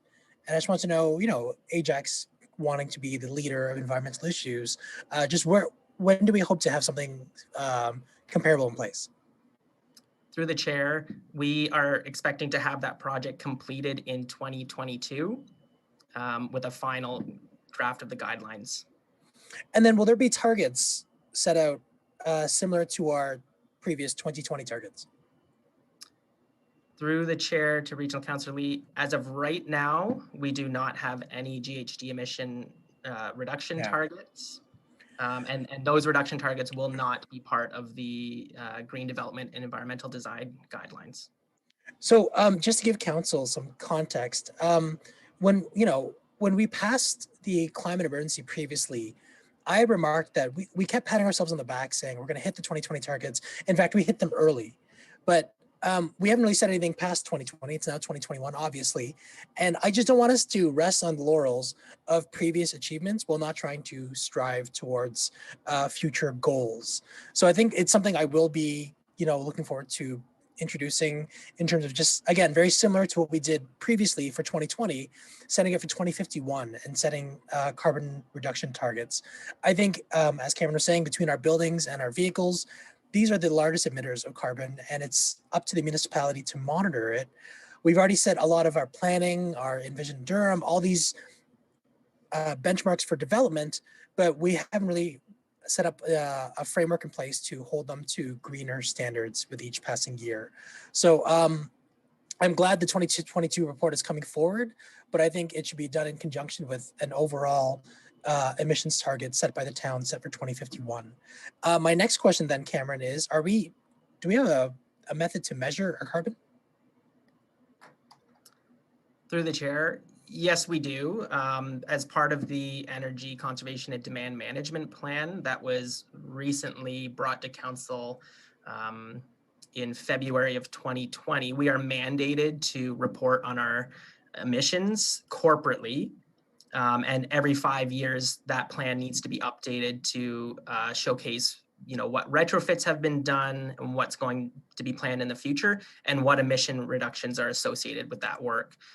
If there's any other information, Director Meredith can add to that. In terms of community emissions and reporting, That's a bit of a trickier task, and that's typically done, you have in partnership with utilities, transportation, so Durham Region Transit. That is something that, as part of the Durham Community Energy Plan, the region did release a baseline study of emissions for the Durham community based on that information. So how do we know then that in 2020, because I kept hearing over and over, oh, we actually hit this target early in 2018. How do we know 2 years later, with all the growth that we had in our own municipality, we didn't actually exceed our carbon target? Through the chair, that's a good question. Actually, a recent report from the Atmospheric Fund came out for the GTHA municipalities that showed across the GTHA, this was comparing from 2017 to 2018, emissions actually increased by 5% across the region, and that includes Durham Region with an increase of 5%. So that was my concern like 2 years ago when I kept being told, no, we actually hit it. We hit it before. We don't have to worry about it. I'm just like, I was always like, it's very possible we exceeded it. And now what you're telling me is, because our climate emergency target, or that 2020 target, that was for the entire community, not just corporate, correct? Through the chair, it actually had two separate targets. So 20% corporately, 6% community-wide. And by all stats, most municipalities went up 5%, right? So again, I think it's imperative this council, and I'm hoping to introduce this by next council meeting in April, Earth Day. We revisit our carbon output. We revisit our commitment to reducing emissions. We wouldn't be out of the blue for this. I mean, we've already set a precedent, and every municipality is doing it right now. That while I appreciate all these micro actions we're taking to protect the water and whatnot, I think it's very important to look at the macro as well, and just overall what the higher goal of just reducing our carbon, because I think it's incredibly, I mean, we've heard it ad nauseum now, but it's incredibly important to address this sooner and make all the hard decisions now and lay out a path for us of success going into 2050. So yeah, I will work on that with communications. Thank you, Chair. Thank you, Councillor Lee. Are there any other comments or questions from any other members of council? Okay. Thank you very much for this report. Very interesting, Cameron. I did want to ask you a question about one of my council wish list items, and I also had spoken with Regional Councillor Dyes about partnering on something about this, was for textile diversion program. And you had done some preliminary work and research on this. So I'm just wondering, can you comment at this time about maybe, is that something that we are going to be looking at? Can I amend this report to include that it be implemented? You had some great suggestions in your report. And just as an FYI, for my members of council, that 85% of all textiles are going directly to landfills rather than being recycled or reused. So I think that's kind of crazy. So maybe, Cameron, if you don't mind commenting on that, and I never did respond at length to you, so I do apologize for that. Yes, I'm happy to expand on that. So I have been looking into existing textile diversion programs across Ontario. There's a few municipalities who are leading in that area of waste diversion, specifically City of Markham, City of Guelph, and even Region of Durham has some good multi-residential textile diversion programs as well. So I've been in talks with a lot of my municipal counterparts, discussing lessons learned, advice through them, as well as in talks with the staff working on Durham Region's long-term waste management plan and the potential of including some sort of recommendations for textile diversion programs within that plan. In my opinion, in terms of waste diversion, textiles is what we would call the low-hanging fruit, one of the items that is not typically addressed through municipal collection programs. And obviously the diversion rates are very low for textiles.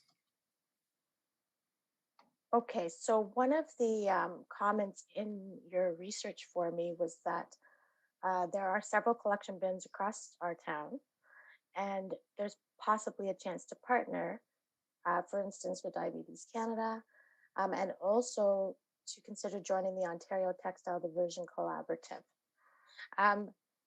Is that something that I could direct you and your department to work on now? Yes, I believe that is something you could direct us to investigate further. In fact, since I sent that research report to you, Councillor Bauer, I have new or updated recommendations as part of that report. You know, paths that we might want to investigate or not go down in terms of textile recycling. You are correct that typically textile recycling is run through collection agencies. Diabetes Canada is the well-known one, but there's a lot of collection agencies out there. Salvation Army, Habitat for Humanity, B'nai B'rith. There's a lot in this world because it is such an area that is lacking in terms of municipal collection, that other collection agencies have been joining in because they see the benefit to doing it. So that is something that we could look into more if directed to do so. Okay, so I would thank you very much for that. And yes, I would like to. So could I guess this would be an amendment, Mr. Harris, that we direct the Supervisor of Environmental Sustainability and Climate Change to further investigate the options available to Ajax for a textile diversion program and report back to us. Yes, Madam Chair, that would be an amendment to the recommendations in the staff report. If you are moving it yourself, you will need to relinquish the chair. Oh, okay. Yes, please. So that would be, I would ask Councillor Tyler Moran, please. Yep. To assume the chair. And I would like to move that motion. Thank you, Chair. So in this capacity, Mr. Harris, are you going to post that motion? Are you just working on it now, I imagine? Yes, I might need some quality control from the councillor. Okay, go ahead, Lisa, if you'd like to speak to this. So I had asked Cameron to, as part of my council wish list item, to investigate the opportunity for Ajax to implement a textile diversion program. And along with Regional Councillor Dyes, we had talked about something. So I just see that it sort of is, this is a good opportunity perhaps to move it as something that could be worked on or directed to staff. That staff be directed to options for the textile diversion program in the town. Back to council. Yes, I think that would be sufficient, and maybe we could give it a timeline by would May be sufficient? A May GGC, Mr. or Cameron, do you think May would be enough time? Or actually, you had also talked about doing some type of program or education for, what is the name of that week? That Waste Reduction Week and Green Living Days. Is that in May, or when is that? I think May would be good timing. We are hosting our compost pickup and reuse days in partnership with the region at the end of May. As part of those reuse days, there will be textile collection and e-waste collection. So it would be a good opportunity to educate the public on expanding any textile diversion program. And with the work already done on investigating existing programs, I believe May would be a good timeline to report back. Okay, great. Thank you. Okay, so are you good, Councillor Bauer, with the wording of this motion? Yes, I think that I am. Okay, and before we have a vote on that, are there any members of council that have a question on this motion? I can't see any hands. Very good. So I will read the motion just because it's so fresh. Moved by Councillor Lisa Bauer that the motion be amended by adding the following provision, this being an amendment, that staff be directed to further investigate options to implement a textile diversion program in the town of Ajax and report back to council or the appropriate standing committee by May of 2021 with considerations and recommendations on such a program. All right, so all in favor, please raise your right hand. It looks like that carries. And I now relinquish the chair back to Madam Chair Bauer. Thank you very much, everyone. And thanks again for that excellent presentation, Mr. Richardson. Thank you. So we will now move to the final presentation of the day, 7.4, the Cloca Shoreline Hazard Management Plan. Madam Again, Chair, it's direct. Yes. before you continue, you still need a vote on the main motion as amended. Oh, shoot. Thank you for that. May I please have a mover on the main motion as amended? I see Councillor Khan. All in favor? None opposed. Thank you. That carries. Thank you very much for that. Okay, now we'll ask Director Romanowski and Mr. Ruddy for their presentation on the Cloca Shoreline Hazard Management Plan. Please proceed when you're ready. Thank you, Madam Chair. I'll turn it over to Stephen Ruddy just to give introductions of Cloca staff that will be going through the information with Council today. Through the chair, thank you, Mr. Romanowski. Hello, everyone. For those of you who may not know me, I'm Stephen Ruddy. I'm the acting manager of development engineering here at the town in the Planning and Development Services Department. I'm happy to be here today with some of our colleagues from the Central Lake Ontario Conservation Authority. We have Chris Jones, the Director of Planning and Regulation, and Perry Sisson, the Director of Engineering and Field Operations. They're here today to give us a brief presentation on the Cloca Shoreline Hazard Management Plan, which was recently endorsed by Cloca's Board of Directors. And we'll see how it relates to the Ajax shoreline. So with that, I'll just hand it over to Chris and Perry. Thanks, guys. Thank you very much. Madam Chair and members of committee, as Stephen said, I'm Perry Sisson, the Director of Engineering at Cloca, and I have Chris Jones, our Planning and Regulations Director, with me today also. And we'll try just to take a few minutes of your time to run through our Lake Ontario Shoreline Management Plan, give you a little idea of what's involved with the project and the report, and spend a little time talking about how it specifically applies to the portion of shoreline in Ajax. So with the next slide. So to put things in context, this is a study that started in 2018. It was a 2-year project. We finished the plan late in 2020, and the Cloca board subsequently endorsed it in January of this year. It was a project that was done amongst 3 conservation authorities. So it was Cloca, Central Lake Ontario, our neighbors to the east, Ganaraska, and the Lower Trent Region Conservation Authority.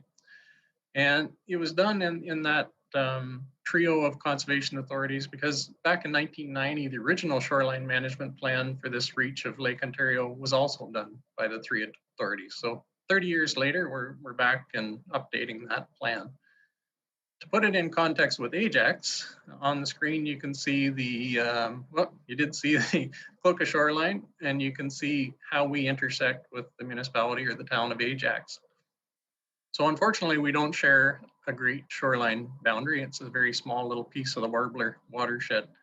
But nevertheless, there's still some interesting things in that part of the watershed. And I know that you're currently in conversation with our neighbor to the west, Toronto Region Conservation Authority, and looking at doing a shoreline management plan across the rest of your territory. So hopefully this is good information still. Next one. So as far as contents, what's in the shoreline management plan? It's hazard based. So you're aware that conservation authorities focus on flooding and erosion. And this shoreline management plan is no different. Its focus is natural hazards on the Lake Ontario shoreline.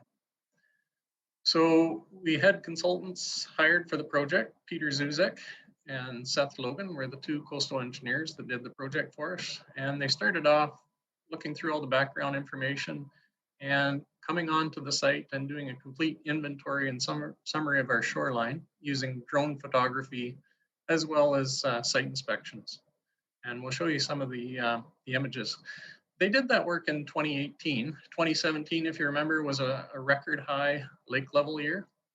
So 2018 was a great time to catch the post high water level damage that showed up in the shoreline. In 2019, we set another record for lake levels. So the consultants actually voluntarily came back and hit some of the key areas and again photographed it so we could catch it at its high water point. And that provides great historical information on flooding.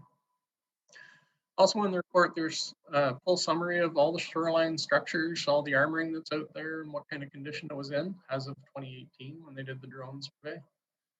There's very extensive analysis of longshore sediment drift.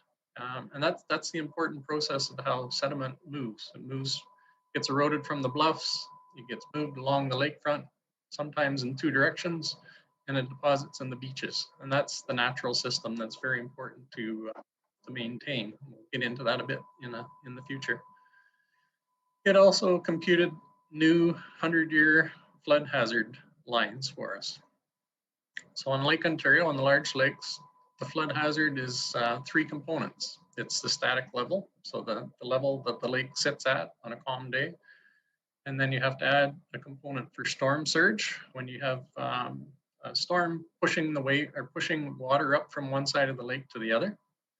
And then the third component is actually the wave uprush. So when that surge and the wind pushes the water towards the land and it rushes up and retreats back, there's a process to calculate how far that might move inland and map out that location. So we have brand new 100-year flood hazard mapping now, and we also have brand new 100-year erosion limits.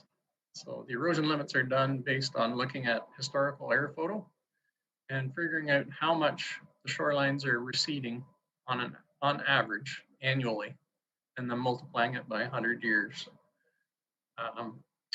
So we'll get into the results of that in the next slide, but there's also a discussion on the damage centers. So we have damage centers across our waterfront. And the discussion on that looks at 4 modes of dealing with damage centers: either avoid, so keep away from the area; accommodate, try and adjust the development that's in the area to be more resilient to flooding and erosion; protect it by doing things on the shoreline; or retreat, actually move people out of the way. And finally, in the appendix of the report, there are very detailed reach by reach summaries for each piece of shoreline to tell you exactly what you should be focused on or worried about.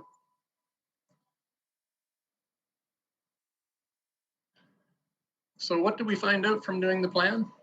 First of all, because, or at least partly because of the high water level years in 2017 and 2019, the 100-year flood elevation is now higher than it used to be. So it's gone up by a little less than a foot. And that's done again on statistical analysis of water level records from 1918 right up to 2019. We also found out from the study that our shoreline bluffs are eroding at a rate of about 0.2 meters per year. And that's consistent with what we saw on our 1990 study. So that part hasn't changed too much. We also, for the first time, got some good information on beach erosion. So it makes sense as the shoreline bluffs are moving back that the beaches are following them, and that's basically the case, but we have accurate analysis and rates of beach erosion now. The other thing the report did, we talked about that sediment drift, the nearshore sediment drift.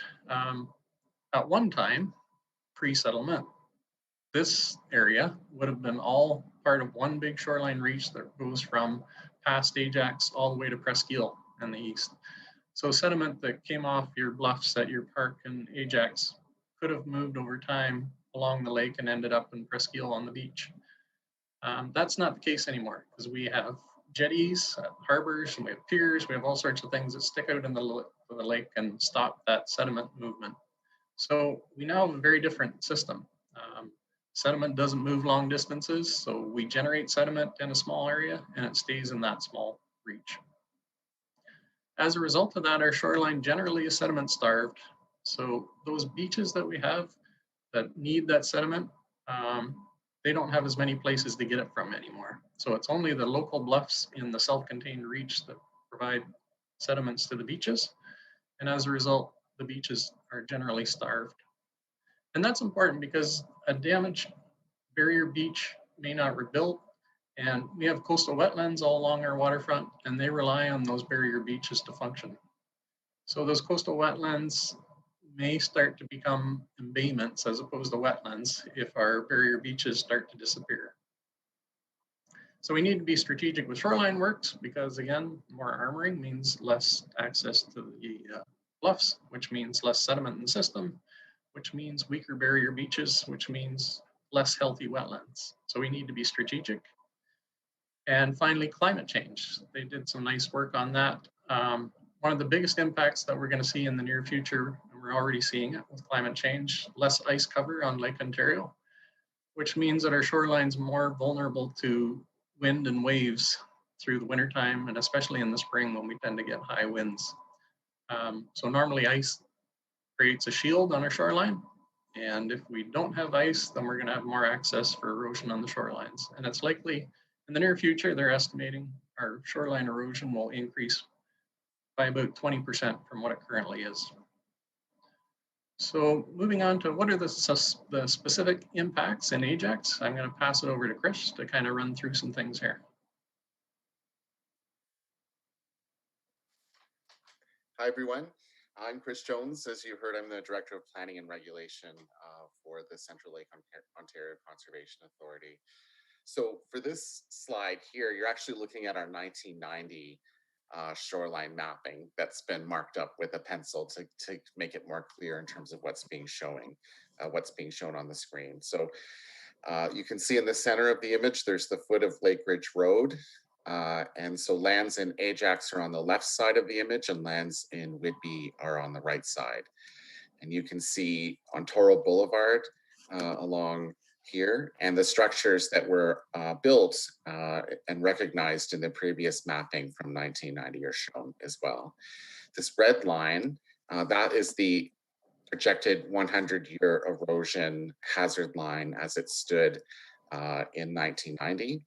The blue line is Lake Ontario floodplain as it was previously mapped in the 1990 study. So you can see that even in 1990, for example, we had existing structures along Ontario Boulevard that were vulnerable to Lake Ontario shoreline hazards. Okay.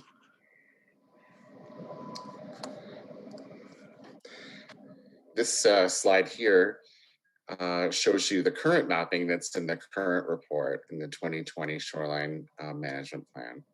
Again, the red line shows the Lake Ontario erosion hazard, and the yellow line, which you can kind of see it right along the lake, that shows the Lake Ontario floodplain, and the blue line shows an allowance from the floodplain, taking into account all of the components of the Lake Ontario flood hazard. And you can see that the residential lots on the south side of Ontoro Boulevard remain vulnerable to Lake Ontario, primarily Lake Ontario shoreline hazards. So as Perry mentioned, there's reach by reach analysis as part of this report. We're looking at reach number 1. The report goes from west to east. And that includes the approximately 650 meters of shoreline that is located within the town of Ajax in the subject area.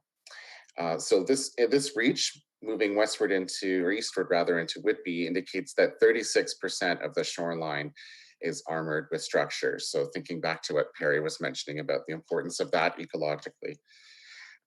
It was noted in the report that existing structures at Ontoro Boulevard are under-engineered, either failed or susceptible to failure, and that lake bed erosion is accelerating. And that's not surprising, as armored shorelines often lead to lake bed scouring, as the shoreline structures deflect wave energy downward into the lake bed. These structures also limit, as Perry mentioned, sediment supply to downdrift barrier beaches, including the Lynn Shores Conservation Area, which is just located east, as you know, in Whitby. So now we're going to take a quick picture tour of the Lake Ontario shoreline in the town that's subject to the Shoreline Management Plan. We'll start on lands that are actually just west of the Cloca jurisdiction at the mouth of the Crothers Creek. You can actually see the Crothers Creek at the top of the slide here. And this is, of course, at Lakeside Park. The tablelands in the background are the Ashbury Playground. Now here you can see the benefits as well of the natural bluff fronted by a dynamic cobble beach. This publicly owned natural shoreline helps to feed sediment downdrift to areas further east. Again, that Lynn Shores Conservation Area being one of the first stops. Management recommendations in Reach 1 include monitoring erosion rates, signage for bluff hazards, and to maintain the natural shoreline and the natural buffer condition, which is what you can see in this image of the town. So paddling eastward, we're going to see, this is precisely where the publicly owned waterfront ends.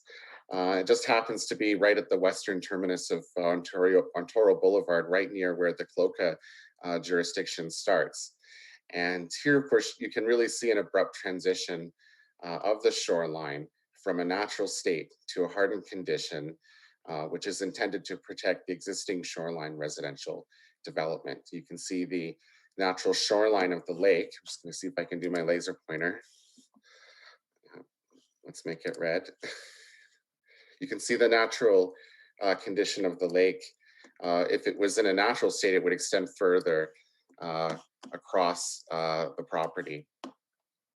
Of course, that would be in an undeveloped situation. So this sort of really reveals how close, and there is a bit of a conflict between where people want to be in terms of relationship to the water and where the lake wants to be in a natural state. Okay. Moving further east, we can see an example of failed private shoreline protection walls and the underlying bluff condition along Ontario Boulevard. Again, this photo clearly shows the Lake Ontario shoreline erosion hazard in the context of existing development. Paddling further east, you can see that shoreline structures that have created a flankage condition. So on either side, east and west, there are structures that are not supported by professional, or just generally structures that are not supported by professional coastal engineered design can have the unintended effect of increasing erosion rates due to the flanking potentially. Further east along Ontario, yet another example of a failed shoreline wall and flankage conditions with the neighboring properties. For all of these lands, in addition to effective implementation of land use planning and regulation tools in relation to new development, which is critical, the Shoreline Management Plan makes recommendations regarding the continued monitoring of shoreline protection that might be in place, the erosion rates, and those flanking conditions. Now, further east, as Perry was mentioning, is the Lynn Shores Conservation Area. For this area, the plan makes recommendations for a long-term barrier beach restoration plan for the Lynn Shores Conservation Area. The high lake levels that were mentioned in 2017 and 2019 overwhelmed the existing barrier beach, dynamic beach that protects and sustains the Lynn Creek coastal marshlands. So in terms of implementation, the Shoreline Management Plan articulates critical implementation actions. The endorsement of the plan took place at the Cloca board in January. The hazard information that's contained within the plan should be incorporated into municipal zoning bylaws as they are updated to reflect current hazard conditions. Further risk assessment and monitoring are also key implementation actions that will be required. So there were 30 years that passed between the previous shoreline management plan and the current plan. During that time, provincial, municipal, and conservation authority planning and regulatory efforts have incorporated a better understanding of coastal natural hazards associated with flooding and erosion and the increased risks posed by our rapid climate change. It's anticipated that in order to keep the plan current, an update should be considered approximately every 10 years. So we want to thank you very much for the opportunity to present. And Perry and I will be pleased to answer any questions that the committee might have of us. Thank you very much for the presentation, Mr. Jones and Mr. Sisson. I see that we did have Regional Councillor Dyes with her hand up for some questions, and then if anybody else will follow. Thank you. Go ahead. Thank you, Madam Chair. Thank you very much for coming today to make the presentation. I truly appreciated the work that went into it and was very impressed with the report when it came out publicly. And I can't even remember how long that was ago that was. I was there in Oshawa, or was it Clarington? Anyway, I was there to look at all of your maps and for the presentation, which was really very well done. I think for me, that was the first time I've actually heard somebody say that, you know, you may have to start looking at relocating people. And I think in some instances, it's good for people to say that out loud. I think it's happening with the lake levels. So I had a question about, you know, maintaining your beaches kind of thing. And I understand what you're saying about the sediment and how the bluffs feed, you know, that the beaches. We have cobbled beaches here in Ajax, but a little bit more to the west. So does the cobble beach help prevent more erosion? Yeah, through Madam Chair, yeah, you'll have different types of beaches along your shoreline, and a lot of that is reflective of how much energy hits your shoreline. So you'll tend to get a sandy beach on the most protected portions of the shoreline, sometimes in against those jetties and piers where all the sand accumulates. The cobble means there's a little bit more energy moving things along, so the sands get passed by and the cobbles get dropped off. The way beaches work, they do rely on the buildup of that material. So in lower lake level years, you'll get a buildup of cobble or sand, especially back from the water line. And then in high water years, like 2017 and 2019, that's the material that the lake will work at. That's where it'll use its energy to grab that material, move it back to the lake and push it further down the system. So you'll often hear about back dunes on a beach. A healthy beach has an extensive area with you know, some beach near the water, but then dunes and piles of sand and cobble further back. And that's how a healthy beach system works. In high water periods, a beach will survive better if it has a buildup of dunes in behind it. And that's what we're seeing on our coastal wetlands. We're not getting that replenishment. So when we have high water levels, the beaches are severely impacted and we don't have that recovery time in between the high water years. Interesting, thank you. My other question is about, I guess after you've identified all this, do you have the opportunity to work with municipalities on emergency management plans? Yes, again, through the chair, that's a great question. We had the opportunity to work with the municipality of Clarington. They developed an emergency plan for their shoreline, partly out of necessity because they realized in 2017 when they had to deal with the emergency they faced there. Afterwards, they felt they needed to have it written down so it was more clear and it was easier to enact. And it turned out to be a very handy thing again in 2019 when we hit high water levels and they went back through the same operation. So yes, we obviously are part of the flood forecasting and warning program. We work with municipalities and the region on emergency management work. So we'd be happy to work with the municipality on an emergency plan for the shoreline. And I think there's some good templates to pull from that would help a municipality speed up the process also. Yeah, I think that's a great idea, and I appreciate that. Thank you so much, Mr. Sissonen. You had a great presentation again. I keep learning more and more every time I see it. So thank you. Thank you. Thank you, Councillor Dyes. Are there any other questions or comments for the presenters?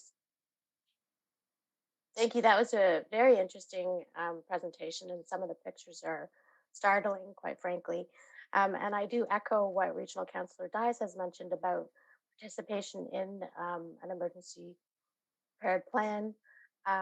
Similar to what they did in Clarington, I remember we attended a workshop where the fire chief, I think, came and sort of laid it all out for us. And it was as detailed as a volunteer tree and how they filled their sandbags and where they stored everything. So I think that would be something very worthwhile. If I actually, I don't know, do we have any component of that already at the town?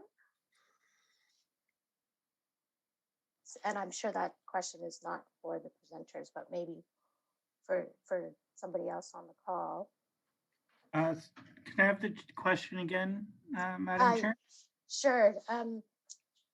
When we saw the presentation of the emergency flooding plan, I don't know if that's what it's called, that the city of Clarington has, it was very detailed. So they talked about compiling a list of volunteers, who phones the volunteers, how heavy are the sandbags, how do you fill them, where do you store them, and the whole process of how to manage an emergency. And I know that Regional Councillor Dyes and I talked about that, and we were going to arrange a meeting to discuss, do we have anything like that in place, or the beginnings of something like that in our town? I believe we do through our EOC, our Emergency Operations Center, through fire services. All departments are involved in any type of emergency situation if one was to arise. We do have emergency plans in place. I'm probably not the one that should be talking about this, because it's definitely not a planning and development thing, but maybe Mr. Meredith is online and he can assist in answering that question. Yep. Thank you, Director Romanowski.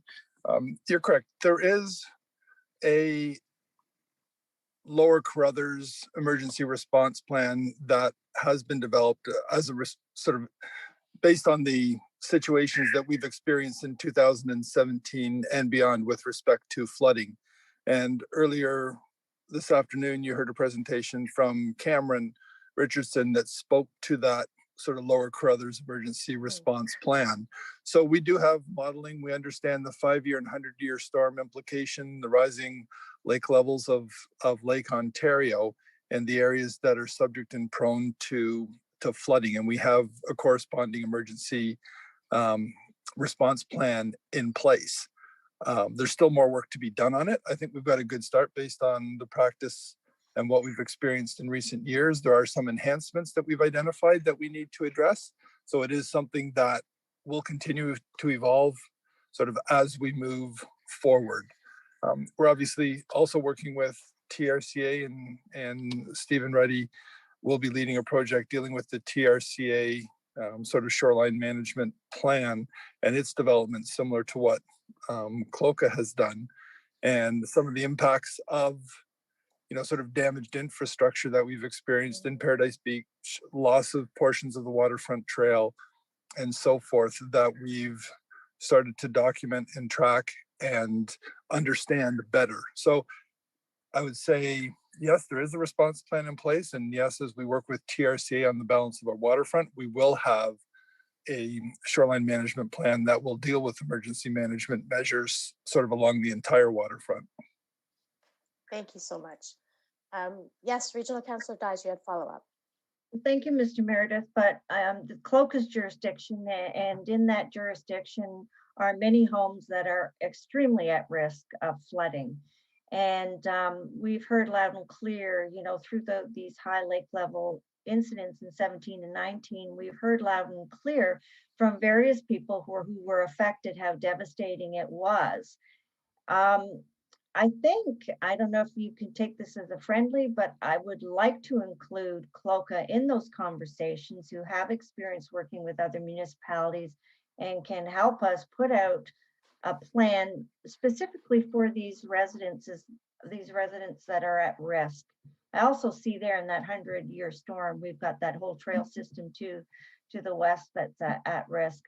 but it's really the residents that need to be informed and assured that this is the plan, this is what we're going to do. And I'd like to have, that expertise there as well at the table. Is that possible? Yes, to Regional Councillor Dyes. That is something both myself and Mr. Romanowski more recently have been dealing with a couple of landowners and some of their initiatives to stabilize their shoreline. But we, as you can see, as you look across that entire sort of section of the waterfront, there's a number of areas that have deteriorated that require, I guess, an investment in terms of protection. And we've established that relationship with CLOCA in terms of the necessary coastal engineers that are required to make the necessary improvements, have the appropriate permits sort of issued through CLOCA to follow the proper channels. So we've had a couple of challenges in the last year or two, but Mr. Romanowski and myself, as well as CLOCA, will continue to work forward and formalize that process to provide support to the residents on Ontario Boulevard and make sure that there is a process that is followed. Thank you. I appreciate that. That's all my questions, Madam Chair. Thank you. Are there any other questions or comments at this time? Seeing none, could I please have a mover to receive this report for information? Regional Councillor Lee, all in favor? Any opposed? Okay, that carries. Thank you very much. So the closed session has actually been withdrawn from the agenda. So there is no closed session meeting today. So we're going to move right over to item number 9, the adjournment. May I please have a motion to adjourn? Regional Councillor Crawford, all in favor? None opposed? Thank you very much, everybody.